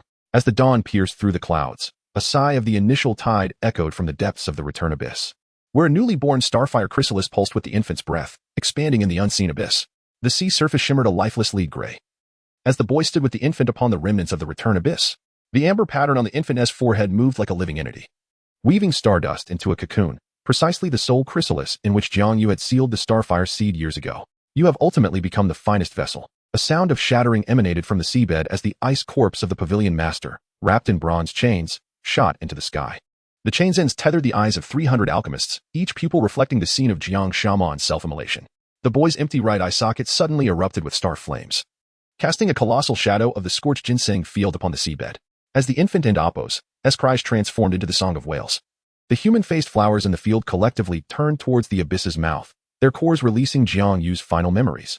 On that initial rainy night, Jiang Yu pressed the tip of her hairpin against her throat, smiling softly at Jiang Shaoman, who held the medicine. When my soul enters the return abyss, you must allow the starfire seed to witness true light. As the fragments of memory pierced the core of the Starfall Pavilion's soul, the infant suddenly floated into the air. She tore open the amniotic sac on her chest, revealing a heart pulsating like the rising sun, each beat shattering a bronze chain, transforming the alchemists and Apos' eyes into star butterflies as the chains broke. It cannot be. The Pavilion Master's soul body is covered in chrysalis threads. The eternal life pill is clearly. The eternal life pill contains my soul chrysalis. The ethereal image of Jiang Yu emerged from the infant and Apos' pupils. Every pill you fed Jiang Shaoman nurtured this starfire seed. The return abyss fell into absolute silence. The brilliance erupting from the infant's heart consumed the Pavilion Master's last scream, and the crystalline remnants at the abyss's bottom melted into a liquid star river. The boy cast the remnants of the star-extinguishing staff into the cascade of light, the star patterns of the staff resonating with the infant's heartbeat, painting the final chapter left by Jiang Yu at the abyss's bottom, where the star flames burn away. 3,000 alchemists cradle the star marrow, planting nameless human-faced flowers in the scorched earth. As each flower withers, a new steel rises in the return abyss. Its inscription written by the hands of reincarnators. When the infant fell into the boy's embrace, the amber pattern on her forehead had solidified into a new moon mark. The morning bell resonated from the direction of Qinshi village, as tender sprouts broke through the scorched earth, crowned with dewdrops from the crystalline steel. The water stains on the steel evaporating with the sunrise, revealing Jiang Xiaoman's true legacy beneath. The calamity burns my bones, nourishing 30,000 miles of fertile land. From the deep sea came an ancient, unheard sound of shattering. The starfire chrysalis fully blossomed at the abyss's bottom. Its shell transforming into stardust mingling with the first rays of sunlight, while the cocoon threads entwined around the infant's swaddling. When the first beam of sunlight pierced through the sea mist, the gravestone of fisherwoman Jean erupted with human-faced flowers, each petal cradling a seed untouched by starfire. The boy carried the infant towards the tide line, as the remnants of the return abyss closed with the retreating waves. Suddenly, the infant grasped his missing right eye socket. Pressing the last glimmers of the starfire chrysalis into the bloodied wound, where a new eye, like glass, began to grow, its pupils reflecting the vast clear sky. Devoid of any ash. Chapter 42. Embers of the cocoon shore on the tidal flats where the waters receded, the boy and Appos, cerulean eye suddenly rippled. The crescent-shaped birthmark on the infant girl's forehead absorbed the rhythm of the retreating tide, while a muffled sound of dragging bronze chains echoed faintly beneath the sea surface. "Amen," the boy whispered into the void. In the depths reflected in his cerulean eye, 300 fractured bronze chains gnawed at the coral reefs, those swarms. Laden with the soul fragments of the Starfall Pavilion's master, were presently forging the chains into new limbs. The infant girl abruptly broke free from her swaddling. As her bare feet touched the damp sand, the entire tidal flat instantaneously blossomed with frost flowers. Frost patterns swiftly spread along the tide line, forming a colossal star trail diagram in the shallow waters, an echo of the formation that had once sealed the starfire cocoon by Jiang Yu. A thunderous vibration resonated from the seabed. The coral beings, parasitized by the bronze chains, collectively turned towards the shore, their shells revealing the distorted faces of 300 medicinal beings. The boy's cerulean eye suddenly constricted, reflecting the scene of Jiang Xiaoman's lingering soul being pierced by chains. "So it is you who resides here." The boy raised his still-bleeding right hand, the dark phantom of the Sanchi field unfurling behind him. When the first apparition of the human-faced flower touched the sea and Appos' surface, the infant girl emitted a clear, bright laugh. Within the ripples of her laughter, those coral beings gnawing at the chains suddenly froze. The faces of the medicinal beings on their backs began to melt, silvery blue star marrow gushing from their eye sockets, flowing upstream along the patterns of the bronze chains. The infant girl rose onto her toes, and a beam of light from her crescent birthmark precisely pierced the torrent of star marrow. A blinding light erupted from the seabed. When the radiance dissipated, 300 bronze chains had melted into a circular sea monster, each gap between its scales embedded with the eyes of medicinal beings. Most terrifyingly, its coral horn, protruding from its forehead, unmistakably transformed from the last phalanx of the Starfall Pavilion and Appos' master. "Starfire, mine." The sea monster unleashed a howl, overlapping the voices of the master and the medicinal beings. It swung its tentacles, woven from chains, towards the shore, and countless remnants of Jiang Xiaoman's self-inflicted demise appeared amidst the waves. Tears of blood suddenly streamed from the boy's right eye. Deep within his cerulean pupil emerged Jiang Yu and Appos' final words inscribed upon the star marrow. "The cocoon arises from the embers. The one who breaks the chrysalis must burn their eyes." He forcefully pushed the infant girl towards the burning phantom of the Sanchi field, while he faced the oncoming sea monster. As the bronze tentacles pierced the boy's chest, the infant girl's cries materialized into a tangible form. The scattered star fragments around her coalesced into a cocoon, its threads formed from the droplets of blood shed when Jiang Yu had gouged out her own eyes. The sea monster's coral horn trembled violently, as the master's phalanx began to sprout the patterns of the starfire cocoon under the glow of the blood cocoon. "So it is you." The boy laughed heartily amidst the blood mist. He grasped the bronze chain embedded in his chest, allowing the light from his cerulean eye to blaze along the chain towards the monster's core. The coral horn, parasitized by the starfire cocoon, exploded with a resounding crash, unleashing a torrential downpour of star marrow. In that moment, the infant girl's cocoon shattered. She floated in midair, her umbilical cord inexplicably connecting to the wound in the boy's chest, as the newly birthed starfire seed infused into the sea monster through this sanguine conduit.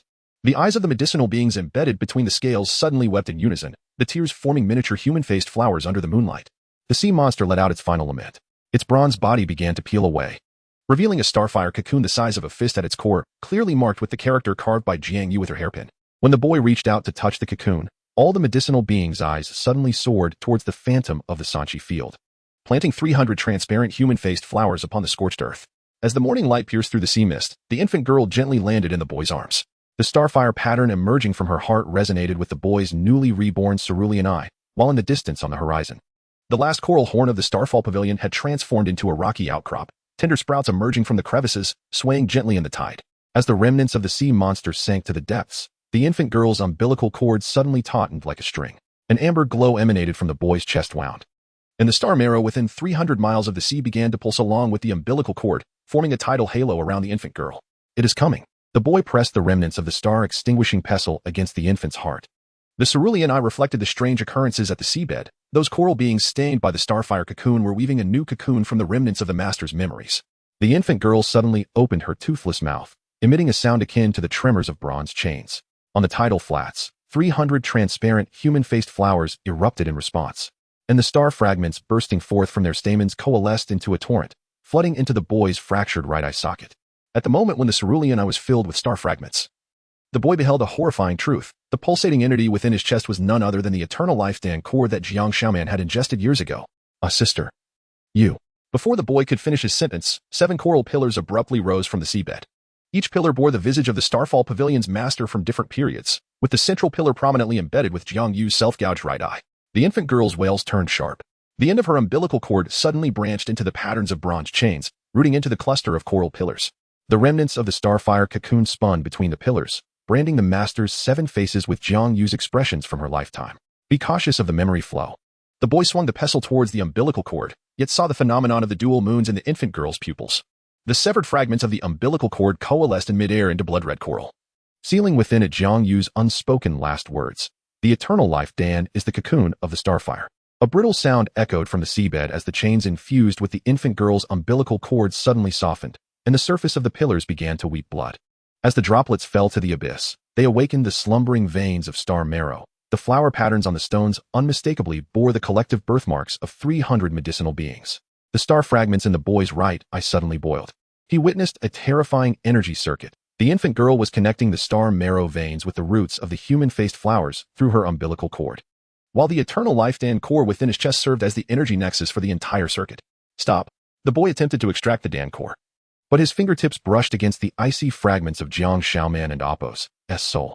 The memories sealed within surged forth. On the eve of her self-destruction, it was she who had sealed the first generation of the starfire seed within her sister's dantian. The infant girl abruptly ceased her cries. She placed her small hand on the boy and Appo's chest, and the layers of bronze rust on the surface of the eternal life Dan core began to peel away, revealing the wriggling starfire cocoon larva within. All the coral pillars at the seabed turned towards them simultaneously, and from the fissures emerged viscous star marrow, coalescing in midair into the apparition of Jiang Yu holding the newly born Jiang Xiaoman. So it is you sisters. The boy coughed up blood imbued with starfire. The cerulean eye finally discerned the entirety of the cycle when each generation of the starfire cocoon matured. It had to be nurtured with soul blood by a woman of the Jiang bloodline, while the master of the Starfall Pavilion was merely a parasite birthed from the cocoon. The infant girl suddenly levitated. The star marrow vein connected to her umbilical cord began to collapse, coalescing into a new star-extinguishing pestle.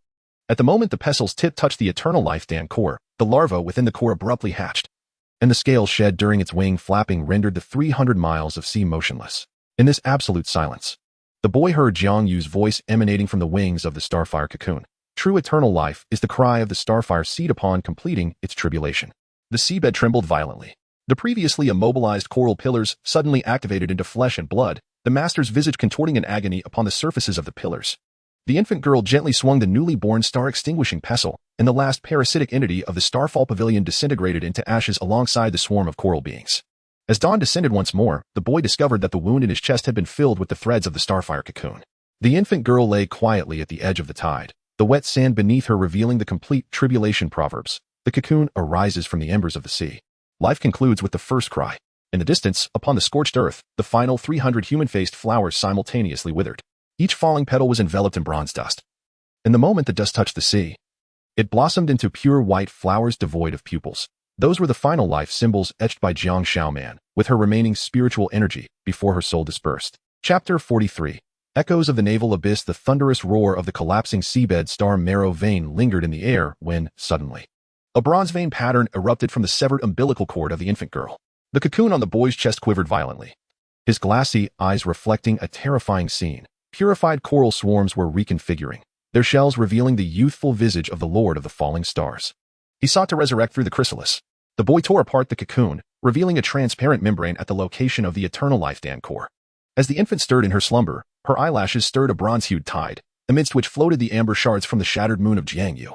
The tidal flat suddenly rose in star-shaped protrusions. 7 pure white flowers emerged from the earth's veins, their stamens radiating beams of light piercing the heavens. Suddenly, the boy's right eye was shrouded in a gray haze, unveiling a horrifying sight. Within each beam of light coiled the infant form of the Lord of the Falling Stars. Connected to the seabed star marrow vein by an umbilical cord, the infant girl abruptly opened her eyes, her pupils transforming into overlapping crescent moons. She reached out towards the light beam, and the moment her fingertips made contact, the infants within collectively emitted a sinister laugh. The closest beam to the shore suddenly exploded, the remnants of the infant lord transforming into bronze slime, adhering to the severed end of the girl's umbilical cord. Where is Jiang Yu's backup plan? The boy brandished the star-extinguishing staff towards the beam, yet the tip pierced through the illusion. Through the boy's glassy vision, the beams revealed themselves to be projections from the ruins of the falling stars pavilion miles away. The true parasitic entity was still reforming in the alchemy chamber from the Lord's era. The infant girl emitted an angry shriek. The bronze slime at her umbilical cord hardened abruptly, forming a tail vertebra adorned with reverse scales.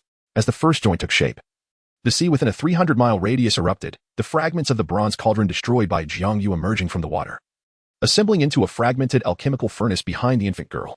The crystalline membrane on the boy's chest suddenly cracked. The starfire from the eternal life Dan core surged through his veins, searing his skin with the soul-binding incantation of the falling stars pavilion. The infant girl turned to gaze at the incantation, and blood tears suddenly streamed from her double crescent pupils, where the tears fell into the sea. Memories of Jiang Xiaoman's childbirth emerged in foamy bubbles. In the memory, a dying Jiang Xiaoman was stabbing a dagger into her swollen abdomen, sisters said. The afterbirth concealed the Lord's reincarnation contract. The bubble was suddenly corroded by the bronze slime, distorting into a scene of the Lord of the Falling Stars caressing Jiang Xiaoman's belly. It turned out the afterbirth had long been swapped. The boy roared as he tore apart the infant's tail vertebra. The break did not spurt blood, but rather the star marrow essence refined through 300 lifetimes of medicinal beings. The moment the essence touched the fragments of the bronze cauldron, the furnace spontaneously ignited with a ghostly blue flame. The seabed reverberated with the sharp sound of chains breaking through the void. 6 bronze pillars, etched with the dates of the medicinal beings, erupted from the sand, their tops supporting the fragmented soul lamp of Jiang Yu. The infant girl suddenly revealed a strange smile, her newly formed tail vertebra acting as a key that inserted into the furnace's lock, and within, the Lord of the Falling Stars' frenzied cries echoed. This is the true eternal life, Dan. The boy's right eye suddenly erupted with starfire. He perceived the shocking truth. Within the infant's abdomen coiled a complete starfire chrysalis, while in the forming furnace, the souls of the 300 medicinal beings were being refined into chrysalis shells. The glassy gaze beheld Jiang Yu and Apos' words left within the star marrow vein, the characters twisting under scrutiny into the slayer of the chrysalis gains eternal life. As the boy raised the star-extinguishing staff to pierce the infant and Apos' abdomen, all 6 soul lamps suddenly ignited. Jiang Yu and Apos' voice resonated from each wick. Dissect my child. At that moment, the infant and Apos' tail vertebra fully entered the furnace. And as the lid thunderously closed, time within the entire sea realm fell into a standstill. In the profound silence, the boy beheld a translucent afterbirth manifesting upon the infant's abdomen, enclosing not a starfire chrysalis, but Jiang Yu's right eye, which she had gouged out long ago. Deep within the pupil of the eyeball, 300 human-faced flowers flourished within the Lord and Apos' essence. As the star-extinguishing staff approached the infant and Apos' abdomen by 3 inches, the stillness of time and space rippled. The starfire from the boy and Apos' right eye coalesced into a tangible form, creating a small breach within the stasis. Through this aperture, he glimpsed the depths of Jiang Yu's right eye, where 300 human-faced flowers were taking root upon the Lord's soul core. Sister, how long will you gamble? The boy suddenly turned the tip of the staff towards his own left chest. The starfire-encased eternal life Dan core erupted from his body, carving a charred causality fracture through the stillness. As the fracture spread to the bronze alchemical furnace, the walls of the furnace suddenly bore the bloody palm print from Jiang Xiaoman and Apos' childbirth. The infant and Apos' abdomen responded with a rupture of the afterbirth. Jiang Yu and Apos' right eye ascended. The beams emitted from her pupils piercing through the stagnation of time and space, intertwining the flames of the 6 soul lamps into a spiral. As the spiral touched the starfire Dan core, the still sea suddenly rang with the sound of mourning bells, the resonance of the newly born peace monument within the scorched earth of Qingshi village. Sounds of porcelain shattering emanated from within the furnace. The lid was forcefully opened by a torrent of mingled bronze and starfire. As the souls of the 300 medicinal beings, enveloped in chrysalis fragments, surged forth, the infant girl suddenly opened her mouth, her undeveloped vocal cords producing the resonant rhythm of a bronze chime, causing the souls of the medicinal beings to disintegrate, their essence coalescing into the silhouette of Jiang Yu as she self-terminated with a hairpin. It was all wrong, all wrong. The boy coughed up fragments of his starfire-infused organs. The glassy gaze finally discerned the truth. The infant and Apos' umbilical cord did not connect to the Lord of the Falling Stars, but rather to the primordial starfire chrysalis sealed by Jiang Yu within the Eye of the Return. The seemingly controlled bronze chains were, in fact, the immune system of the chrysalis, warding off contamination. The seabed star marrow veins suddenly erupted collectively. The splintering or formed a complete memory in the air, the initial stormy night, where Jiang Yu and Apos' pinprick had not been aimed at her own throat, but at the afterbirth of the newborn infant in her arms. In the scene where Jiang Xiaoman was supposed to be, the youthful Lord of the Falling Stars stood instead. So you were the vessel. The boy gazed at the infant girl. Her newly formed tail vertebra was shedding its bronze hue, revealing a spine formed from solidified starfire beneath. The 6 soul lamps suddenly plunged into the sea, their oil igniting an everlasting starfire upon the surface, driving the remnants of the Lord's parasitic entity towards the burning peace monument. The infant girl suddenly let out a clear cry, wherever the sound waves reached. The bronze alchemical furnace melted into liquid form, the blood palm print of Jiang Xiaoman soaring towards the infant's back, branding a soaring fire phoenix pattern. Within the boy's shattered chest, the fragments of the eternal life Dan core spontaneously reconfigured, forming a miniature starfire chrysalis nestled within his heart chamber. The time had come. Jiang Yu's right eye suddenly spoke. The whites of her eye revealed a holographic projection of Qingshi village, every new grave seeping star marrow. As the first drop of star marrow trickled into the tide beneath the infant and Apos' feet, the crescent moon birthmark upon her forehead suddenly shed, revealing the complete pattern of the double crescent pupils beneath. The seabed reverberated with an ancient sound of disintegration. The coral swarms, mistakenly believed to be the Lord's revival, self-destructed en masse, releasing the seeds of the primordial human-faced flowers from within their shells. The moment the seeds touched the starfire, the charred tidal flat burst into bloom with pure white flowers, each petal reflecting the relieved smiles of the medicinal beings. The boy's right eye began to crystallize. He witnessed the remnants of Jiang Yu's soul smiling within the rift of time, cradling not a seed of starfire, but a half-impression of the peace monument. As the infant's cries transformed into the song of whales, all the pure white flowers suddenly ascended, crafting the final missing stroke of the transcending tribulation maxim in the clouds. The chrysalis extinguished in release. As the morning light pierced through the sea mist, the boy discovered that the star-extinguishing staff in his hand had transformed into stardust. The infant girl lay peacefully asleep amidst a sea of flowers, encircled by the intertwining radiance of bronze and starfire. In the direction of Qingshi village, the newly erected peace monument suddenly resonated with morning bells, the inscription shifting in the rosy light to reveal the obscured truth. Jiang Xiaoman's tomb, those who bear the seed of starfire without knowing it shall cross the eternal life tribulation. Chapter 44. The rising tide of the cocoon language. The hum of the starfire cocoon's wings startled the slumbering bronze sea. A female infant floated atop the waves, her double crescent pupils reflecting the upheaval beneath the depths. Those purified fragments of bronze chains were reassembling, with filaments of starfire mycelium sprouting between the links. This was the mycelial blanket of the cocoon speaker. Suddenly, the starfire cocoon on the boy and Apos' chest emitted the voice of Jiang Yu. He looked down to see the miniature cocoon in his heart chamber spinning threads, each filament connecting to the fiery phoenix pattern on the infant and Apos' back. The sea surface abruptly rose, revealing 7 bronze tablets, their inscriptions echoing the infant's cries from the previous night. As the first beam of dawn light touched the tablets, the bronze began to soften and collapse, revealing 300 corpses of medicinal beings, each chest embedded with half a starfire cocoon shell. The infant suddenly extended her 5 fingers. Starfire mycelium emerged from her fingertips, precisely piercing the remnants of the cocoon shell on the corpses. The boy's right eye, a glassy orb, instinctively deciphered a horrifying scene. Each shell fragment was releasing memory spores altered by the master, and the swarm of spores surged along the mycelium towards the infant's double crescent pupils. A severed chain. The boy tore off his burning sleeve to wrap around the infant's palm. At the moment the fabric touched the mycelium, the embroidered talisman of safety suddenly activated. This was the exorcism pattern that Jiang Xiaoman had stitched into the lining of the placenta years ago. A thunderous roar resonated from the seabed. The 300 corpses of medicinal beings suddenly stood upright, their chest shells merging into a complete starfire cocoon form. As the mycelial blanket enveloped the infant entirely, the boy heard Jiang Yu's warning in the soul fire. The cocoon shell was reverse interpreting the fetus. The fiery phoenix pattern on the infant and Apos' back suddenly detached and danced. Where the phoenix wings swept, the bronze liquid solidified into a mirror, revealing a terrifying truth. The infant, covered in the starfire cocoon's mycelium, was transforming into the appearance of the master in her youth. Even more horrifying was the emergence of the original master of the Starfire Pavilion's life artifact, the soul-devouring coral pin, at the severed end of her umbilical cord.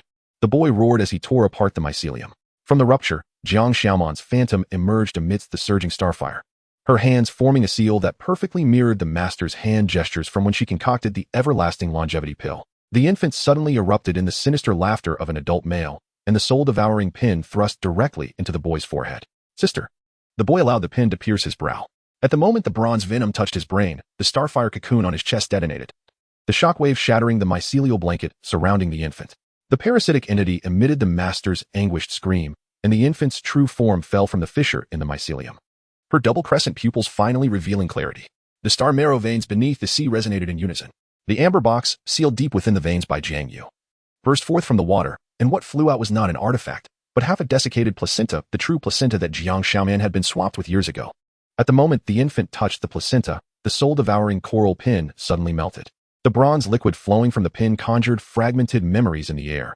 On the eve of her labor, Jiang Xiaoman had sealed the true placenta within the starfire cocoon, while she herself swallowed the master and Appos' disguised false placenta. "It was you all along." The boy coughed up blood flecked with cocoon shell fragments. His glassy eye finally perceived the entirety of the cycle. The infant was not Jiang Xiaoman and Appos' daughter, but a vessel reborn from the first starfire cocoon using the placenta. The master's true parasitic target had always been the core of the everlasting longevity pill within the boy's chest. The sea surface suddenly swirled into a bronze vortex. The 300 corpses of medicinal beings sank into the eye of the vortex, forming the enormous visage of the master of the starfire pavilion. The infant and Appos' double crescent pupils suddenly emitted beams of light, and the fragments of the pill core remaining in the boy and Appos' chest spontaneously ascended, melting into the shape of a key within the beams. "Open the coffin." Jiang Yu and Appos' voice emanated from the amber box. The placenta wrapped around the key and inserted it into the vortex and Appos' center, causing the seabed to erupt, revealing a bronze coffin that had been buried for millennia, its lid adorned with a pattern of starfire that unmistakably depicted the connection between the boy and the infant's palms. As the coffin lid opened, the infant suddenly aged into a white-haired crone. Her trembling fingertips brushed against the fossilized starfire cocoon within the coffin, and the surface of the fossil suddenly revealed a letter written in blood by Jiang Yu. "The everlasting longevity pill is a cocoon. All who consume it become the chrysalis." The boy's right eye suddenly oozed amber-colored brain matter. For the last time, the glassy eye revealed the truth. All who consumed the everlasting longevity pill were providing hosts for the reincarnation of the starfire cocoon. The true mission of the Jiang sisters was to ensure the starfire cocoon completed its self-destruction before being utterly tainted. A desperate roar from the master echoed from beneath the sea. With her final strength, the infant pushed the boy into the bronze coffin, and a starfire umbilical cord suddenly extended from within, connecting him to the fossilized cocoon. As the coffin lid closed once more, all bronze matter on the sea surface instantaneously vaporized, coalescing into an amber dome that spanned thousands of miles. In the absolute silence, the boy heard the heartbeat of the starfire cocoon fossil. That rhythm gradually synchronized with the infant's breath before her disappearance, inscribing a new maxim upon the inner wall of the amber. The cocoon perishes in self-awareness. The tide is born in the river of forgetfulness. Chapter 45. The amber voice print. At the moment the bronze coffin sealed shut, the youth heard the brittle sound of his bones growing. The starfire umbilical cord seared spiral patterns onto his spine, each groove pulsating with the tidal memories of the primordial alchemists. Suddenly, the fossilized pupil form within the coffin opened its compound eyes, revealing 300 pairs of crystalline lenses reflecting the youth's past life. He was, astonishingly, the reincarnation of the founding drug servant of the Starfall Pavilion. Thus, the threads of causality intertwined here. The starfire pattern on the youth and Appos' right hand abruptly flaked away, exposing the bronze material of his metacarpal bones beneath. The pupil compound eyes emitted beams of light, casting the primordial scenes within the coffin, the young pavilion master implanting a starfire larva into the chest cavity of the youth's ancestor. The surface of the pupil shell engraved with the birth date of the first Jiang clan shaman. The amber dome trembled suddenly. The strands of hair left behind by the dissipating infant girl danced along the inner wall of the dome, weaving a holographic projection of the Qinshi village. The youth realized that beneath the foundation of each thatched cottage lay buried bronze urns, within which floated the afterbirths of the successive starfire hosts. "Open the urns and perish." Jiang Yu and Appos' voice suddenly resonated from the pupil compound eyes. A bronze chain unexpectedly emerged from the youth and Appos' left chest, its end connected to his own spinal column. As the chain pierced the dome, the afterbirth urns shattered collectively, and 300 streams of starfire surged back, coalescing into bronze armor upon the youth and Appos' surface. From the depths of the sea came the mad laughter of the pavilion master.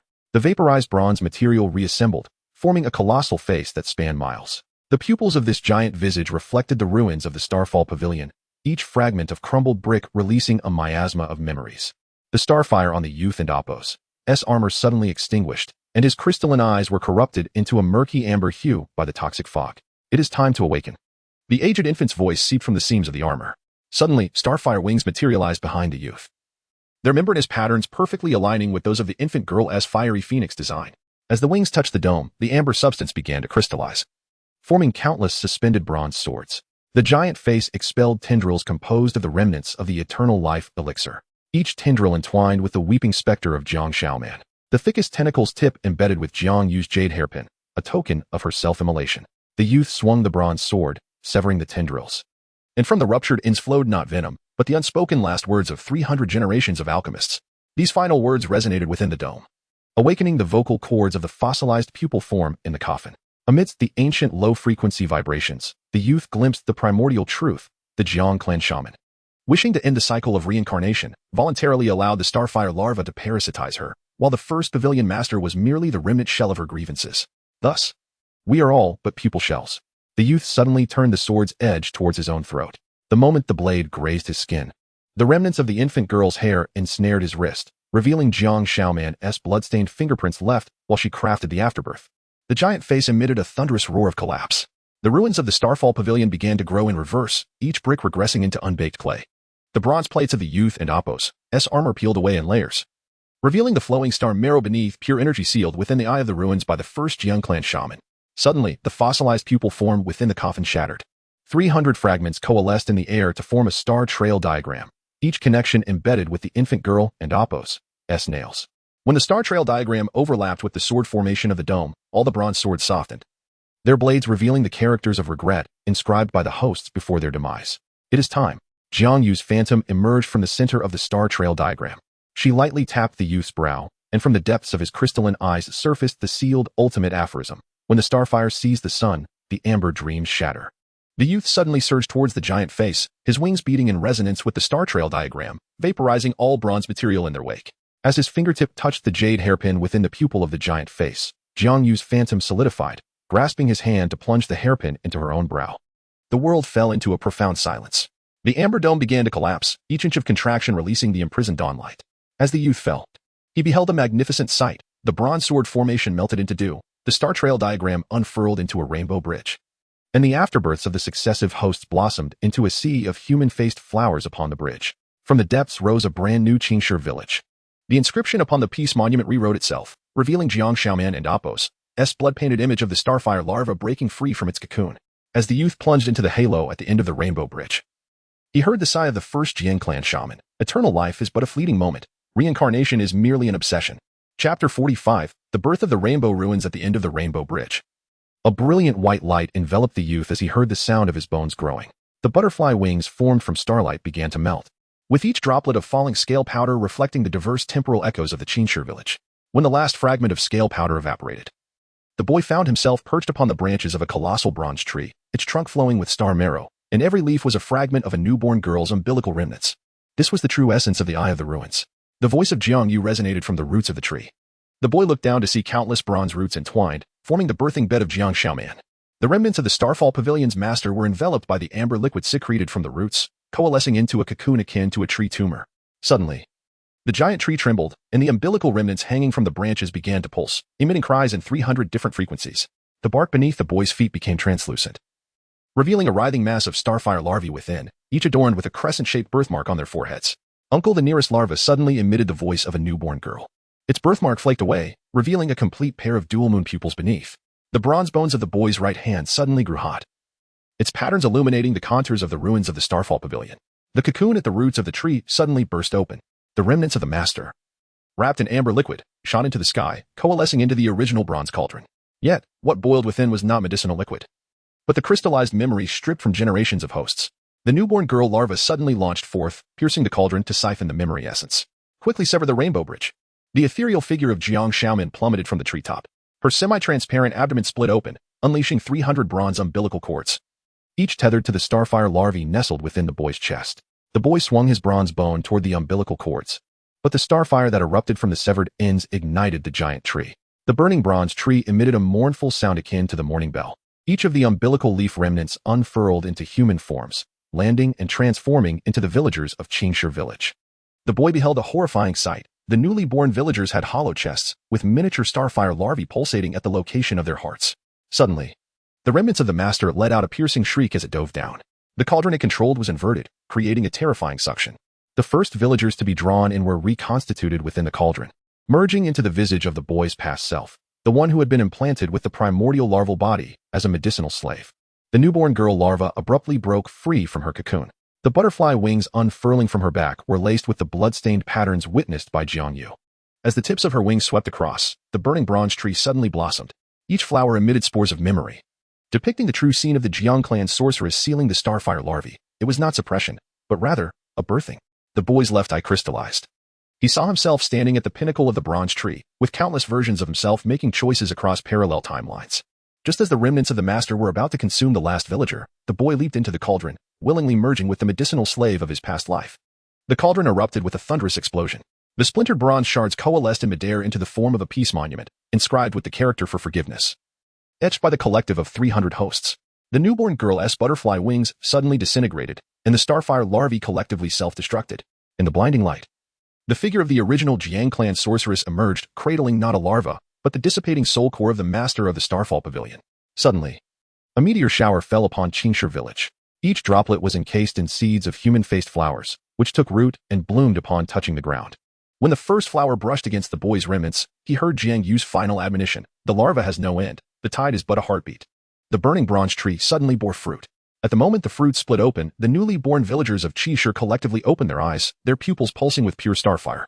Yet, in the unnoticed depths of the scorched earth, a certain umbilical cocoon was gently quivering, emitting sounds reminiscent of a newborn girl's first cries. Chapter 46. The Aurora Navel. As the placental cocoon within the scorched earth ruptured, the ashes of the bronze tree suddenly ascended. Burning sparks coalesced into feather-like crystals, weaving the celestial map of the Jiang clan's sorceress upon the dome. The shattered form of the youth abruptly stood erect, a bronze floral branch piercing through his chest, each petal a fragment of the memories altered from a past existence. The appointed hour had arrived. A dewdrop fell at the center of the celestial map, striking the cocoon, and at that moment, all the newborn villagers of Qingshi village collectively knelt. Within their hollow chests, miniature starfire cocoons were metamorphosing into butterflies, their wing patterns forming the complete sutra of transcendence. Emerging from the cocoon were not infant arms, but butterfly appendages merging bronze with starfire. As the tips of the antennae pierced the youth and Appo's brow, the lingering souls of the masters residing in the memory fragments screamed and evaporated.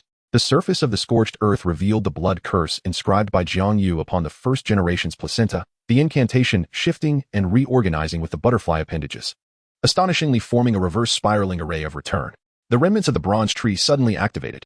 The burning branches twisted into a shape of production, and at the roots, the ethereal figure of Jiang Shaoman was in labor, not birthing a child, but fragments of the first bronze cauldron of the Starfall Pavilion. As the last fragment detached, the starfire butterflies within the villagers' chests simultaneously flapped their wings, their scales coalescing in the air into the unfinished last words of the people. The youth suddenly floated. The bronze floral branch behind him blossomed into 12 radiant halos, each embedded with fragments of an infant and Appo's placenta. As the halos began to spin, the cocoon completely shattered, and out flew a starfire mirror forged from the eyes of 300 generations of herbalists, its surface reflecting not images, but the parasitic trajectories of starfire cocoons across different temporal realms. It became evident that we are all mere cocoons. The youth reached out to touch the starfire mirror. At the moment of contact, the surface revealed the primal truth. The Jiang sorceress did not give birth to an infant, but to a collapsing miniature universe. The master of the Starfall Pavilion was merely the residue cast off during the cosmic gestation. A thunderous roar emanated from beneath Qishir village. The peace monument suddenly rose from the ground, its surface inscribed with the character for forgiveness melting into liquid, sculpting a bronze statue of Jiang Shaoman wielding scissors for tailoring. When the statue's fingertips grazed the starfire mirror, the cosmos within expanded, drawing in the remnants of the master's soul into the singularity. One by one, the halos behind the youth extinguished. With each extinguishment, a host was liberated from the memory fragments, their souls merging with the bronze statue as starfire. When the final halo dissipated, the scorched earth began to rain placental remnants, each falling piece enveloping untainted seeds of starfire. A beam of light ascended from the cocoon's location. Within the light, the complete soul of the infant girl materialized, her double moons in the forehead devoid of bronze hue, her palms cradling Jiangyu's jade hairpin used for self-immolation. As the pin's tip pierced the light beam, the entire Eye of Return suddenly contracted to the size of a glass bead, within which swirling nebulae revealed the nascent Qingshi village drifting amidst starfire. It was time to awaken. The infant pressed the glass bead into the youth's hollow chest. At the moment of contact with the remnants of starfire, all bronze materials vaporized and ascended, coalescing into an everlasting aurora in the air. In the depths of the scorched earth, the first genuine human-faced flower began to bloom, lacking pupils. Its core lay upon moist placental remnants, gently quivering in the morning light. As the aurora descended, the newly emerged human-faced flower suddenly curled its petals inward. The moist placenta at its core unfurled, revealing a complete Star Trek birthing bed. The glass bead within the youth's chest began to pulse, its nebulae swirling in perfect synchrony with the flickering aurora. From beneath the sea, the sound of bronze bells resonated. The vaporized bronze materials suddenly solidified into chains, the ends tethering 300 starfire cocoons. When the first cocoon touched the aurora, all villagers of Qingshi village clutched their chests. The miniature starfire butterflies within them were about to break free. This was true childbirth. The youth and Appo's right eye crystallized into a starfire prism. Through the prism, each starfire butterfly breaking free revealed scenes of Jiang Xiaoman stitching placentas. The swarm collectively turned towards the scorched earth, their scales forming the patterns of bronze birth canals upon the charred surface. The infant's soul suddenly split. One half merged with the aurora, while the other descended into the Star Trek birthing bed. The patterns of the birthing bed activated by the soul emerged, revealing the forbidden scene of the Jiang sorceress giving birth to the master of the Starfall Pavilion. Astoundingly, the umbilical cord of the first master connected with the fissures of the bronze Star Trek. The chains beneath the sea suddenly tautened. 300 cocoons fell like meteors onto the birthing bed, each echoing with the confessions of their hosts. The glass bead within the youth's chest shattered, and the nebula within poured forth as a river, where the waters washed over the villagers' wounds, sprouting starfire umbilical cords. The cycle of reincarnation. Jiang Yu's exclamation reverberated from within the aurora. All the starfire umbilical cords suddenly shot towards the infant's soul, weaving a bronze cocoon around her. The surface of the cocoon manifested the agonized expressions of the first generation of herbalists upon being implanted into the cocoon, each expression forming raised reliefs upon its surface. The youth suddenly knelt. His spine sprouted a tailbone forged from starfire, each joint distinctly marked by the birthdates of past hosts. When the tailbone touched the cocoon, the master's sinister laughter echoed from within. The seed of starfire must ultimately return to its maternal source. The surface of the scorched earth collapsed with a deafening roar. Emerging from the collapse was a bronze model of a womb, its walls adorned with the swapped placentas of Jiang Xiaoman. The Star Trek birthing bed suddenly tilted, and the infant cocoon rolled into the womb model, which instantly closed, revealing reliefs of 300 hosts kneeling with the eternal longevity pill in their hands. The chains beneath the sea shattered completely. Fragments of the cocoons reassembled within the aurora, forming a colossal starfire cocoon. The vascular patterns on the cocoon's surface matched precisely with the bronze veins beneath Qingshi village. The youth's tailbone suddenly pierced the womb model, and the starfire umbilical cord flowed through the joints into the womb, opening the womb to reveal the truth. The ethereal figure of the Jiang sorceress emerged from the cocoon. She formed the birthing handprints, and the womb model cracked open in response. What poured forth was not an infant, but the boiling essence of cosmic marrow. Within the essence floated the complete core of the master's soul and Jiang Yu's sealed right eye. The infant and Appo's soul suddenly dove from the aurora. She tore open her translucent abdomen, revealing the pulsating starfire placenta within. When the placenta enveloped the master and Appo's soul core, the bronze womb exploded, sending shockwaves that shattered the starfire cocoon into fine powder. The aurora began to collapse. Each ray of light enveloped in starfire cocoon powder formed a swirling nebula vortex above the scorched earth. The youth's tailbone fractured inch by inch, the powdered joints coalescing in the air to form the missing final chapter of the Sutra of Transcendence. The cocoon extinguishes upon meeting the mother. The soul returns to the source of starfire. The starfire umbilical cords of the villagers of Qingshi suddenly snapped collectively. From the ruptured ends bloomed pure white human-faced flowers, their centers cradling a miniature peace monument. As the final inscription came together, an ancient, unheard wail resonated from the depths of the scorched earth, its sound reminiscent of both the first cries of a newborn and the tremors of starfire cocoons breaking free. Chapter 47, the first cry of the source realm. As the nebula whirlpool engulfed the sound of weeping, all the pure white human-faced flowers suddenly curled inward. At the core of the blossoms, miniature peace tablets levitated, their inscriptions melting into liquid starlight, forming a bronze dome of life. The young boy's fractured coccyx suddenly sprouted bundles of starlit nerves, each nerve ending connecting to the hollow chests of the villagers. The gate to the source realm opened. The remnant soul of the Jiang clans which plummeted from the center of the whirlpool, her tattered robe unfurled, revealing a ghastly scar on her abdomen. The pattern of the scar perfectly mirrored the layout of the ruins of the Starfall Pavilion. When her fingertips grazed the dome, the bronze life channel became transparent, exposing the boiling starlight amniotic fluid within. The villagers of Qingshi collectively levitated. The dormant starlight cocoons within their chest reignited, the surface of the cocoons revealing the stitching patterns from when Jiang Xiaoman had embroidered. Abruptly, the prism in the boy's right eye shattered, its fragments coalescing in the air into 300 bronze mirrors, each reflecting the tragic births across different timelines. A sucking sound emanated from the depths of the whirlpool. A bronze umbilical cord, smeared with vernix, burst forth, its end inexplicably connected to the sealed right eye of Jiang Yu. As the cord pierced the dome's life channel, the amniotic fluid suddenly solidified into amber, preserving the mournful cries of generations of hosts stripped away. Mother! The boy suddenly knelt, howling, his vocal cords reshaped by starlight, spoke in the dialect of the first medicine slaves. The dome's life channel shattered in response, the amniotic fluid, wrapped around the amber lament, cascaded down, washing away the scorched earth to reveal the outline of a starlit infant. The remnant soul of the Jiang witch ignited. Her abdominal scar split open, revealing the life instrument of the Starfall Pavilion and Apos, S master, the soul-devouring coral reef. 300 holes on the reef simultaneously spewed forth a viscous memory. And at the moment it touched the infant's outline, the bronze mirrors collectively shifted their gaze, focusing the resentment of generations of hosts into luminous spots. The infant and Apos, S outline suddenly materialized. It bore no facial features, its skin covered in scales of bronze and starlight, cradling a miniature eye of return in its palm. When the first cry resounded, all the villagers of Qingshi melted away, their flesh and blood coalescing into a starlight umbilical cord that wrapped around the infant's neck. This was the true seed of starlight. The master's maniacal laughter erupted from within the coral reef.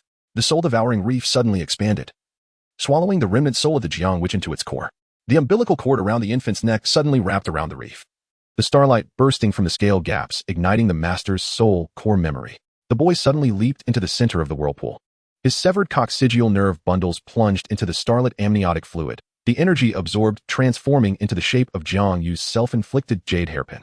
As the hairpin's tip pierced the infant's brow, the dome's life channel collapsed into a singularity, the erupting starlight tearing a rift in the fabric of time and space. On the other side of the rift, the true source realm of starlight emerged.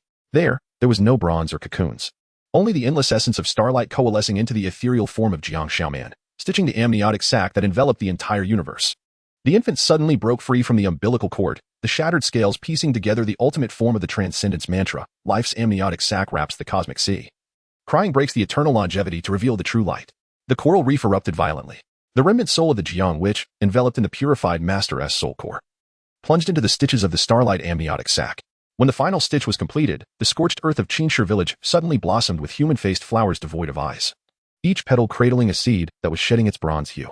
As the boy took one last glance before dissipating, he beheld his reflection on the amniotic sac of the source realm. It was the visage of a newborn girl, and within the crescent mark on her forehead, the souls of 300 hosts cradled stardust, planting nameless wildflowers in the true dawn. When the stitching lines of the starlight amniotic sac illuminated, the human-faced flowers of Qingshi village collectively withered. The fallen petals ascended in reverse, transforming into a cascade of stardust, weaving a bronze umbilical cord above the scorched earth, the end of the cord inexplicably connected to the last remnants of the boy's fading memory. The umbilical abyss resonated. The ethereal form of Jiang Xiaoman seeped from the stitches of the amniotic sac. The silver scissors in her hand suddenly melted, transforming into a starlit carving knife, inscribing the blessings of the first midwife onto the surface of the source realm's amniotic sac. With each character birthed, a scale from the surface of the starlight seed fell away, revealing the flowing essence beneath. From the depths of the sea, tremors of fetal movement reverberated. The purified bronze material suddenly crystallized, forming 300 inverted bronze cradles. Within each cradle nestled a cocoon of light, the patterns on the cocoon echoing the characters of remorse inscribed on the peace tablets by each host before their passing. The reflection of the infant suddenly materialized. She ascended the stardust waterfall, her crescent mark on the forehead splitting open, releasing the souls of 300 hosts like fireflies. As the soul fire touched the bronze cradles, the light cocoons burst open in succession, each cocoon resonating with the sound of first cries. The starlight amniotic sac of the source realm suddenly contracted. Within the folds of the stitching lines, the remnant soul of the Jiang witch was in the throes of childbirth, not birthing an infant, but the complete form of the Eye of Return. At the moment the pupil fully opened, all the bronze cradles abruptly reversed direction, pouring the newborn beings from the light cocoons into the pupil. The cycle reset. The Master-S final howl echoed from the depths of the pupil. The Eye of Return suddenly oozed bronze pus, attempting to taint the newborn souls. The infant tore apart her reflection, transforming her essence into a silver needle, piercing the parasitic core at the center of the pupil. At the moment the needle tip touched the core, the scorched earth revealed Jiang Yu's blood curse inscribed within the starlight cocoon's core. The curse crept along the silver needle, enveloping the Eye of Return, vaporizing the bronze pus into a nebula. As the last trace of pus dissipated, the silver needle of the infant suddenly melted, merging with the blood curse to form the umbilical ring of the source realm's amniotic sac. Suddenly, a rain of fetal hair descended upon Qingshi village, each strand entwined with a starlight seed, taking root and sprouting upon touching the ground. The void where the boy had dissipated suddenly collapsed, forming a miniature black hole. Half a piece of amber floated out, preserving Jiang Xiaoman's true last words. Longevity is but the pain of nurturing. The infant stepped barefoot onto the Eye of Return. With each footprint, human-faced flowers blossomed, their stamens cradling miniature models of the bronze cradles. When her final step landed in the center of the pupil, the entire starlight amniotic sac shrank into a swaddling form, enveloping the reassembling cosmic nebula. From the depths of the sea, a bronze totem of nourishment rose. 300 nipple holes on the totem simultaneously release starlight essence, nourishing the seedlings of starlight on the scorched earth.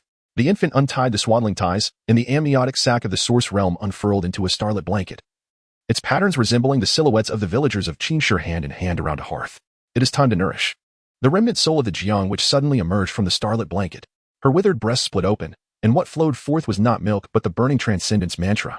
The infant bent down to suckle, and with each character that entered her throat, one nipple hole on the bronze totem closed. When the last nipple hole ran dry, the infant abruptly expelled a complete amber jade disc. Encased within was the purified soul core of the master, now pulsing in synchrony with the breath of the starlight seedling. A sigh, unheard for eternity, emanated from beneath Qingshi village, and all starlight seeds suddenly bloomed collectively. Without petals, the calyxes cradled miniature figures of Jiang Yu and Jiang Xiaoman, stitching the amniotic sac of the nebula with peace knots. The starlit blanket ignited spontaneously. From the flames emerged 300 bronze albatrosses, each beak carrying a fragment of the amniotic sac. As the flock soared over the eye of return, the ashes of the burning starlit blanket reformed into the likeness of the boy before his dissipation, his right eye a newborn starlight seed, yet his left eye embedded with the Jiang, which S umbilical ring. Uncle. The infant pressed the amber jade disc into the boy's left eye. At the moment the disc melted, all the bronze albatrosses petrified collectively, crashing onto the scorched earth to form a new grove of peace tablets. The inscriptions were no longer words, but silhouettes of the host nursing, eternally revolving beneath the starlight.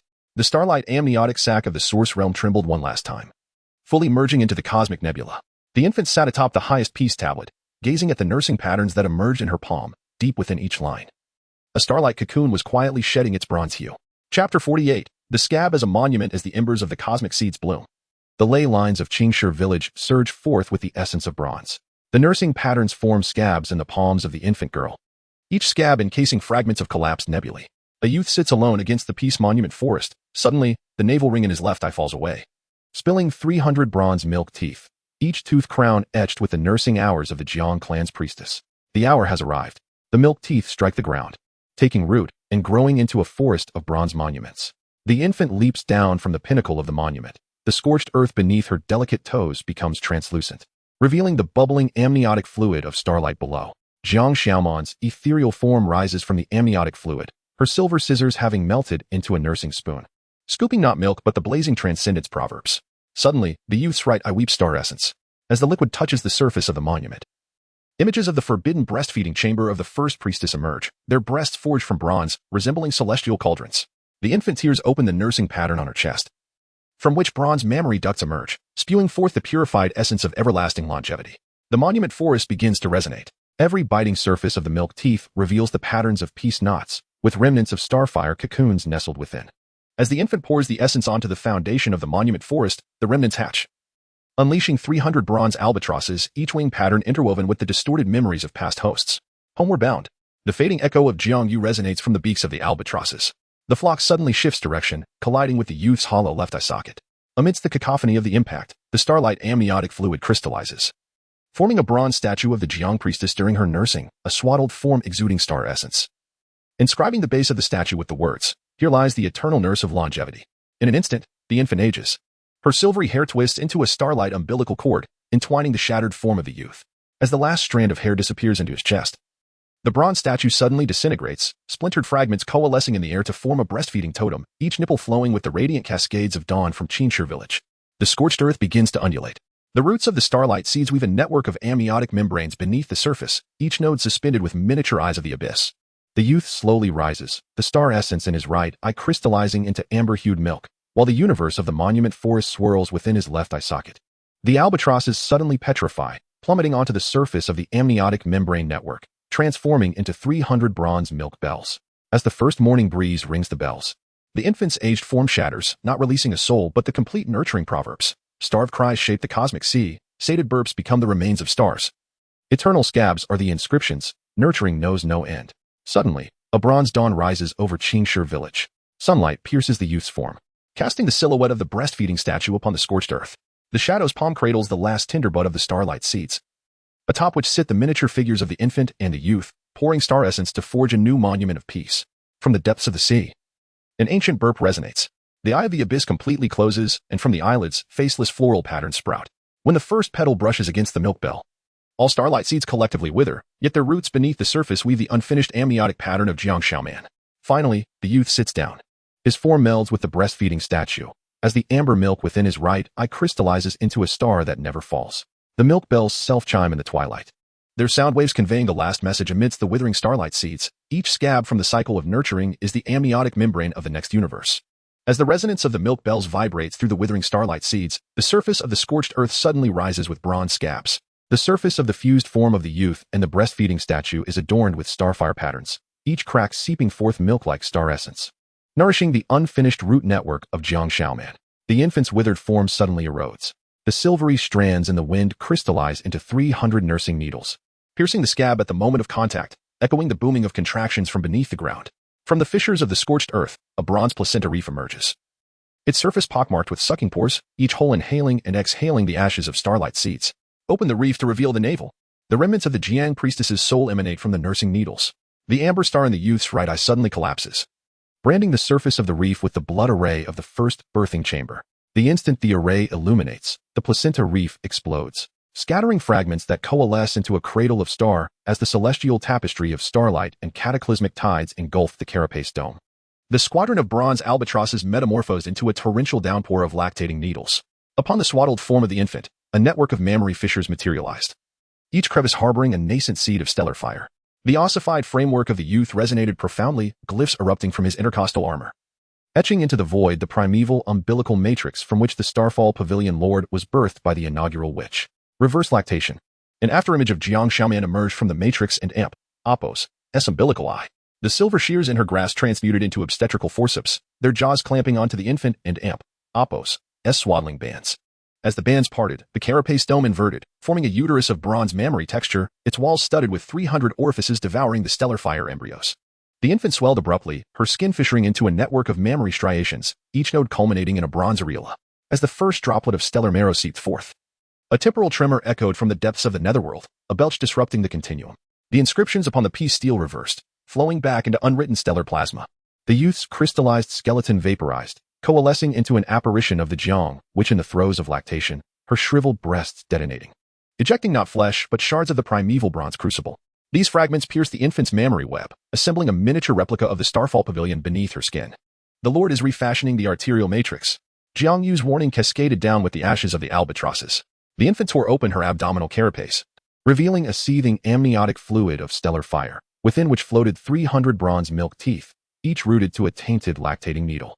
The scorched earth collapsed into a chasm of mammary texture, from which surged bronze colostrum, suspending within it the shattered glyphs of the youth. The infant plunged into the lacteal pool, the twin lunar navel rings in her brow spinning, forming a vortex of stellar fire upon the surface. From the vortex arose a bronze carapace chrysalis, its surface perforated with orifices, each extending a translucent umbilical cord of the Starfall Pavilion Lord. As the cord ensnared the infant's neck, the mammary uterus contracted, its orifices collectively reversing, regurgitating the stellar fire embryos into beams of purification. Sever the cord, incinerate the pavilion. The remnants of the youth's consciousness shrieked from the depths of the lacteal pool. Jiang Shaoman's obstetrical forceps pierced the chrysalis, expelling the primeval witch's sealed memories of lactational agony. The Starfall Pavilion Lord and Apos' umbilical cord spontaneously combusted, revealing within the flames 300 lifetimes of hosts forcibly lactating bronze pupae. The infant and Apos' mammary striations detached, the cutaneous network assembling into the nascent placenta of a new cosmos, each node embedded with a burning bronze milk tooth.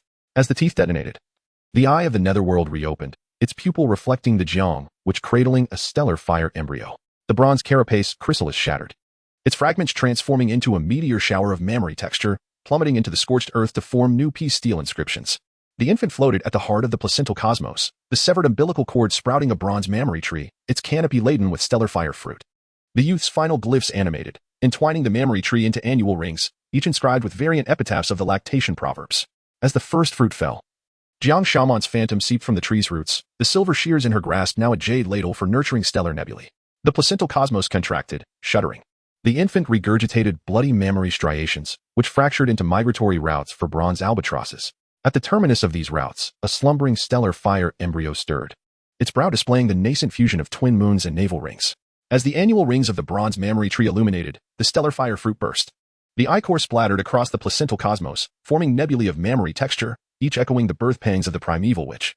The infant floated at the nexus, the severed umbilical cord sprouting a bronze lactiferous duct, spewing the youth and Apos' remaining glyph fragments. The fistula is open. Jiang Shaoman and Apos' phantom seeped from the duct and Apos' fissure. The jade ladle in her grasp melted, the liquid nebula solidifying into a lactating fistula needle, its tip piercing the nebula's texture, causing the placental cosmos to invert. Revealing the birth canal folds of the bronze uterus, embedded with the starfall pavilion, Lord's natal milk teeth. The infant contracted into a fetal position. The mammary striations on her surface inverting into a chrysalis, its shell studded with 300 sucking pustules. As the first pustule ruptured, it ejected purified lactation proverbs. Each character swathed in bronze milk tooth fragments. The mammary tree withered, its stellar fire fruit plummeting into the birth canal folds, assembling a miniature starfall pavilion within. The pavilion's crucible spontaneously combusted, ejecting the refined memories of lactational agony, their fragments piercing the infant's chrysalis, imprinting upon it the primeval witch's cervical dilation chart. The scorched earth surged, forming areola-shaped mountains, their fissures seeping stellar colostrum, coalescing into a lacteal river resembling Jiangyu. The infant's chrysalis disintegrated, revealing a newborn form riddled with fistulous orifices, each absorbing a bronze milk tooth, its root extending a mammary umbilical cord, connecting to the withered mammary tree stump. The moment of regurgitation, the youth's remaining glyphs coalesced, forming a lactating mirror upon the lacteal river. The mirror reflected not an image but the starfall pavilion lord imbibing the placental cosmos. The twin lunar navel rings in the infant's brow detached. The ring melting into a bronze fistula needle, piercing the mirror and plunging into the lord's parasitic lacteal vein. The placental cosmos convulsed. The pierced lacteal vein spewing a torrent of stellar amniotic fluid, suspending within it 300 lifetimes of host's lactating memory cysts. The infant's fistulous orifices dilated, absorbing the cysts, each rupturing to regenerate a ring upon the mammary tree stump. The areola mountains collapsed into a lactating basin, from which rose a bronze colostrum fountain, its source blocked by the Jiang witch's pubic symphysis fossil. As the infant's fistula needle touched the fossil, the starfall pavilion's crucibles detonated, their slag solidifying into a mammary-textured stellar ring. The mammary tree blossomed, its new petals the shards of the youth's glyphs, its pistil occupied by a miniature Jiangxiao man, suturing the placental cosmos with the fistula needle. With each suture, the stellar ring tightened, constricting the lord's parasitic lacteal vein. As the final fissure healed, the colostrum fountain reversed, the inrushing stellar plasma solidifying into lactating wings upon the infant and Apos' back, their veins tracing the migratory paths of bronze albatrosses. New piece steel inscriptions surfaced, etched with milk tooth proverbs. The lacteal vein is the cosmic rope, lactational agony molds the stellar fetus. The mammary tree crashed, its annual rings unfurling into a stellar fistula passage to the primeval lactation dawn. The infant soared into the passage, her wings scattering scales that solidified into 300 bronze milk studs, each pinning a scab of the Lord's soul. At the passage's terminus, the primeval witch knelt in bronze dawnlight, bearing her mammary-textured chest to the newborn placental cosmos, where pulsed not a heart, but an eternal lacteal fistula regurgitating stellar fire. Chapter 50. Colostrum star navel. As the radiant glow of the bronze dawn pierced the breast of the nursing pattern, a tide akin to fetal cries surged forth from the depths of the star fissure. The delicate scales of the infant's wings suddenly unfurled, revealing the boiling colostrum star essence beneath. From the chest fissure of the Jiang clan shaman, 300 bronze umbilical cords burst forth, each cord and Apos' adorned with the milk teeth and placentas of the ancestral hosts of the starfall pavilion. The umbilical abyss returns to its source. The howl of the first shaman triggered a tremor within the star fissure. The infant's nursing wings melted away, and liquid starlight solidified in the void, forming a chain of star birth, a chain whose surface was riddled with sucking indentations, each one imprisoning a memory of nursing pain. As the first star chain entwined around the shaman's chest, her exposed nursing pattern suddenly burst, and from the cracks emerged a starlight embryo of bronze. Suddenly, the scorched earth was drenched in a rain of placentas. The fallen placentas bounced upon the surface of the star chain, causing the splattered colostrum star essence to erode into miniature cosmic bubbles. The infant hovered at the center of the star chain web, and the double moon navel ring upon her forehead began to rotate, projecting a migratory chart of the bronze albatross, its endpoint revealing the vestige of the youth's remaining oracle bone consciousness. The first shaman abruptly knelt. The starlight embryo within her chest extended its bronze umbilical cord, piercing the infant's navel ring. At the moment of connection, all memories of nursing pain suddenly materialized, coalescing into 300 nursing guillotines, their blades poised at every junction of the star chain. Sever the chain and burn the abyss. The youth's fading shadow roared within the oracle bones. The infant suddenly tore away her nursing skin, which extended into starlight membranes in the void, enveloping the whirling guillotines. As the membranes completely encased the group of guillotines, the embryo within the first shaman's chest wailed, its sound wave shattering all the bronze milk teeth within the star fissure. The star chain abruptly collapsed. The broken links plummeted into the rain of placentas, striking the scorched earth to create nursing pattern craters. The infant fell into the deepest of these craters, where what surged forth was not lava but solidified colostrum amber. Each chapter 51. The weeping of the early scabs as the bronze albatross skimmed the surface of the colostrum sea. The umbilical cord of the new embryo suddenly ignited. Flames carved a lactation-patterned furrow into the surface of the starry scab, with bronze colostrum seeping from the depths, forming the silhouette of the Jiang clan sorceress nursing, her exposed bosom embedded with 300 star nails, each tip piercing a collapsed cosmic bubble. The scab transformed into an umbilical cord. The cries of the first sorceress shattered the surface of the sea. The new embryo's hair erupted in a frenzy, strands twisting into a stellar chain that pierced the silhouette's chest. When the star nails collided with the stellar chain, sparks erupted, coalescing in the void into a mirrored array of lactation, each mirror replaying the altered birthing scene of Jiang Shaoman. The scorched earth suddenly rose to form the mountains of milk teeth. From the fissures along the ridges, starry amniotic fluid gushed forth, revealing the crystallized spine of a youth. The new embryo suddenly rolled over, and from the severed umbilical cord, a bronze mammary duct emerged, spewing forth colostrum imbued with the bitterness of oracle bone script. The silhouette of the first sorceress shattered. Among the splattered fragments arose a miniature starfall pavilion, its apex furnace exhaling the luminous flames of the lactation mirrors. When the first wisp of Danchi touched the new embryo, a crescent-shaped umbilical ring split open upon its brow, projecting the ashes of the bronze albatross. Within the ash lay remnants of the baby girl star nails. In reverse lactation, the remnants of the star nails suddenly coalesced, forming a fistula wing behind the new embryo. The vein patterns resembled variations of the peace steel inscription, with each groove flowing with the purified essence of eternal longevity. As the wingtip brushed against the mountain of milk teeth, the mountain softened, melting into a bronze lactation-patterned birthing bed. The Starfall Pavilion's furnace erupted. The slag, entwined with the remnants of the Pavilion Master's soul scars, pieced together the diagram of the first umbilical abyss upon the birthing bed's surface. The new embryo suddenly cried out, the sound wave shattering the mirrored array of lactation, with shards piercing the nodes of the diagram, each pierced node oozing amber tears sealed by Jiangyu. The spectral image of the first sorceress emerged from the tears. The silver scissors in her hand had melted into a lactation-patterned carving knife, etching the trajectory of the starfire pupa upon the surface of the birthing bed. When the final incision was completed, the new embryo's fistula wings suddenly fell away, the wing bones embedding into the trajectory, forming the star track lactation needle. The scorched earth's surface abruptly collapsed into the abyss of the areola. At the bottom of the abyss, the sound of a satiated belch triggered a temporal quake, distorting the star track lactation needle into a bronze umbilical cord. The new embryo grasped the end of the umbilical cord, pulling forth the starfire seedling from the crescent umbilical ring upon its brow, the surface of the seedling marked with the bite marks of the Pavilion Master's soul scars. With the first lactation scab, the first sorceress suddenly tore apart her lactation silhouette.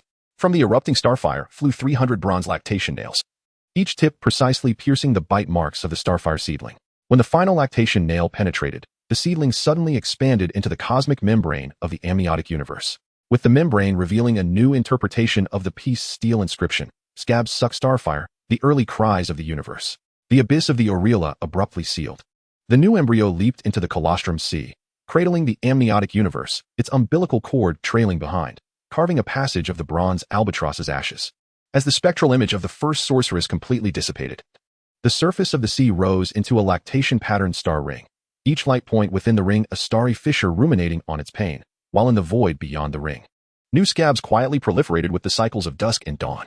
The bronze albatross's ash passage suddenly melted, forming a vortex of lactation patterns upon the surface of the colostrum sea. The amniotic universe cradled by the new embryo began to leak. When the starfire amniotic fluid touched the sea's surface, 300 bronze lactation nails suddenly detached, coalescing in the vortex's center to form a nurturing sundial. The gnomon was the purified soul scar of the Starfall Pavilion Master, returning to the source of the sundial. The remnants of the first sorceress seeped from the sundial and Apos' scale. She tore apart her lactation-patterned phantom, the fragmented shadows enveloping the new embryo as it sank to the seabed. When the embryo touched the star marrow vein at the seabed, the entire colostrum sea suddenly crystallized, the wave crest forming a bronze statue of Jiang Shaoman holding scissors, with the blade's notch flowing with oracle bone script like starfire colostrum. The amniotic universe suddenly contracted. The surface inscription of peace peeled away, revealing the writhing clusters of lactation-patterned cocoons beneath. The new embryo's crescent umbilical ring suddenly exploded, fragments piercing the cocoons, causing each starfire pupa to begin secreting bronze fetal fats, the fatty liquid coalescing into a cluster of albatross embryos at the seabed, their unformed wings adorned with the furnace patterns of the Starfall Pavilion. The seabed abruptly collapsed. From the fissures arose a bronze lactation palace, its walls marked with the claw marks of the first sorceress during childbirth. The new embryo swam into the palace cavity, where a star track umbilical nail suddenly emerged from the severed cord, its tip piercing the deepest fissure of the palace wall. Within the fissure coiled fragments of crystallized consciousness from youth, flowing with the purified lactation precepts. The reverse nail breached the palace. Jiangyu's roar triggered a starfire tsunami. The lactation palace suddenly contracted, forcing the new embryo into the spinal cavity of the youthful remnants. As the Star Trek umbilical nail touched the spinal cord, the entire bronze palace exploded. The splintered fragments coalescing into 300 lactation star nails, each star's surface marked with the biting scars of the Pavilion Master's soul. The colostrum sea abruptly boiled. The blade of Jiang Xiaoman's bronze statue melted, liquid starfire forming a lactation pattern tsunami.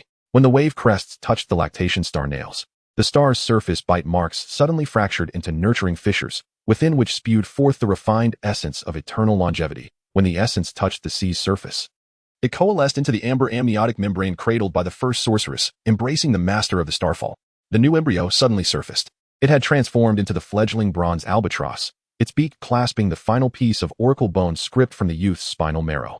As the oracle bone script fell into the amber amniotic membrane, the membrane suddenly contracted into the shape of a lactation nail, its tip pointing directly at the star marrow vein at the bottom of the colostrum sea. The scorched earth abruptly heaved into the star navel mountain range. From the mountain's surface, 300 lactation pores simultaneously exuded bronze colostrum, converging into a lactation-patterned starfire waterfall. The fledgling albatross plunged into the waterfall, its molted fetal feathers crystallizing in the torrent into the lactation precepts of the early scabs. Lactation nails rust the cosmic bones, starfall nurtures the new dawn. When the final cascade seeped into the earth's veins, a brand new piece steel emerged from the depths of the colostrum sea.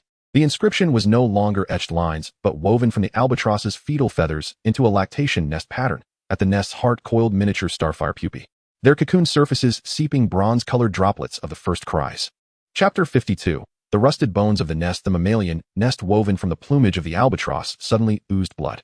As the initial dew of bronze fell into the sanguine pool, the 300 orifices of the Xingqi Mountains abruptly closed, emitting a resonant rumble akin to contractions from within the mountains.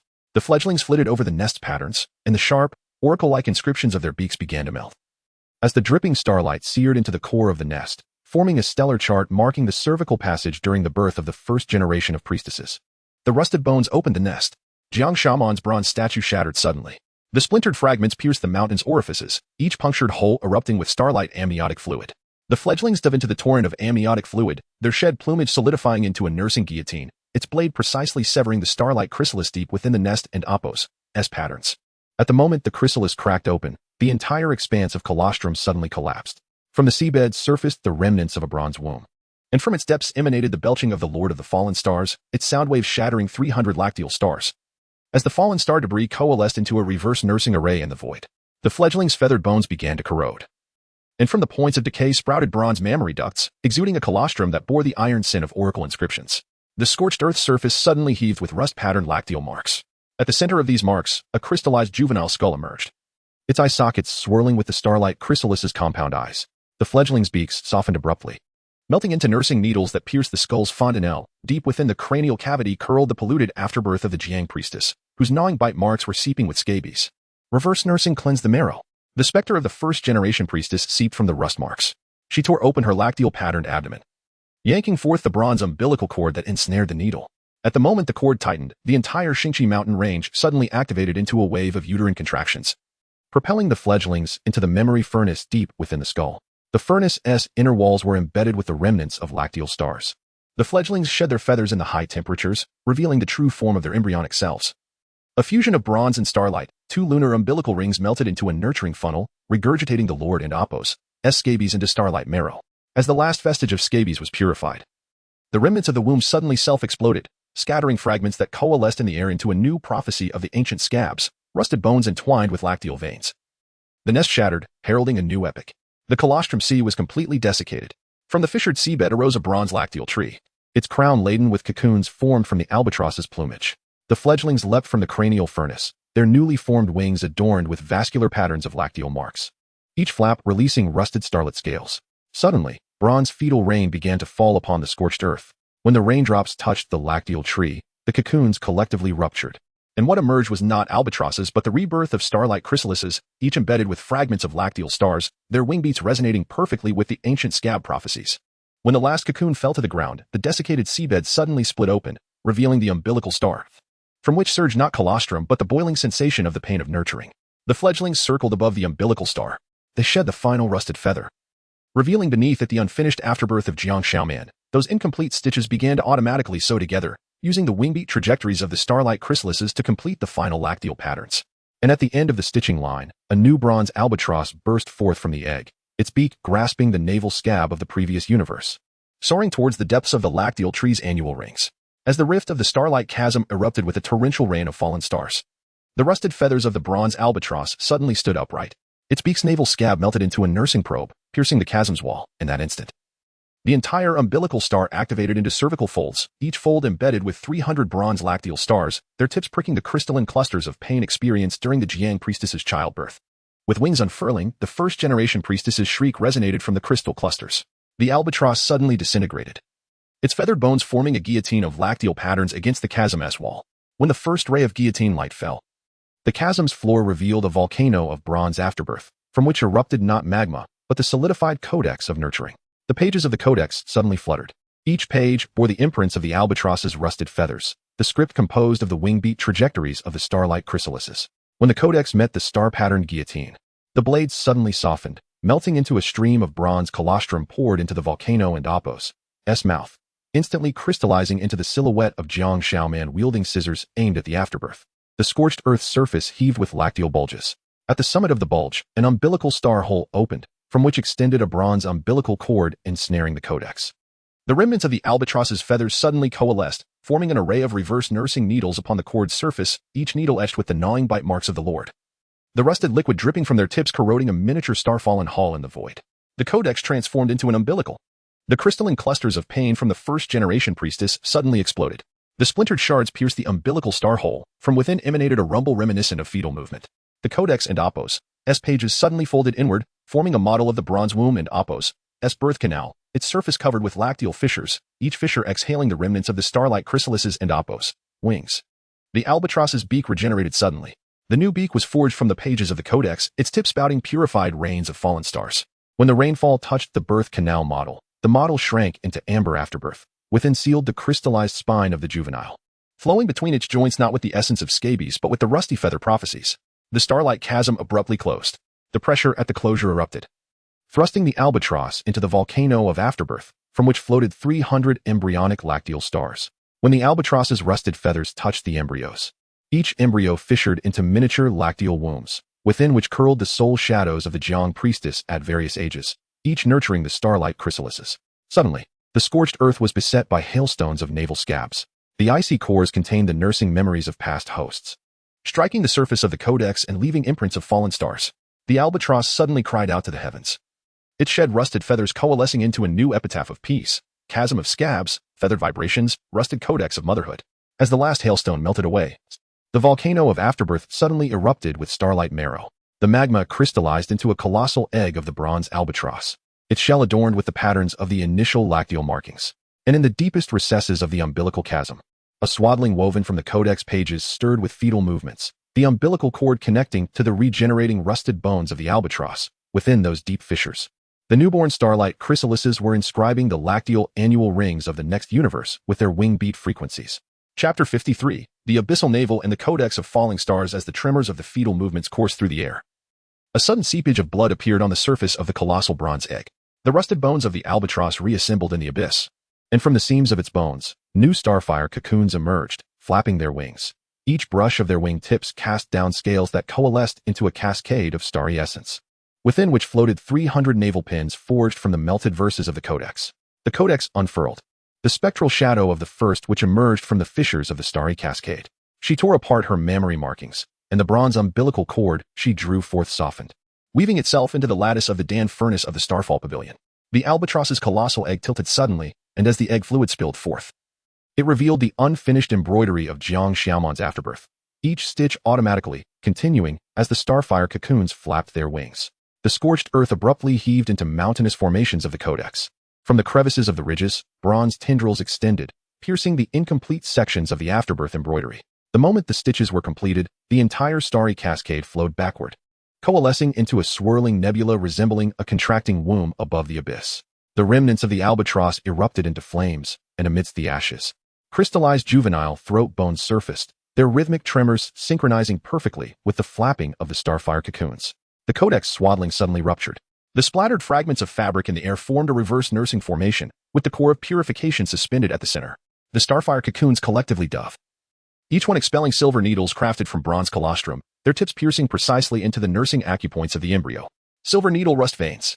The cries of the first which ignited an avalanche of the codex. The verses on the surface of the mountain shed away, coalescing into a pair of forceps in the void. As the forceps clasped the core of the soul embryo, the albatross's colossal egg shattered completely, releasing not a fledgling but a reconstructed bronze palace of codex pages. 300 nursing orifices on the palace walls erupted with starfire amniotic fluid. The scorched surface suddenly collapsed into a funnel of the naval abyss. At the base of the funnel, the pubic star monument from Zhang's witch's childbirth emerged, its inscription forged from the rusted feathers of the albatross. The starfire cocoons abruptly disbanded, their scales coalescing on the monument into the abyssal codex maxims. Naval pins rust codex wing flaps abyssal milk opens. As the last cocoon fell into the funnel, the bronze palace contracted into a nursing pin, its tip piercing the birthing canal engravings of the star monument. An ancient, unheard belch resonated from the depths of the abyss, shattering all verses of the codex. The fragmented letters reformed in the air, astonishingly assembling into an amber silhouette of Jiang Xiaoman, cradling the first starfire cocoon. The ashes of the albatross reignited. Sparks formed a rain of bronze nursing needles, piercing every joint of the amber silhouette. When the needle tips touched the compound eyes of the starfire cocoon, the entire abyssal realm activated into a birth canal, expelling the remnants of the codex alongside the newly birthed mammary markings. At the fissures of the void, an embryo sculpted from the starry cascade's milk began to stretch its limbs, its umbilical cord connecting to the rusting wing bones of the albatross.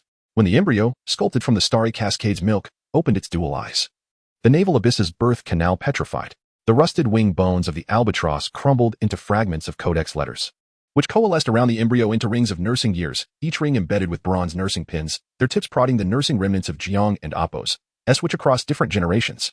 Reverse time nursing source. The residual soul of the first which seeped from the cracks of the rings. She tore open her star marrow chest, extricating the bronze umbilical cord that ensnared the embryo and Apos' ankles. The moment the umbilical cord tightened, the entire mountainous codex flowed backward into the starry cascade, from which rose 300 crystallized juvenile throat bones vibrating in unison to produce the variant melody of the rust feather maxims. The embryo suddenly expanded. From the fissures in its skin, a forest of bronze mammary glands erupted, their canopies laden with bells forged from the codex. When the first bell rang, shattering the rings of years, the scorched earth and Apos' surface turned transparent, revealing the molten core, a cauldron not boiling with magma, but with the nursing pain of countless hosts refined throughout the ages. The ashes of the albatross suddenly gathered. Sparks coalesced into bronze forceps, their jaws clamping onto the root systems of the embryo's mammary glands. As the handles of the forceps twisted, the petrified birth canal of the naval abyss shattered, splintering into a rainfall of starry debris, each raindrop encasing the unfinished stitches of Jiang Shaman's afterbirth. The codex pulse returns home. The first witch's roar triggered a temporal retrogression. The forest of mammary glands suddenly bloomed, with petals resembling flowing pages of the codex. And at the heart of the flowers sat a miniature master of the Starfall Pavilion, carving dual lunar navel rings onto the embryo's forehead using fragments of nursing pins and stars. The embryo abruptly inserted its hand into its own chest, extracting a bronze nursing pump. The starfire fluid spraying forth, melting the master's carved navel rings into a reverse nursing formation. The scorched earth suddenly heaved into a womb of the codex. The nursing markings on the palace walls began to seep blood, and as droplets fell to the ground, they formed clusters of the albatross and Apos' embryos. When the first fledgling hatched, its beak and Apos' rusted codex suddenly activated, the letters melting into an umbilical cord that pierced the cervix of the womb. The resonance of juvenile throat bones echoed from the depths of the palace, the sound wave shattering 300 crystallized throat bones into star fragments, which assembled in the void into the silhouette of the first dawn of nursing. The embryo suddenly disintegrated, its form shattered into a rain of codex letters, each fragment wrapped around bronze nursing pins, embedding themselves into the fontanelle of the albatross fledgling. As the last nursing pin penetrated, the entire codex womb contracted into a nebula of nursing halos, at the center of which emerged the complete cosmic nursing rust codex, star pump rust codex naval abyssal nursing cosmic embryo. The fledglings of the albatross collectively dove. Their beaks' umbilical cords suddenly melted, and liquid starfire forged a new greenstone village upon the scorched earth, each thatched hut supported by vertebrae of nursing markings. The tiles formed from blocks of codex letters, and the smoke rising from chimneys was the purified essence of eternal longevity. As the residual soul of the first which completely dissipated, the peace monument at the village entrance began to seep with star marrow. The inscription transformed from mere carvings to a nursing nest pattern woven from the albatross and Apos' embryonic feathers. At the heart of the nest curled a miniature birth canal of the naval abyss, within which a starfire cocoon was stirring, its wing tips already stained with the rust of the bronze codex. Chapter 54. The rusted nest abyssal, the mammalian nest woven from the feathers of the albatross, suddenly seeped blood. The beams of the newly born Qingshi village emitted a humming akin to contractions, while the tiles inscribed with the codex collectively levitated, forming a reverse star trail at the village entrance, at the fissure of the umbilical abyss in the heart of the nest. The rust-colored tips of the starfire pupa's wings suddenly pierced forth, the wing vein patterns astonishingly inscribed in reverse as cosmic lactation rust codex. The pupa opened its abyssal eye. Jiang Shaoman and Appo's silhouette emerged from the codex tiles. In her hand, the silver scissors melted into a lactation probe, and the moment the needle tip pierced the nest and Appo's pattern, the entire village abruptly collapsed into a bronze aureole. At the center of this halo floated 300 umbilical scab stars, each core curled with the stardust projection of a youthful throat bone. The compound eyes of the starfire pupa suddenly erupted.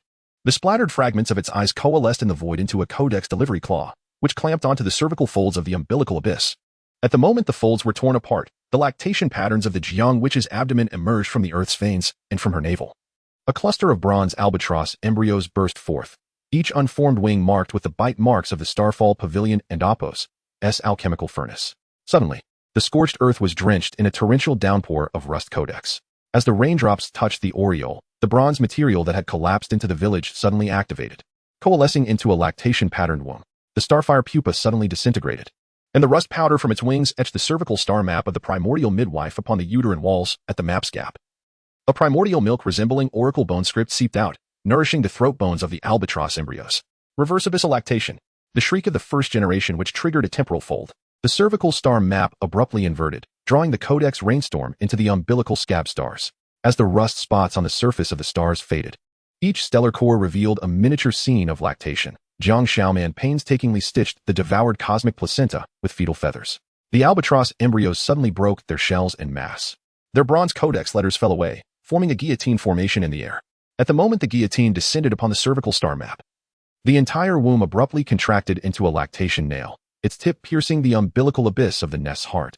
Deep within the birth canal arose an ancient, unheard fetal cry, its sound waves fracturing the 300 umbilical scab stars into the rust nest proverb. Abyssal eye holds the codex, rusted nest nurtures cosmic remains. The ruins of Qinshi village suddenly heaved into the star marrow mountains. From the mountain's fissure extended bronze lactation vessels, from which primordial milk surged, buoying the albatross's molted feathers. When the molted feathers touched the codex guillotine, the blades suddenly melted into a starfire umbilical cord, entwining the contracting lactation nail womb. The remnants of the starfire pupa suddenly rekindled. Ash settled into the bronze birthing bed of the Jiang witch, its edges etched with inverse oracle bone script. The albatross chicks plunged into the crevices of the birthing bed, and the shed fetal fluff wove the lactation codex in the void. Each page leaked star marrow, nourishing the newly formed pupae deep within the umbilical abyss. As the final trace of star marrow seeped into the codex, the lactation nail womb suddenly exploded. The splattered bronze fragments coalesced in the air into a monument grove, the inscriptions corroded by the albatross and Appo's fetal excrement. Within those murky rust stains, the lactation memories of 300 hosts crystallized into new umbilical scab stars, and in the reflection of the monument grove, an embryo swaddled in the codex stirred, its double-moon umbilical rings sprouting feather-like cracks of the bronze albatross. The umbilical scab star chain pierced through the abyssal eye in that instant, and the bronze birthing bed suddenly activated. The molted feathers of the albatross embryos condensed in the void into the lactation codex. The edges of the pages oozing star marrow that corroded rust veins resembling umbilical cords upon the surface of the codex. The pupa and Appo's body trembled suddenly. The double-moon umbilical rings peeling away, fragments piercing the nodes of the star chain, each struck node surfacing the spasmodic memories of the Jiang which during lactation. Rust veins devour the codex, the remnant soul of the first generation which oozed from the codex's pages. She tore apart the star marrow abdomen, and the bronze umbilical cord she pulled forth ignited explosively, flames burning in reverse along the rust veins of the star chain. The albatross embryos collectively tilted their heads back, their beaks releasing primordial milk with the scent of oracle bone script. When the milk waves touched the flames, they solidified into 300 lactation guillotines, their backs etched with the bite marks of the pavilion master upon the codex. Suddenly, the scorched earth heaved into umbilical scab mountains. The mountain's fissure extended bronze lactation vessels, the mouths of which absorbed the codex pages to form a star waterfall. When the first cascade washed over the pupa, its rust-colored wing veins suddenly detached, forming an inverted cervical star map in the void. The gap in the star map revealed the crystallization of the albatross's fetal excrement, upon which the rust nest proverb manifested, reflecting the tremors of the youthful throat bone. The codex abruptly rolled into a uterine form. The rust veins upon the walls of the womb suddenly bulged, forming star chain-like lactation nerves. Nerve endings pierced the fontanelle of the albatross embryos, transforming them into living codex letters. The pupa's body suddenly broke free from its cocoon, and the newly formed wings were surprisingly forged from fragments of the bronze birthing bed. the star marrow dripping from their tips carving the pattern of reverse lactation formations upon the scorched earth. The pin snapped the star chain. Jiang Shaoman and Apos' silhouette emerged from the formation and Apos' eye. In her hand, the silver scissors melted into a lactation ink block, grinding out starfire ink with a fishy scent in the void. The pupa flapped its wings and wielded the pen, the ink touching the umbilical scab star chain, causing the entire star chain to coil into a ball of fetal excrement. 300 suction pores on the surface of the sphere simultaneously ejected toxic essence, corroding the codex womb into cervical fissures. The albatross embryos suddenly self-detonated in unison. The splattered flesh and blood coalesced into bronze delivery claws, which clamped onto the fetal excrement ball and stuffed it into the cervical fissures. When the fissures were forcibly pried open, the depths of the abyss revealed a miniature cosmic lactation rust codex. Each page of the tome leaked star waterfalls, within which floated the lactation organs of the Jiang which being ruminated. The pupa's body suddenly dove into the fissures. The pin's tip pierced the cover of the codex, the ink etching a network of umbilical cord-like rust veins upon the title page. When the organs of the first generation which touched the ink, the entire codex abruptly shrank into a lactation nail, its tip piercing the double-moon umbilical rings of the pupa within the rings. The lactation memories of 300 hosts suddenly surged back, coalescing into a monument shape of star scabs within the pupa's skull. The surface of the scorched earth suddenly collapsed into a funnel of lactation patterns. The codex lactation nail spun rapidly at the vortex's center, flinging rust flakes into the air, which coalesced into flocks of albatross chicks. As the final rust flake fell, a muffled sound echoed from the depths of the abyss, signaling the explosion of the fetal excrement ball. The splattered toxic essence solidified into a bronze umbilical cord, entwining the throat bones of the newly hatched chicks, transforming them into living punctuation marks of the codex. The starfire pupa's compound eyes suddenly shed tears of blood. The droplets solidified into the birthing scissors of the primordial midwife as they fell into the funnel. Star marrow milk gushed from the notched blades, nourishing the embryos bound by the codex's umbilical cord. When the first embryo opened its codex eyes, all the umbilical scab star chains abruptly reversed direction, their heads pointing directly at the newly risen monument of peace upon the ruins of Qinshi village. The inscriptions pulsed with the stars, gradually revealing the ultimate form of the rust vein proverb. Codex erodes the umbilical vein, star scabs forge lactation remains. The albatross chicks suddenly petrified in unison. Their frozen beaks pointed deep into the abyss. Within the cocoon of the lactation codex, a bronze embryo stirred, its umbilical cord connected to the rusted delivery claws of the first generation witch, and within the yet-to-be-formed lines of its palm, 300 starfire pupa eggs pulsed in rhythm with the codex, breathing in the depths of the star scabs. Chapter 55. Rusty milk of the cocoon. As the thunderous explosion of the codex navel scab shattered the abyssal eye, the bronze birthing bed suddenly resonated with a low hum. The beak of the petrified albatross oozed rusty blood, coalescing into a rain of lactation needles that pierced the embryo cluster. Each embryo struck began to ruminate star scabs, expelling bronze fetal excrement that intertwined in the void to form a retrograde stellar orbit. The star scab, resembling a peace monument within the pupa's cranium, abruptly softened, and the inscription melted into the umbilical cord of the rusty milk codex, ensnaring the dissipating shadow of the Jiang clan witch and Apos' obstetric forceps. Rusty veins devour the cocoon, the organs of the first generation which ignited in a cataclysmic blaze. Flame seared along the umbilical cord of the codex, melting the bronze characters into stellar marrow milk. The albatross embryos suddenly opened their eyes in unison, the codex's pupils emitting a radiant chain of navel scabs, precisely piercing the dual crescent umbilical rings of the pupa. Within the rings, the memory cysts of 300 host lifetimes ruptured, and the purulent liquid etched the ultimate form of the cervical star map upon the surface of the birthing bed. The scorched earth was suddenly drenched in a torrential downpour of star scabs. When the raindrops touched the umbilical cord of the codex, the entire stellar orbit curled into a cocoon, a shell adorned with lactation fissures, each crack inhaling the ash of the albatross as molted feathers. The pupa disintegrated, and the rusty powder of the wing veins coalesced within the cocoon and Apos' inner wall to form the rusty milk proverb. The codex erodes the navel, birthing milk within the cocoon. The embryos of the codex abruptly fused. They tore open the cervical fissures of the cocoon, emerging as the adult form of the bronze albatross. Its beak had regressed into a lactation fistula, and between its feather bones flowed the colostrum formed from star scabs. When the first drop of colostrum fell into the abyssal eye, the entire birthing bed turned to stone, and the splintered fragments sculpted a miniature cluster of star-fallen pavilions in the air. Retrograde severing of veins. The silhouette of Jiang Shaoman emerged from the cluster of pavilions. In her hand, silver scissors melted into a stellar umbilical pin, the pin's tip piercing the albatross's fistula beak. When the pin touched the throat bone, 300 star-fallen pavilions suddenly collapsed into lactation pins, the tip skewering the crystalline clusters convulsing as the first generation which nursed within the clusters.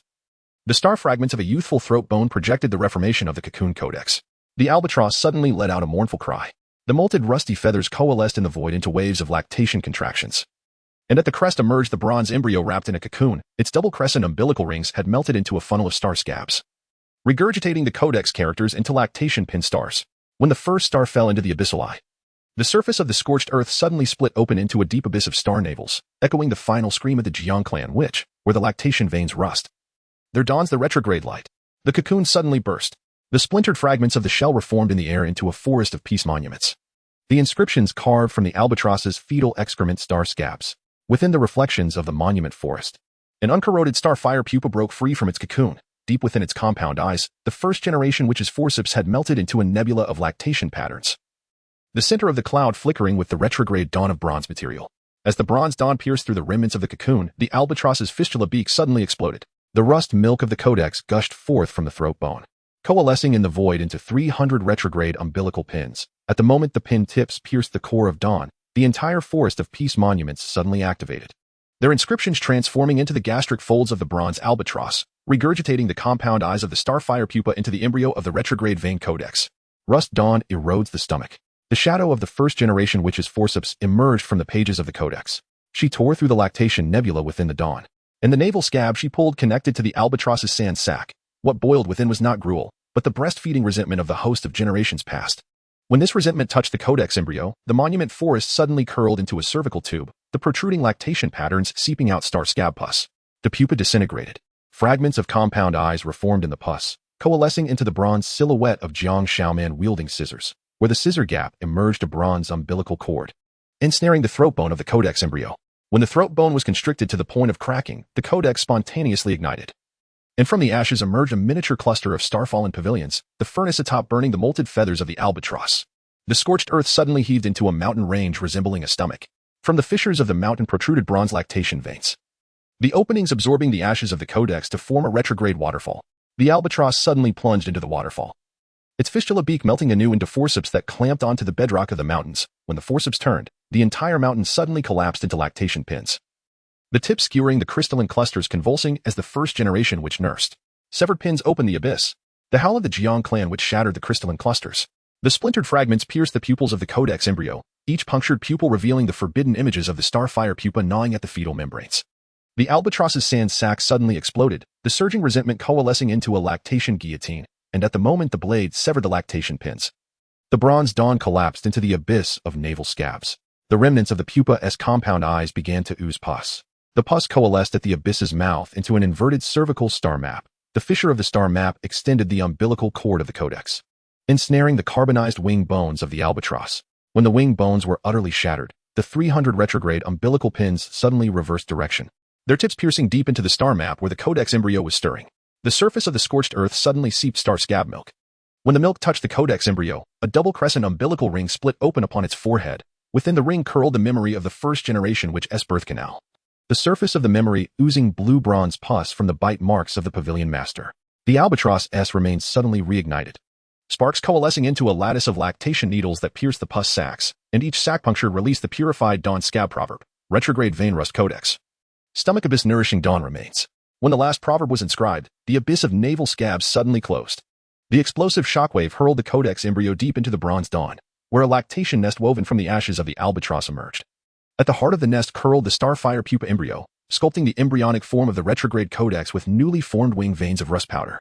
And in the reflection of the nest patterns, a cocoon wrapped in remnants of the first-generation forceps silently hardened in tune with the rhythm of dawn's breath.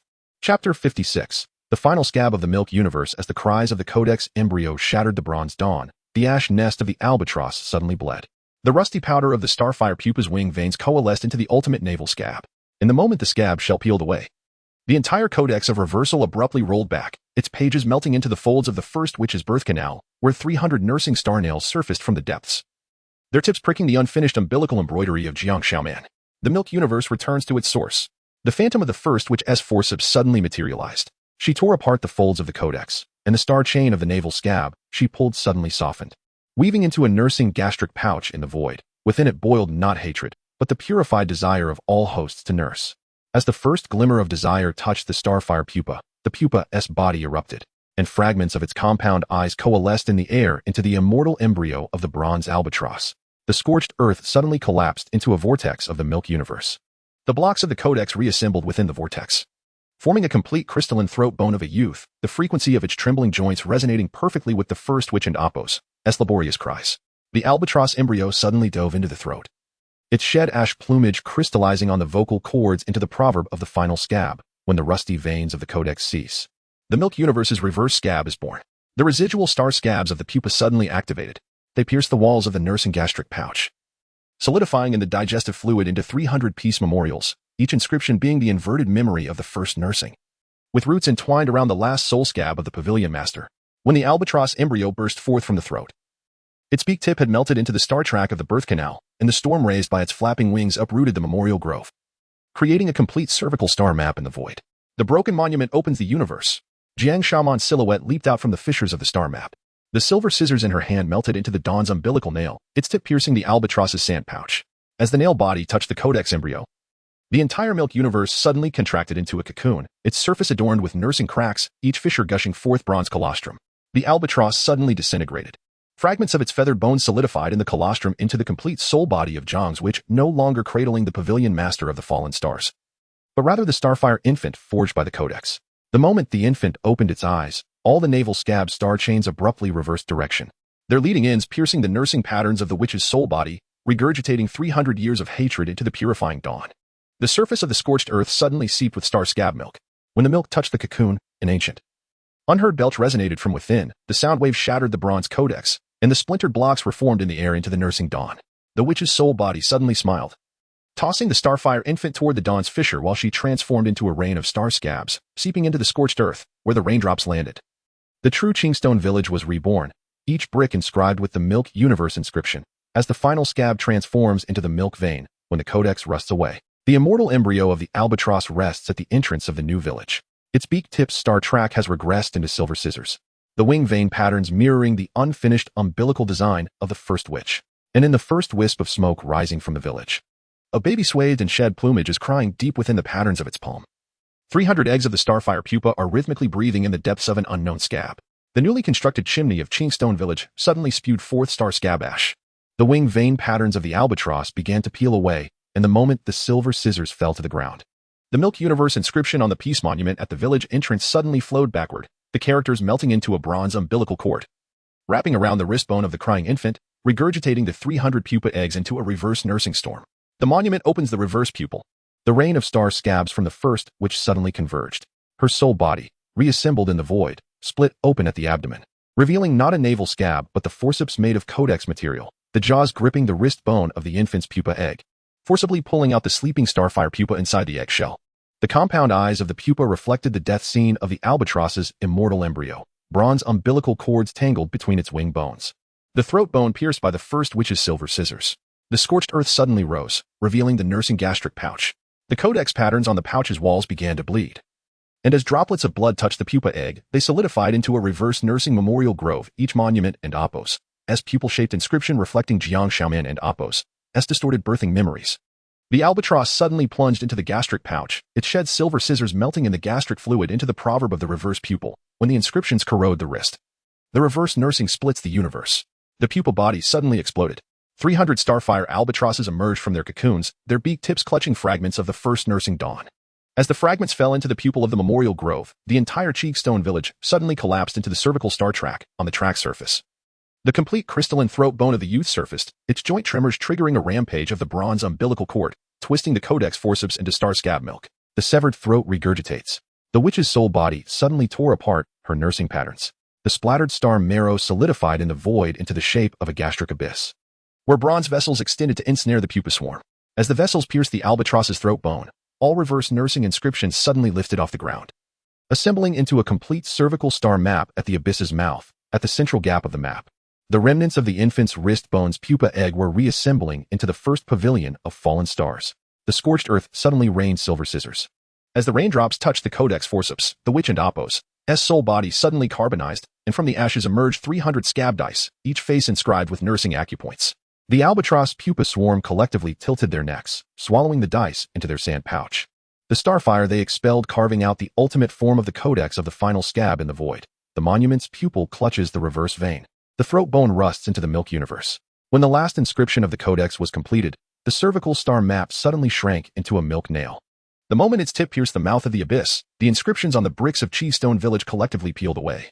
Coalescing in the air into an amber silhouette of Jiang Xiaoman cradling the starfire pupa, her silver scissors had melted into a navel scab, etching the nursing rings of the next universe deep within the wrist patterns of the newborn. Chapter 57. The abyss of the navel's ashen eyes. In the instant the bronze navel scab descended upon the wrist markings of the newborn, every chimney in Stone Village erupted with a cascade of starry ash. The dying flutter of the albatross triggered a riotous awakening of inscriptions. As fragments of the codex of final scabs coalesced in the air into a regurgitating gastric sac within its 300 suction pores, the soul ash of the first shaman was being ruminated into the celestial lactation of stars. The cocoon opened its eyes. Jiang Xiaoman's amber silhouette shattered abruptly.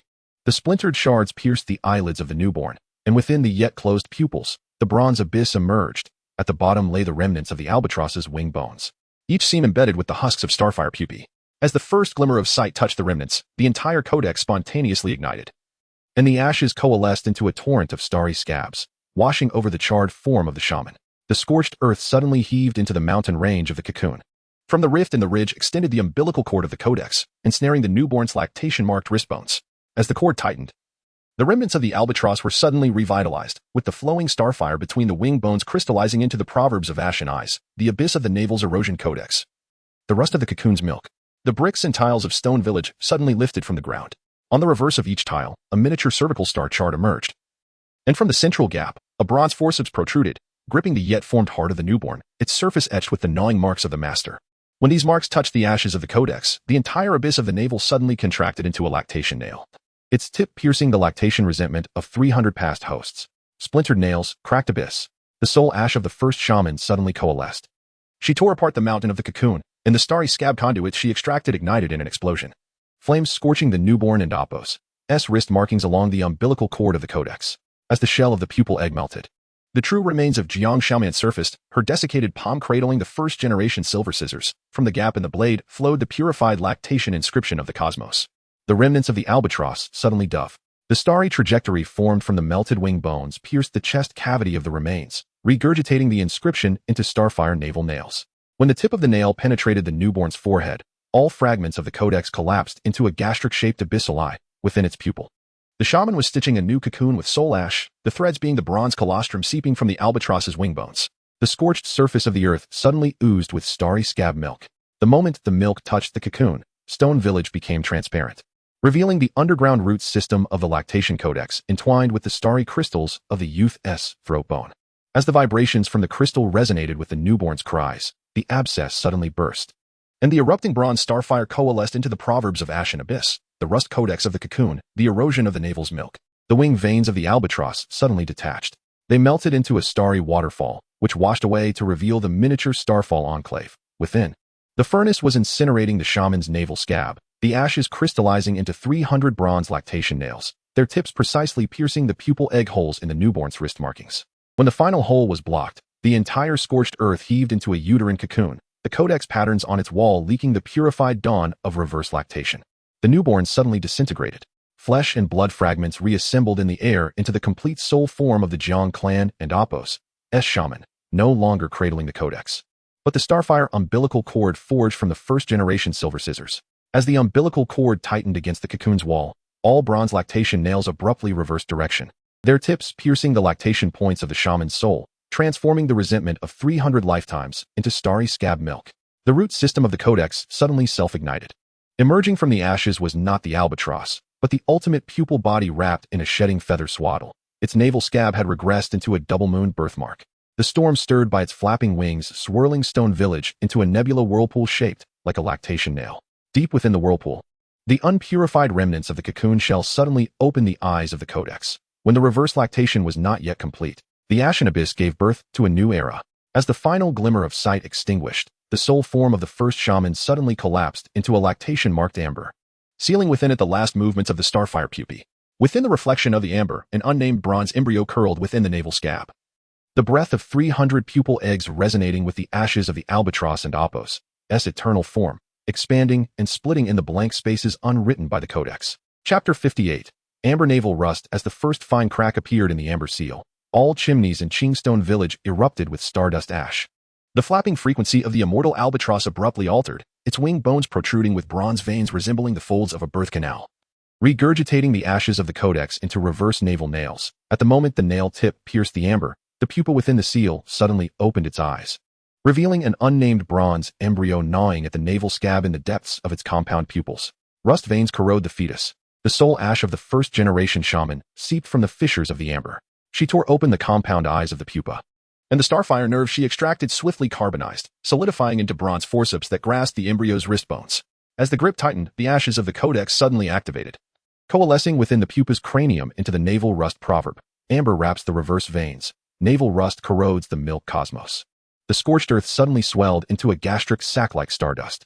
The bronze veins on the surface of the sac wall absorbed fragments of amber, assembling an inverted cervical star map in the void. At the central gap of the map, the shaman and Apos' soul ash was stitching together a cocoon woven from the albatross and Apos' molted feathers, with colostrum seeping through the gaps of the cocoon's silk, bearing the distinct scent of the codex.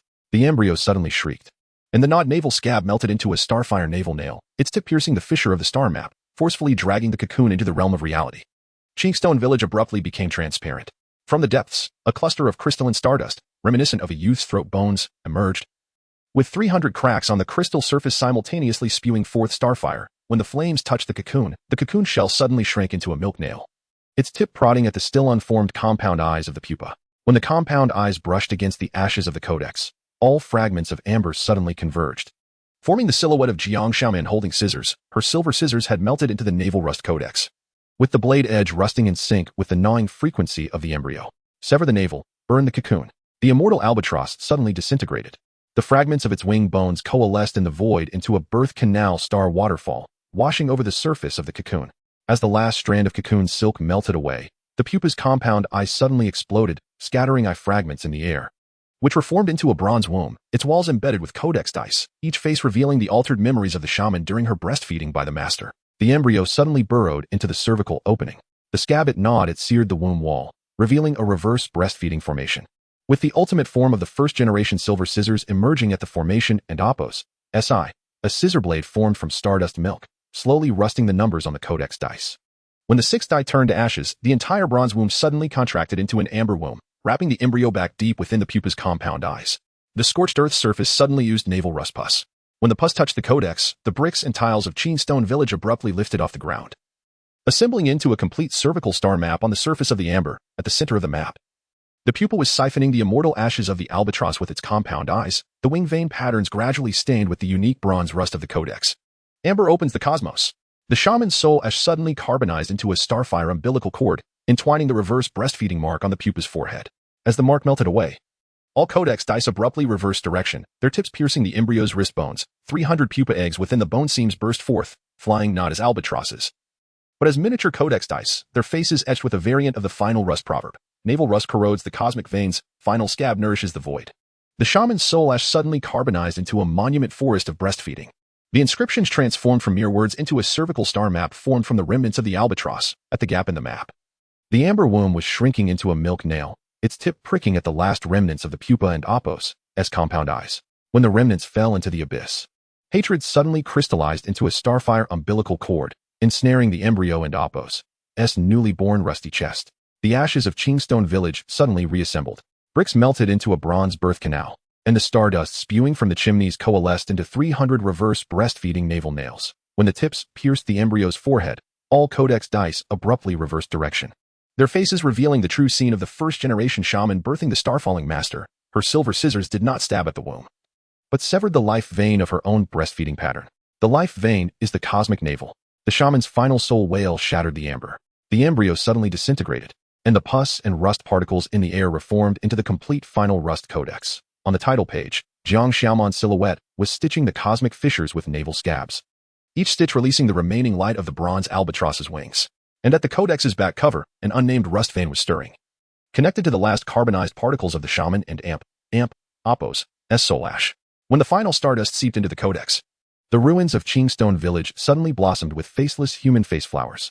At the center of the flower, a miniature bronze embryo sat, gnawing at its own navel scab with its newly born rusty veins. With each bite, a crack in the cervical star map emerged in the void, flickering with the last remnants of the albatross's immortal wing bones. The surface of the scorched earth returned to eternal silence. Only on the weathered fragments of the peace monument could the final chapter's marks be faintly discerned. Naval rust connects the cosmic veins. Final scab transforms into the void's milk. And within the unobserved starfire ashes, the silhouette of the shaman preserved within the codex suddenly trembled. Rust was peeling from her silver scissors, revealing beneath it the unwritten, pristine star marrow womb. Chapter 59. The rust of the fetal membrane. As the first fold of the star's fetal membrane unfolded, the silhouette of the sealed, which suddenly carbonized. The flakes of rust from the silver scissors coalesced into a naval scab meteor, piercing through the ruins of Qingshi village. In that moment, the void cracked open a bronze birthing passage. 300 codex dice collectively bulged, revealing the forbidden image of the first witch performing a naval incision, a starfire chrysalis gnawing at her lifeblood deep within her womb. The rusted fetal membrane. The embers of the albatross's immortal body suddenly gathered. They enveloped the naval scab meteor, coalescing at the end of the birthing passage into a retrograde gastric sac. Within it boiled not hatred, but the suppressed longing of all hosts erased. When the first hint of this yearning touched the fetal membrane, the silhouette of the witch on the codex's pages suddenly tore apart, and the splattered star essence formed forceps that pierced the gastric sac, gripping the throat bone of the forming bronze embryo. The scorched earth began to seep naval rust and pus. When a droplet of blood touched the codex dice, the tips of the dice abruptly elongated into bronze veins, piercing the newly formed double crescent birthmark of the embryo. As the birthmark melted into the stellar trajectory, the entire birthing passage curled into a cocoon, its surface etched with the gnawing teeth marks of the codex, each mark leaking the carbonized particles of the witch's soul ash. The embryo suddenly shrieked. The gnawing navel scab coalesced in the void into 300 terminal rust milk nails, the tips precisely piercing the ley line nodes of Qingshi village. When the last node was tainted, the ruins suddenly swelled into a star scab womb, its walls embedded with the ominous signs of the albatross's immortal body, each wing bone entwined with the codex's umbilical cord. The throat bone pierced by the rusted remnants of the first silver scissors. The reverse pulse returned to the abyss. The carbonized particles of the witch suddenly ignited. The flame seared along the codex's teeth marks, regurgitating the star trajectory birthmark of the embryo into the ultimate form of the terminal rust proverb, where the fetal membrane rusts. The navel scab becomes the cosmic pulse. As the last rust mark eroded the womb's wall, the star scab womb suddenly contracted into a milk nail, its tip prodding the unclosed fontanelle of the bronze embryo within it. 300 chrysalis eggs gnawed at the core numbers of the codex dice. The embers of the albatross suddenly activated.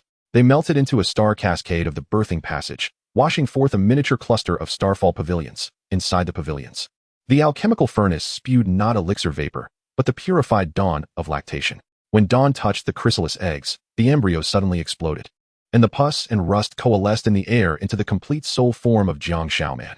At the gap of the silver scissors in her hand, the first witch was stitching her star essence womb with a navel scab. The ruins of Qingshi village suddenly became transparent. The disc-like roots of the codex emerged from the ground, entwined with the star crystal of the boy and Apos' throat bone on the crystal and Apos' surface. A terminal gap of the cervical star map suddenly cracked open, revealing an uncorroded cocoon that was expanding. The navel scab connected to the cosmic pulse. The terminal rust birthed into the void. When the final stitch was completed, the witch's soul form suddenly collapsed into star scab amber. In the reflection of the amber, the immortal body of the bronze albatross was weaving a new fetal membrane from the ashes of its molted feathers deep within the untainted starfire patterns. The breaths of 300 chrysalis eggs synchronized with the rhythm of the star cascade of the birthing passage, quietly stirring in the folds of the cosmic rift. As the navel scab of the bronze embryo melted into starfire chains, the silhouette of the sealed, which suddenly opened her eyes. Within her pupils emerged the uncorroded cervical star map. At the gap in the map, the albatross's immortal body was regurgitating the ashes of the terminal rust proverb deep within the cocoon. Rust veins corrode the cosmos. The silhouette of the witch tore the codex's pages, and the star essence umbilical cord she pulled suddenly carbonized, forming forceps that pierced the embryo's forehead. When the tips of the forceps clamped the double crescent birthmark, the ruins of Qingshi village suddenly collapsed into a gastric abyss. Boiling with the undigested memories of the first starfire chrysalis and Apos' lactation, the embryo suddenly shrieked. The gnawing navel scab coalesced in the void into 300 terminal rust dice, their tips piercing the roots of the codex. The roots abruptly elongated into bronze veins, from which erupted pus and blood that coalesced at the abyss's mouth into a reverse milk monument. When the first stone tablet touched the witch's silhouette, the entire codex spontaneously combusted, revealing Jiang Xiaoman's unaltered birthing memories amidst the ashes. The silver scissors in her hand were stabbing towards her navel's lifeblood. The residual light of the albatross's immortal body suddenly coalesced into throat bone crystals. The frequency of the bone's tremor resonated with the embryo's shriek, carving out the ultimate form of the cervical star map in the void. At the central gap of the map, the cocoon was secreting star scab milk. within which floated the last carbonized particles of the witch's soul ash. The severed pulse returns to its source. The silhouette of the witch suddenly carbonized into a starfire umbilical nail, its tip piercing the abyss's mouth. When the nail touched the ashes of the codex, the bronze embryo suddenly exploded, and the pus and rust reformed in the air into the complete naval rust cosmic pulse on the cover of the codex. The first witch was stitching the cracks of the cosmic fetal membrane with the naval scab, each stitch glimmering with the fading light of the albatross's wing bones. The ruins of Cheshire village suddenly seeped star scab milk. When the milk touched the codex, the void cracked open an unnamed birthing passage star trajectory. On the trajectory surface emerged the star dust projections of 300 boy throat bones, each projection resonating with the reverse milk frequency. When the frequency touched the cocoon, the surface of the cocoon suddenly opened the codex's pupils. Rust veins are the cosmic navel. Terminal scabs birth the void. The silhouette of the witch suddenly collapsed into amber particles. When the particles touched the cover of the codex, the entire naval rust cosmic pulse suddenly curled into a cocoon. Inside the cocoon, an ancient, unheard belch echoed. As the bronze embryo gnawed at its naval scab deep within the shell, each bite tearing open a fold of the universe, the residual light of the albatross and Apos' immortal body suddenly extinguished. The ashes of the wing bones coalesced in the void into the star cascade of the birthing passage, washing forth a miniature version of Cheshire village. The piece steel at the village's entrance had devolved into a naval scab. The inscription, a rusted trace of starfire splattered during the embryo's gnawing. In the last wisp of smoke rising from the village, the uncorroded starfire chrysalis was breaking free from its cocoon, flapping its wings, deep within the crescent patterns on its forehead. 300 bronze embryo eggs were stirring in the blank spaces unwritten by the codex. Chapter 60. The first suckling of the cosmic scab as the fissures of the bronze embryo gnawed and oozed the initial milk of stellar scabs. The remnants of the codex suddenly coiled into a naval vortex. The ashes of the immortal albatross reassembled within the vortex, coalescing into a pair of pincers shaped like a star's trajectory, its tips piercing the twin moon's birthmark upon the forehead of the embryo, forcibly extracting the yet-to-be-formed final rust proverb. When the proverb touched the void, it melted into 300 bronze nipples, their tips lifting the modified memories of the sorceress's silhouette. The cosmic veins suckle the scabs. The carbonized soul particles of the inaugural sorceress ignited spontaneously. Flames spread along the rusted scars of the codex, transforming the ruins of the blue stone village into a transparent womb. Within its walls, the cervical star map suddenly bulged, from which unpurified starfire pupae emerged. The compound eyes of the pupae reflected the death cycle entwined with the albatross and Apos' wing bones, covered in naval scabs. The embryo let out a sudden shriek. The gnawing fissures abruptly expanded into the cosmic vein and Apos' abyss, revealing clusters of stardust crystals formed from the boy and Apos' throat bones. The surface of the crystals erupted with 300 cracks, simultaneously spewing forth a reverse flow of pus-like blood. As the blood droplets touched the codex's nipples, they suddenly elongated into bronze veins, piercing the pupils of the sorceress's silhouette. The scorched earth suddenly heaved a womb of vein cocoons. The codex's dice upon the womb's surface collectively exploded, their tips piercing the forehead's twin moons at the moment of dissolution.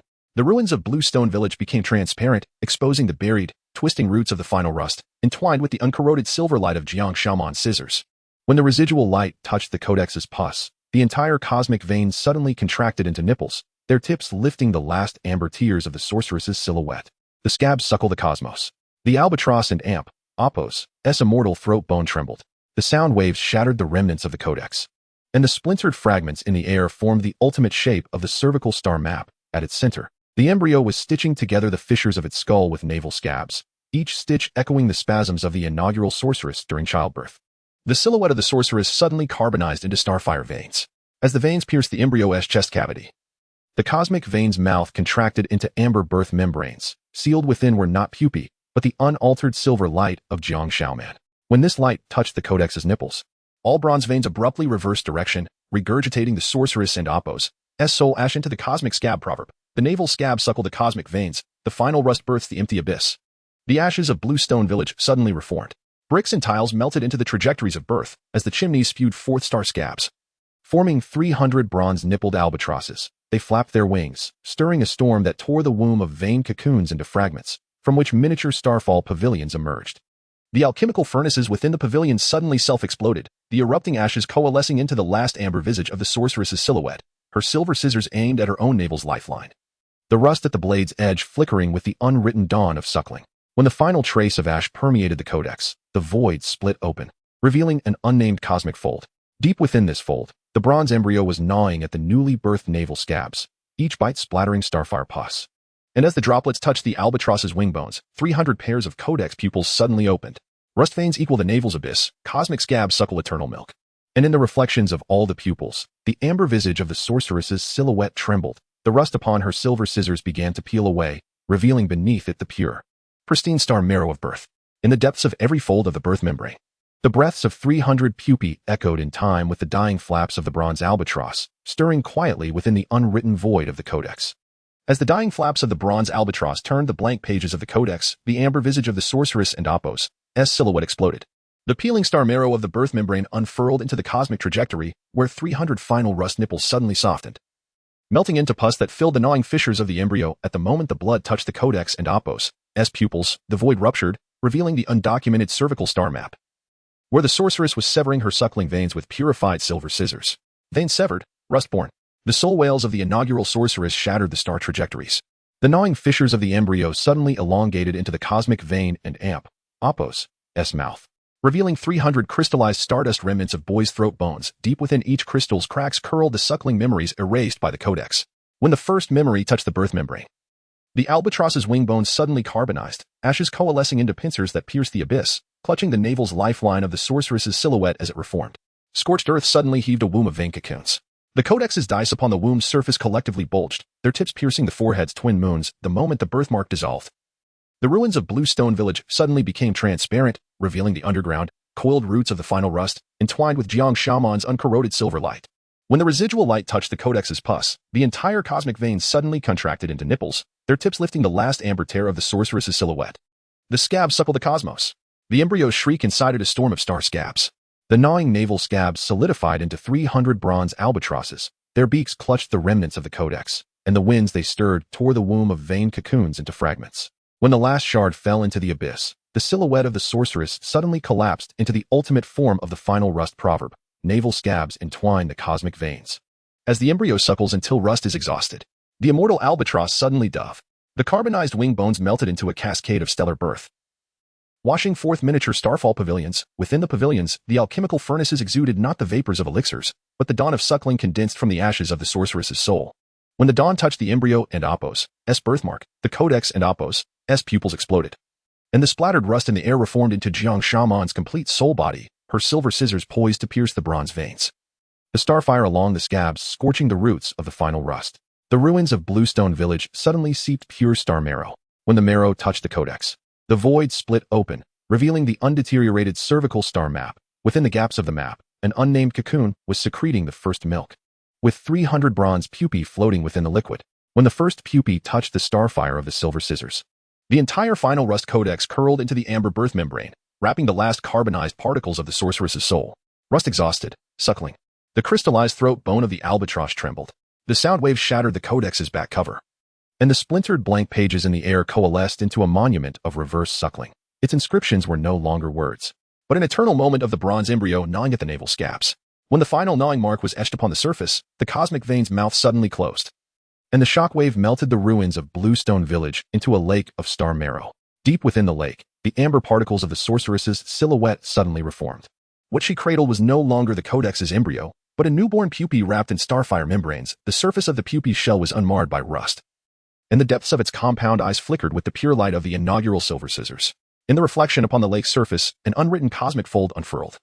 And deep within this fold, the breaths of 300 bronze pupae echoed, drifting in time with the ashes of the albatross's wing bones, pulsating in the void where the final rust had ceased. Chapter 61. The cleansing of rust in the abyss. As the ripples of the star essence lake engulfed the rust of the codex, the compound eyes of the newly emerged pupa suddenly opened wide. The light of its gaze pierced through the depths of the lake, revealing the uncorrupted life vein of the first-generation priestess, 300 fissures on the surface of the vascular system oozing pure milk, within which floated the ashes of the last wing bone of the bronze albatross.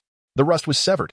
The silhouette of the priestess coalesced into amber particles. She tore through the starry cocoon of the pupa, and the umbilical scab chain she extracted suddenly softened, forming a reverse birth star trajectory upon the lake's surface, 300 terminal rust milk nails protruding collectively, their tips pricking the unaltered silver light of Jiang Shaoman. When the residual light touched the pure milk, the entire lake erupted in a sudden boil.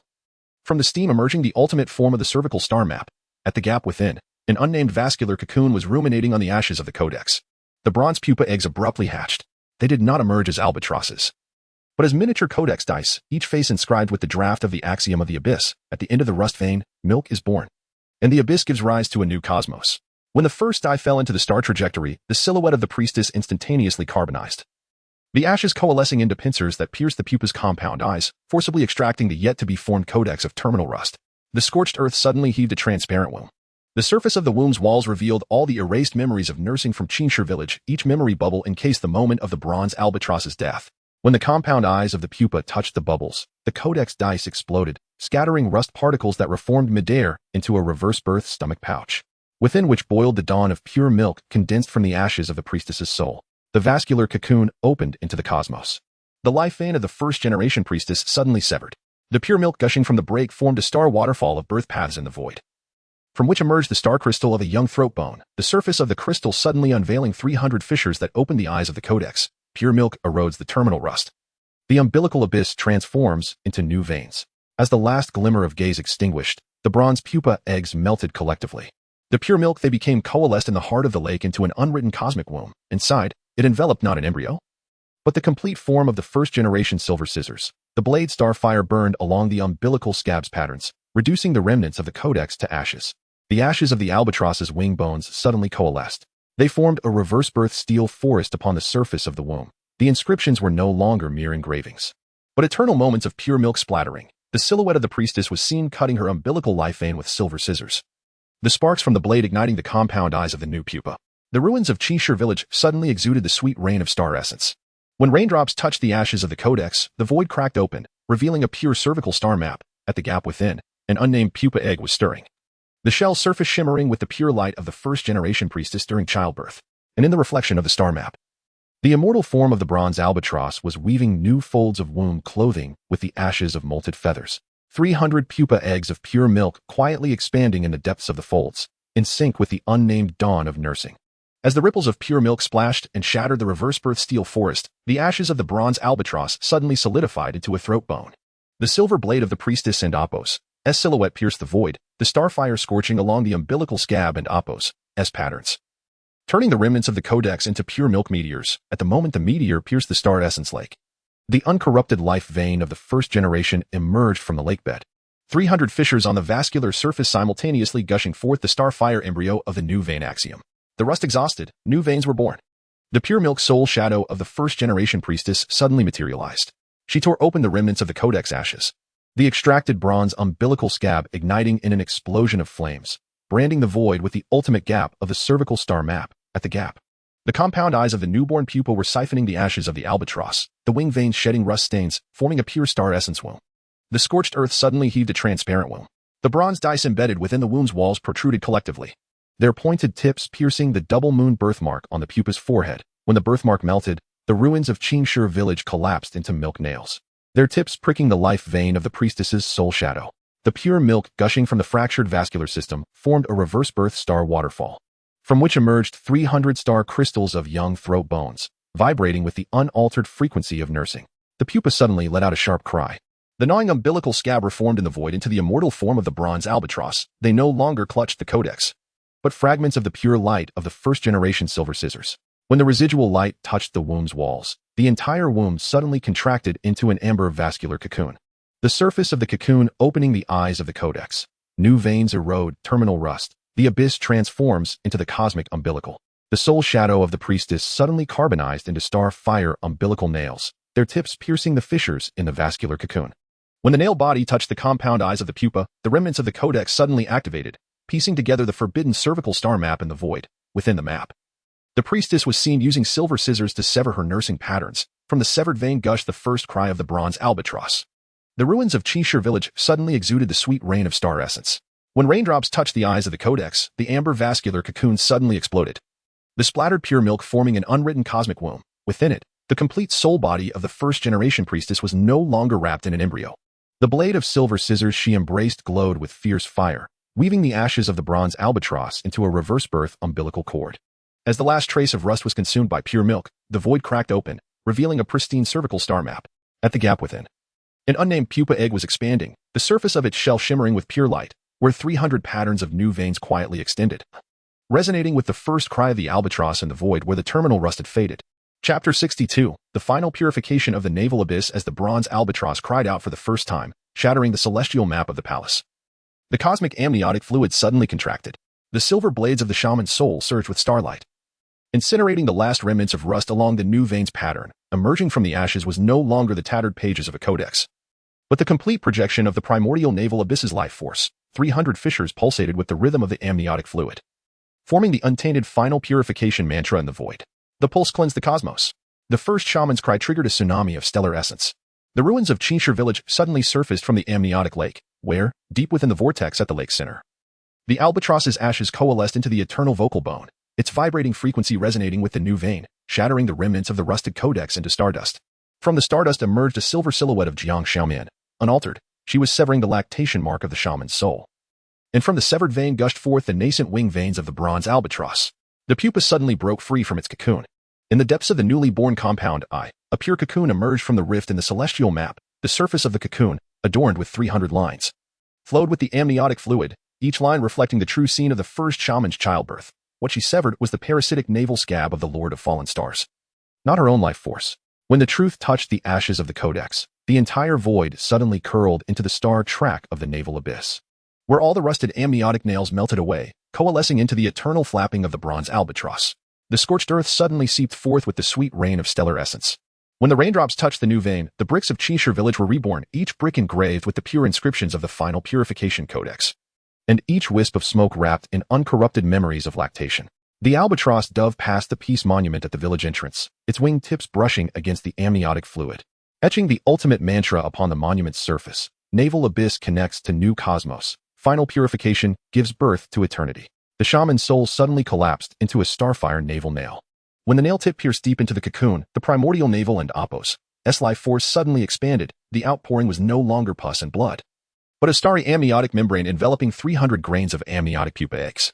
When the first pupa egg touched the silver light of the shears, the eternal body of the bronze albatross suddenly disintegrated, the ashes coalescing into a starry waterfall of birth canals, washing away the void into the folds of the nascent universe. Deep within the new folds, the unnamed cocoon silently opened.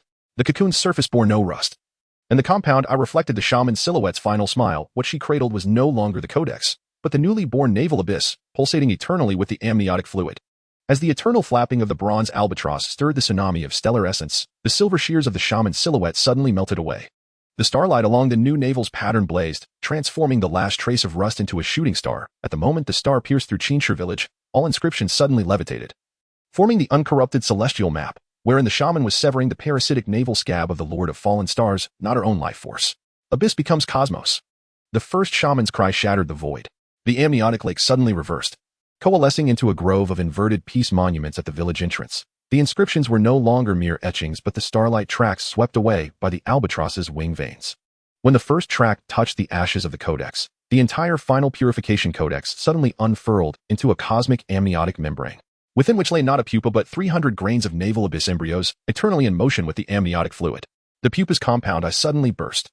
The splattered amniotic fluid coalesced into the nascent flock of bronze albatrosses, their beaks grasping the residual starlight of the shaman's silhouette. The storm they stirred tearing the void into a star track of birth canals. What emerged from the track were no longer the dice of the codex, but the lactation memories of all the reborn in Chinshire village, each memory bubble wrapped in the unaltered moments of their first cries. The scorched earth suddenly heaved a transparent cocoon. The naval patterns embedded within the palace walls surged into bronze veins, and as the amniotic fluid flowed from the mouth of the pipes to the albatrosses, they collectively carbonized. From the ashes emerged the stardust crystals of youthful vocal bones. On the surface of the crystals, 300 fissures trembled simultaneously, triggering the ultimate collapse of the celestial map.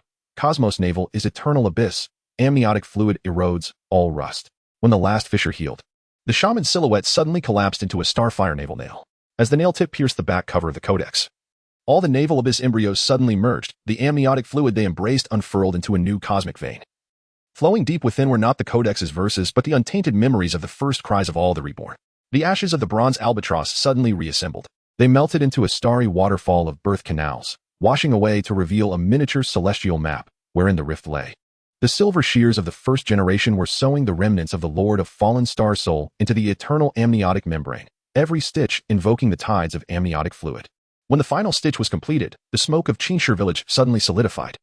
From the dust emerged the pure inscription of the final chapter of the abyss. Amniotic vein connects to cosmic navel. New abyss erodes old rust. The flock of albatrosses suddenly dove into the codex. Their ashes at the cover coalesced into the eternal smile of the shaman's silhouette, her silver sheer starlight burned unextinguished, etching the last trace of rust into the birthmark of the naval abyss embryo. And deep within the newly born cosmos, the unnamed cocoon was quietly pulsating. The surface of the cocoon, free from rust, resonated with the breaths of 300 bronze pupa eggs, in the timeless dawn of lactation, gently stirring to life. In the twilight of the 63rd chapter, as the bronze albatross's ashes performed their final pirouette, the astral embers on the codex's rear cover abruptly solidified. The silvered edge of the witch and Apos, as silhouette bisected the amnion of the eternal abyss. The astral sparks consuming the last vestiges of rust along the umbilical scar, revealing not mere fragmented pages, but the pristine moment of the inaugural witch's parturition, her severed umbilical cord transmuted into constellations, each enfolding an unsullied primal cry. The bricks and tiles of Azure Stone Village ascended in unison, fusing into reverse-nourished astral orbits, their surfaces adorned with 300 awakened umbilical embryos, their pupils piercing the eternal abyss, etching a pure cervical star chart into the void. Within, the witch cradled a nascent chrysalis, its shell unmarred by tarnish, its compound eyes pulsing with 300 nascent veins in rhythm with the eternal beat of pure lactation. Lactation becomes the abyss, the reborn intoned, prostrate. The peace monument at the village's threshold exuded sanguine astral ichor, its inscriptions dissolving into the ageless larynx of the bronze albatross upon contact, its vocalizations shattering the final vestiges of rust, the ashes coalescing into a stardust birth canal, ablating the depths of the eternal abyss into an infinite expanse of milky firmament. The chrysalis ruptured, revealing nascent wing veins devoid of their bronze patina. The tempestuous winds of their unfurling bore the unnamed codex of the abyss, its pristine pages awaiting the inaugural silver shears to embroider the witch and Apos' amber effigy as a constellation birthmark. As the first astral spark graced the codex, Azure Stone Village collapsed into an umbilical scab, its exfoliation revealing the first lacteal effusion of the primordial mammalian dawn. The scorched earth pulsed with eternal vitality, each throb birthing new cervical star charts, their voids filled by 300 bronze chrysalis eggs, their shells pellucid as pure milk, enfolding not mere embryos, but the purified lactational yearnings of all hosts. As the first egg met the codex's astral fire, the albatross's ageless form carbonized, its ashes forming a reverse-nourished steel forest in the void. Lactation is the abyss, purity erodes all rust. The witch's silhouette smiled, her silver shears melting into an astral umbilical cord, stitching the ashes of the bronze albatross into the amnion of the eternal abyss, each stitch birthing the reborn hearth smoke of Azure Stone Village, enfolding the untainted memories of primal cries, coalescing into eternal fetal movement upon the codex's pristine pages. As the final astral ember extinguished, an age-old eruptation echoed from the depths of the eternal abyss. A pristine chrysalis egg dilated, its shell adorned with the witch's final dictum: "Here sleeps the eternal." Neither rust nor codex, but the light of first milk, the abyss of final lactation. The bronze albatross's wing beats stilled, yet within the deepest recesses of the nascent abyss, the unwritten mammalian dawn unfurled, as the first rays of dawn pierced the amnion, a pulsating form swaddled in astral embers, surreptitiously suckled its own umbilical scar amidst the tides of eternal lactation, in the infinite void. As the ashes of the bronze albatross settled, a final drop of colostrum seeped from the depths of the amnion. The infant girl, nestled in her astral ember swaddling, shed the inverted seven-star nevis from her brow, revealing the complete amber umbilical abyss. Within, not astral ichor, but the purified lactational pain of 300 host lifetimes, each ripple mirroring Jiangyu's eternal self-enucleation. "Sister, is this the end?" the youth murmured, kneeling upon the scorched earth, his fingers tracing the nascent 3-7 field. The fragment of the star extinguisher pestle flared, its fissures exuding not astral fire, but Jiang Shaman's sealed primal fetal cry. As the sound waves touched the faces in the field, each pistil erupted with purulent memories, coalescing into a bronze birth canal, its walls inlaid with the severed parasitic umbilical scars of the Starfall Pavilion Lord. The infant girl opened her eyes, her amber abyss reflecting Jiangyu and Apos' ashen pupils, coalescing into an umbilical cord entwined about the youth and Apos' larynx. As his throat vibrated, the 3-7 field inverted into a pulsating cocoon, its shell adorned with 300 codex pupils, each reflecting the Starfall Pavilion Lord and Apos' self-birthing. A parasitic chrysalis spawned from the witch and Apos' severed umbilical cord.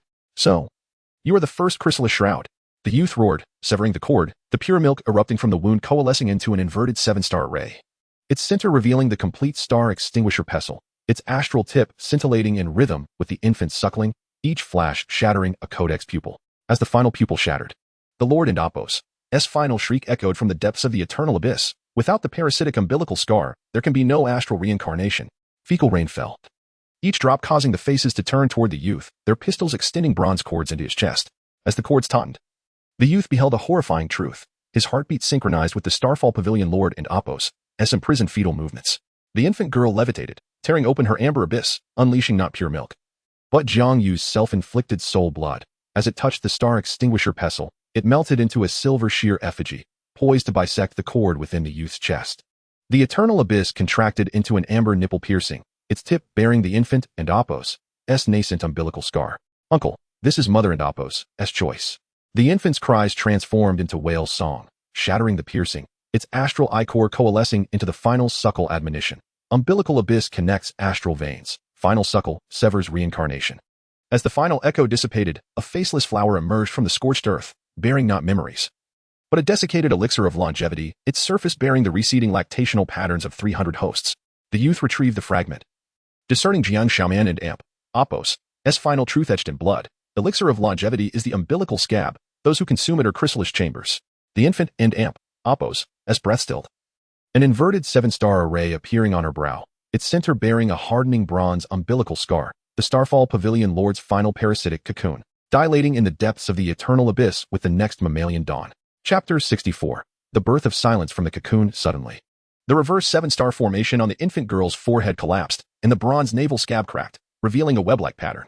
The fragment of the eternal longevity pill in the boy and Apo's hand grew intensely hot, and the surface of the pill bore the starfire patterns engraved by Jiang Xiaoman before her demise, each line pointing towards the newly risen peace monument deep within the scorched earth, from which seeped the soul blood of the first which as she severed the navel scab. Amen. You always knew. The boy pressed the fragment of the pill into his chest, and bronze veins instantly spread across his skin. At the end of the veins, a starfire umbilical cord emerged, coiling around the infant girl's stiff wrist. As the cord tightened, the cracks in the reverse 7-star formation suddenly erupted with memories like purulent blood. Blood droplets formed a bronze birth canal in the air, within which was embedded the scene of the Starfall Pavilion Lord being devoured over 300 lifetimes. The infant girl suddenly opened her eyes. From the depths of her amber navel, the ashes of Jiang Yu's pupils surfaced, her gaze solidifying into the phantasm of a star-extinguishing pestle aimed at the peace monument. Upon impact, the monument erupted violently, and the splintered stones assembled mid-air into the complete cocoon of Silence Codex. On the cover of the codex, the severed navel scab of the first which began to writhe and be reborn, the parasitic patterns of the Pavilion Lord spreading across every vein of the codex. It turned out the codex was the true cocoon. The boy bellowed as he tore the veins apart. When the bronze blood touched the codex, all the text suddenly activated, coalescing into 300 chains of navel scabs that ensnared the infant girl's neck. As the chains tightened, the scorched earth began to rain bronze fetal excrement. When the raindrops touched the human-faced flowers, the petals suddenly fragmented into miniature birth canals, each birthing the parasitic spores of the Pavilion Lord.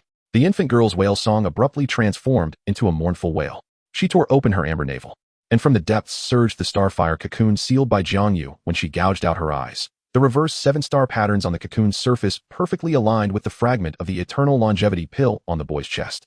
When the cocoon touched the codex and Apo's chains, the entire codex curled into a vein cocoon, from which echoed the Pavilion Lord's frenzied roar. Only those who consume the codex shall become the true host. In a sudden act, the boy thrust the cocoon into his chest.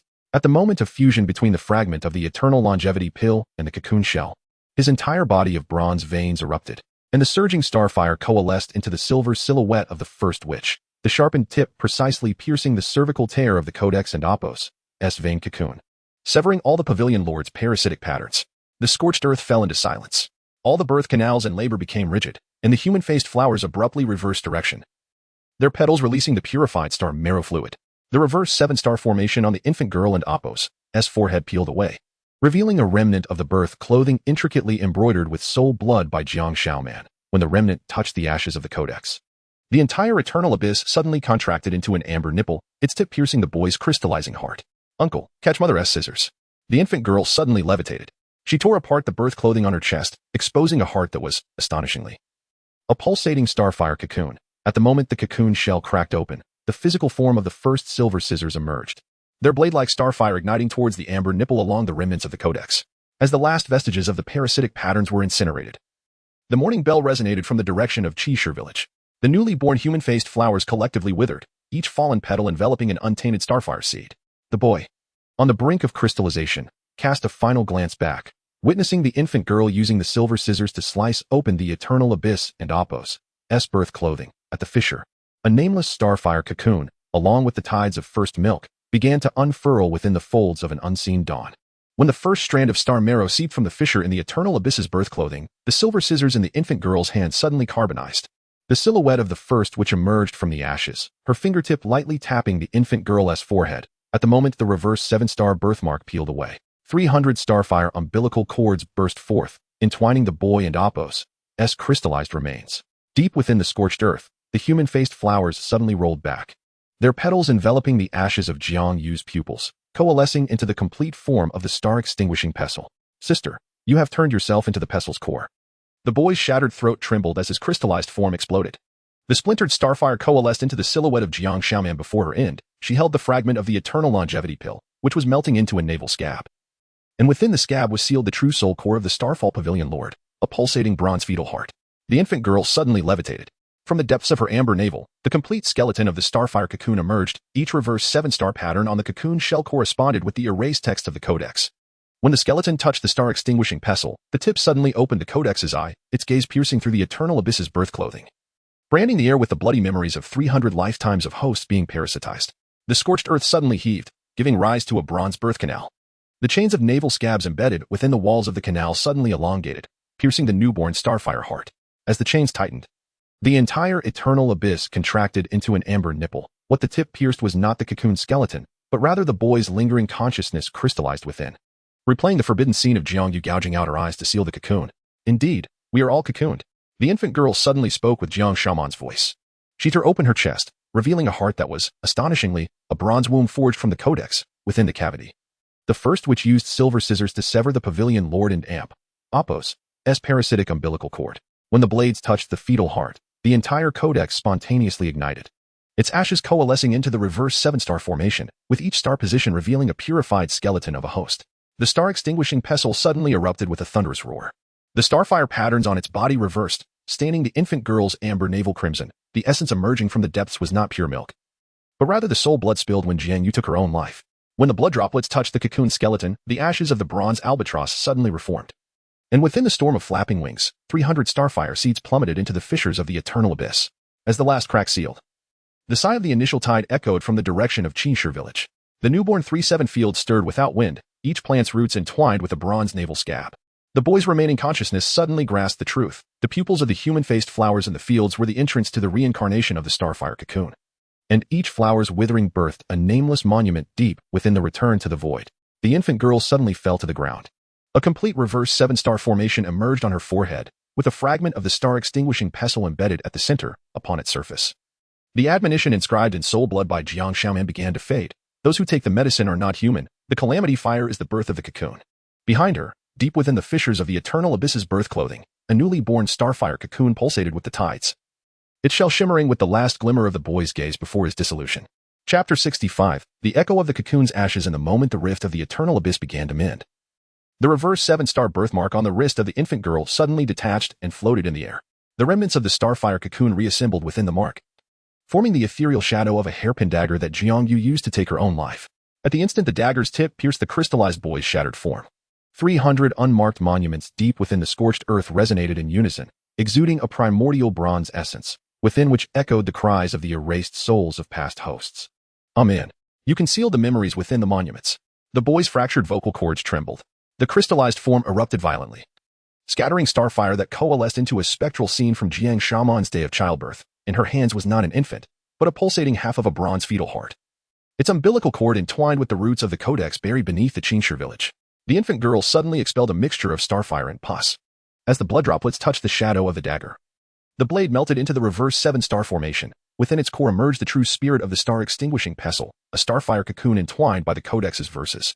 When the cocoon made contact with the birthmark on the infant girl's forehead, the entire expanse of the eternal abyss activated, transforming into a cervical star track, with each depression embedded with a petal of a human-faced flower in decay. The scorched earth suddenly swelled into a bronze stomach sac. Within the walls of the sac, 300 nursing patterns erupted, extending umbilical chains that ensnared the formation. As the chains tightened, the infant girl beheld a horrifying truth. Nestled within the depths of each pattern were the parasitic avatars of the Starfall Pavilion and Apos' master, siphoning the soul marrow of the host from the codex's roots. Uncle, burn those roots. The infant girl suddenly emitted a wail reminiscent of Jiang Xiaoman. She tore open the reverse 7-star birthmark, revealing the original form of the umbilical scab severed by the first, which, its surface adorned with the parasitic patterns of the pavilion master, perfectly aligning with the remnants of the eternal life pill on the boy's chest. The crystallized form began to reassemble. The boy, gripping the shadow of the dagger, plunged it into the stomach sac. The instant the blade touched the codex's roots, all the human-faced flowers in Cheshire village collectively turned. The flower cores no longer spewed memories mixed with pus, but rather purified star essence. Wherever the essence washed over, the verses of the codex melted away, crystallizing into 300 bronze milk nails that pierced the Master's parasitic form. An ancient, unheard shriek resonated from the depths of the eternal abyss. The stomach sac suddenly contracted into an amber cocoon, with the surface revealing palm prints like the ashes of Jiangyu, each line reenacting her past sealing of the starfire cocoon. The dagger's tip did not pierce her own throat, but rather the afterbirth of the infant girl in her arms. "Sister, you nurtured the cocoon with the afterbirth," the boy bellowed, shattering the eternal life pill. The bronze fetal heart sealed within the pill ignited explosively, flames racing along the codex's roots towards the pulse cocoon. As the last vestige of the parasitic pattern was incinerated, the reverse 7-star birthmark on the infant girl's forehead suddenly shed, revealing a complete amber umbilical abyss beneath. Within it floated the unspoken remnants of Jiang Xiaoman's last words. The unmarked monuments of Cheshire village suddenly levitated. The milk stains on the monument's surface coalesced into the cocoon's ashes proverb. The monument echoes in silence, the tide rises, marking the end of calamity. As the final inscription materialized, the infant girl abruptly disintegrated in midair, her flesh and blood fragments reconstituting into the returned formation of starfire at the core. The silhouette of the first, which was seen piercing the pulse cocoon with silver scissors, the starfire igniting the remnants of the boy's conscious crystal cluster. In the final glimmer, the crystallized boy glanced back, witnessing the blooming of the newly reborn fields deep within the scorched earth. Each human-faced flower's pupil reflected a fluttering starfire cocoon, and in the flower cores rested the ashes of the bronze albatross, pure and untainted after the verses of the codex had been consumed. Each tremor of their wings inscribed a new, unmarked monument within the depths of return. As the ashes of the bronze albatross swept across the return once more, the reverse 7-star birthmark on the infant girl's forehead suddenly carbonized. The 300 unmarked monuments deep within the scorched earth roared in unison, their surfaces seeping the soul blood of the first which, at the moment the blood droplets touched the infant girl's chest, she tore open the remnants of the starfire cocoon, revealing the complete final cocoon codex. On the cover, Jiang Xiaoman and Apos' silhouette was seen constricting the bronze fetal heart of the Starfall Pavilion and Apos' master with the umbilical cord. "Mother, you inscribed yourself into the verses." The infant girl's pupils fractured into an amber umbilical abyss, where the true spirit of the star-extinguishing pestle emerged, a bronze umbilical cord entwined with Jiangyu's ashes. As the umbilical cord pierced the codex, all verses suddenly went into a frenzy, coalescing into 300 chains that ensnared the infant girl's neck, each link connected to the remnants of the crystallized boy's form. The scorched earth suddenly collapsed into the Eye of Return. From the depths of the whirlpool emerged the complete parasitic cocoon of the Starfall Pavilion's master. Each reverse 7-star pattern on the cocoon's surface represented the altered folds of the birth canal when the first which gave birth. The boy's fragmented form reassembled, the remnants of the eternal life pill melting into the dagger. The instant the blade pierced the cocoon, the entire codex ignited spontaneously, revealing Jiang Shaman's true last words. "The eternal life pill is the first cocoon. All who consume it are part of the birth canal." The infant girl suddenly expelled bronze fetal excrement. When the excrement touched the Eye of Return, the whirlpool solidified into an amber pulse cocoon. Within, Jiangyu was seen piercing her own amber umbilical abyss with a dagger, sealing within it the first larva of the starfire cocoon. As the larva touched the ashes of the codex, the reverse 7-star birthmark on the infant girl's forehead shed once more, revealing the unpurified parasitic birthmark of the Starfall Pavilion's master. "Uncle, you excised my birthmark." The infant girl suddenly cried out in Jiang Shaman's voice. The boy, in a fit of rage, plunged the dagger into the birthmark. At the moment the blade touched the parasitic core, the human-faced flowers in Cheshire village began to retract, no longer spewing memories, but rather the soul marrow of past hosts being regurgitated. The soul marrow coalesced into the reverse 7-star formation, within which each star position revealed a bronze womb in labor. From the depths of return echoed an ancient, unheard sound of birthing. The amber pulse cocoon suddenly shattered, scattering starfire into the eternal moment when the first witch severed the umbilical scab. What she cut was not the pavilion master and Apos' parasitic umbilical cord, but rather her own lifeline connecting to the starfire cocoon. When the lifeline severed and starfire splattered into the boy's eyes, he suddenly perceived the truth. The infant girl's heart was indeed the first cocoon enveloped by the codex's verses. "Sister, it turns out you are the mother cocoon." The boy wept blood as he tore open the infant girl's chest.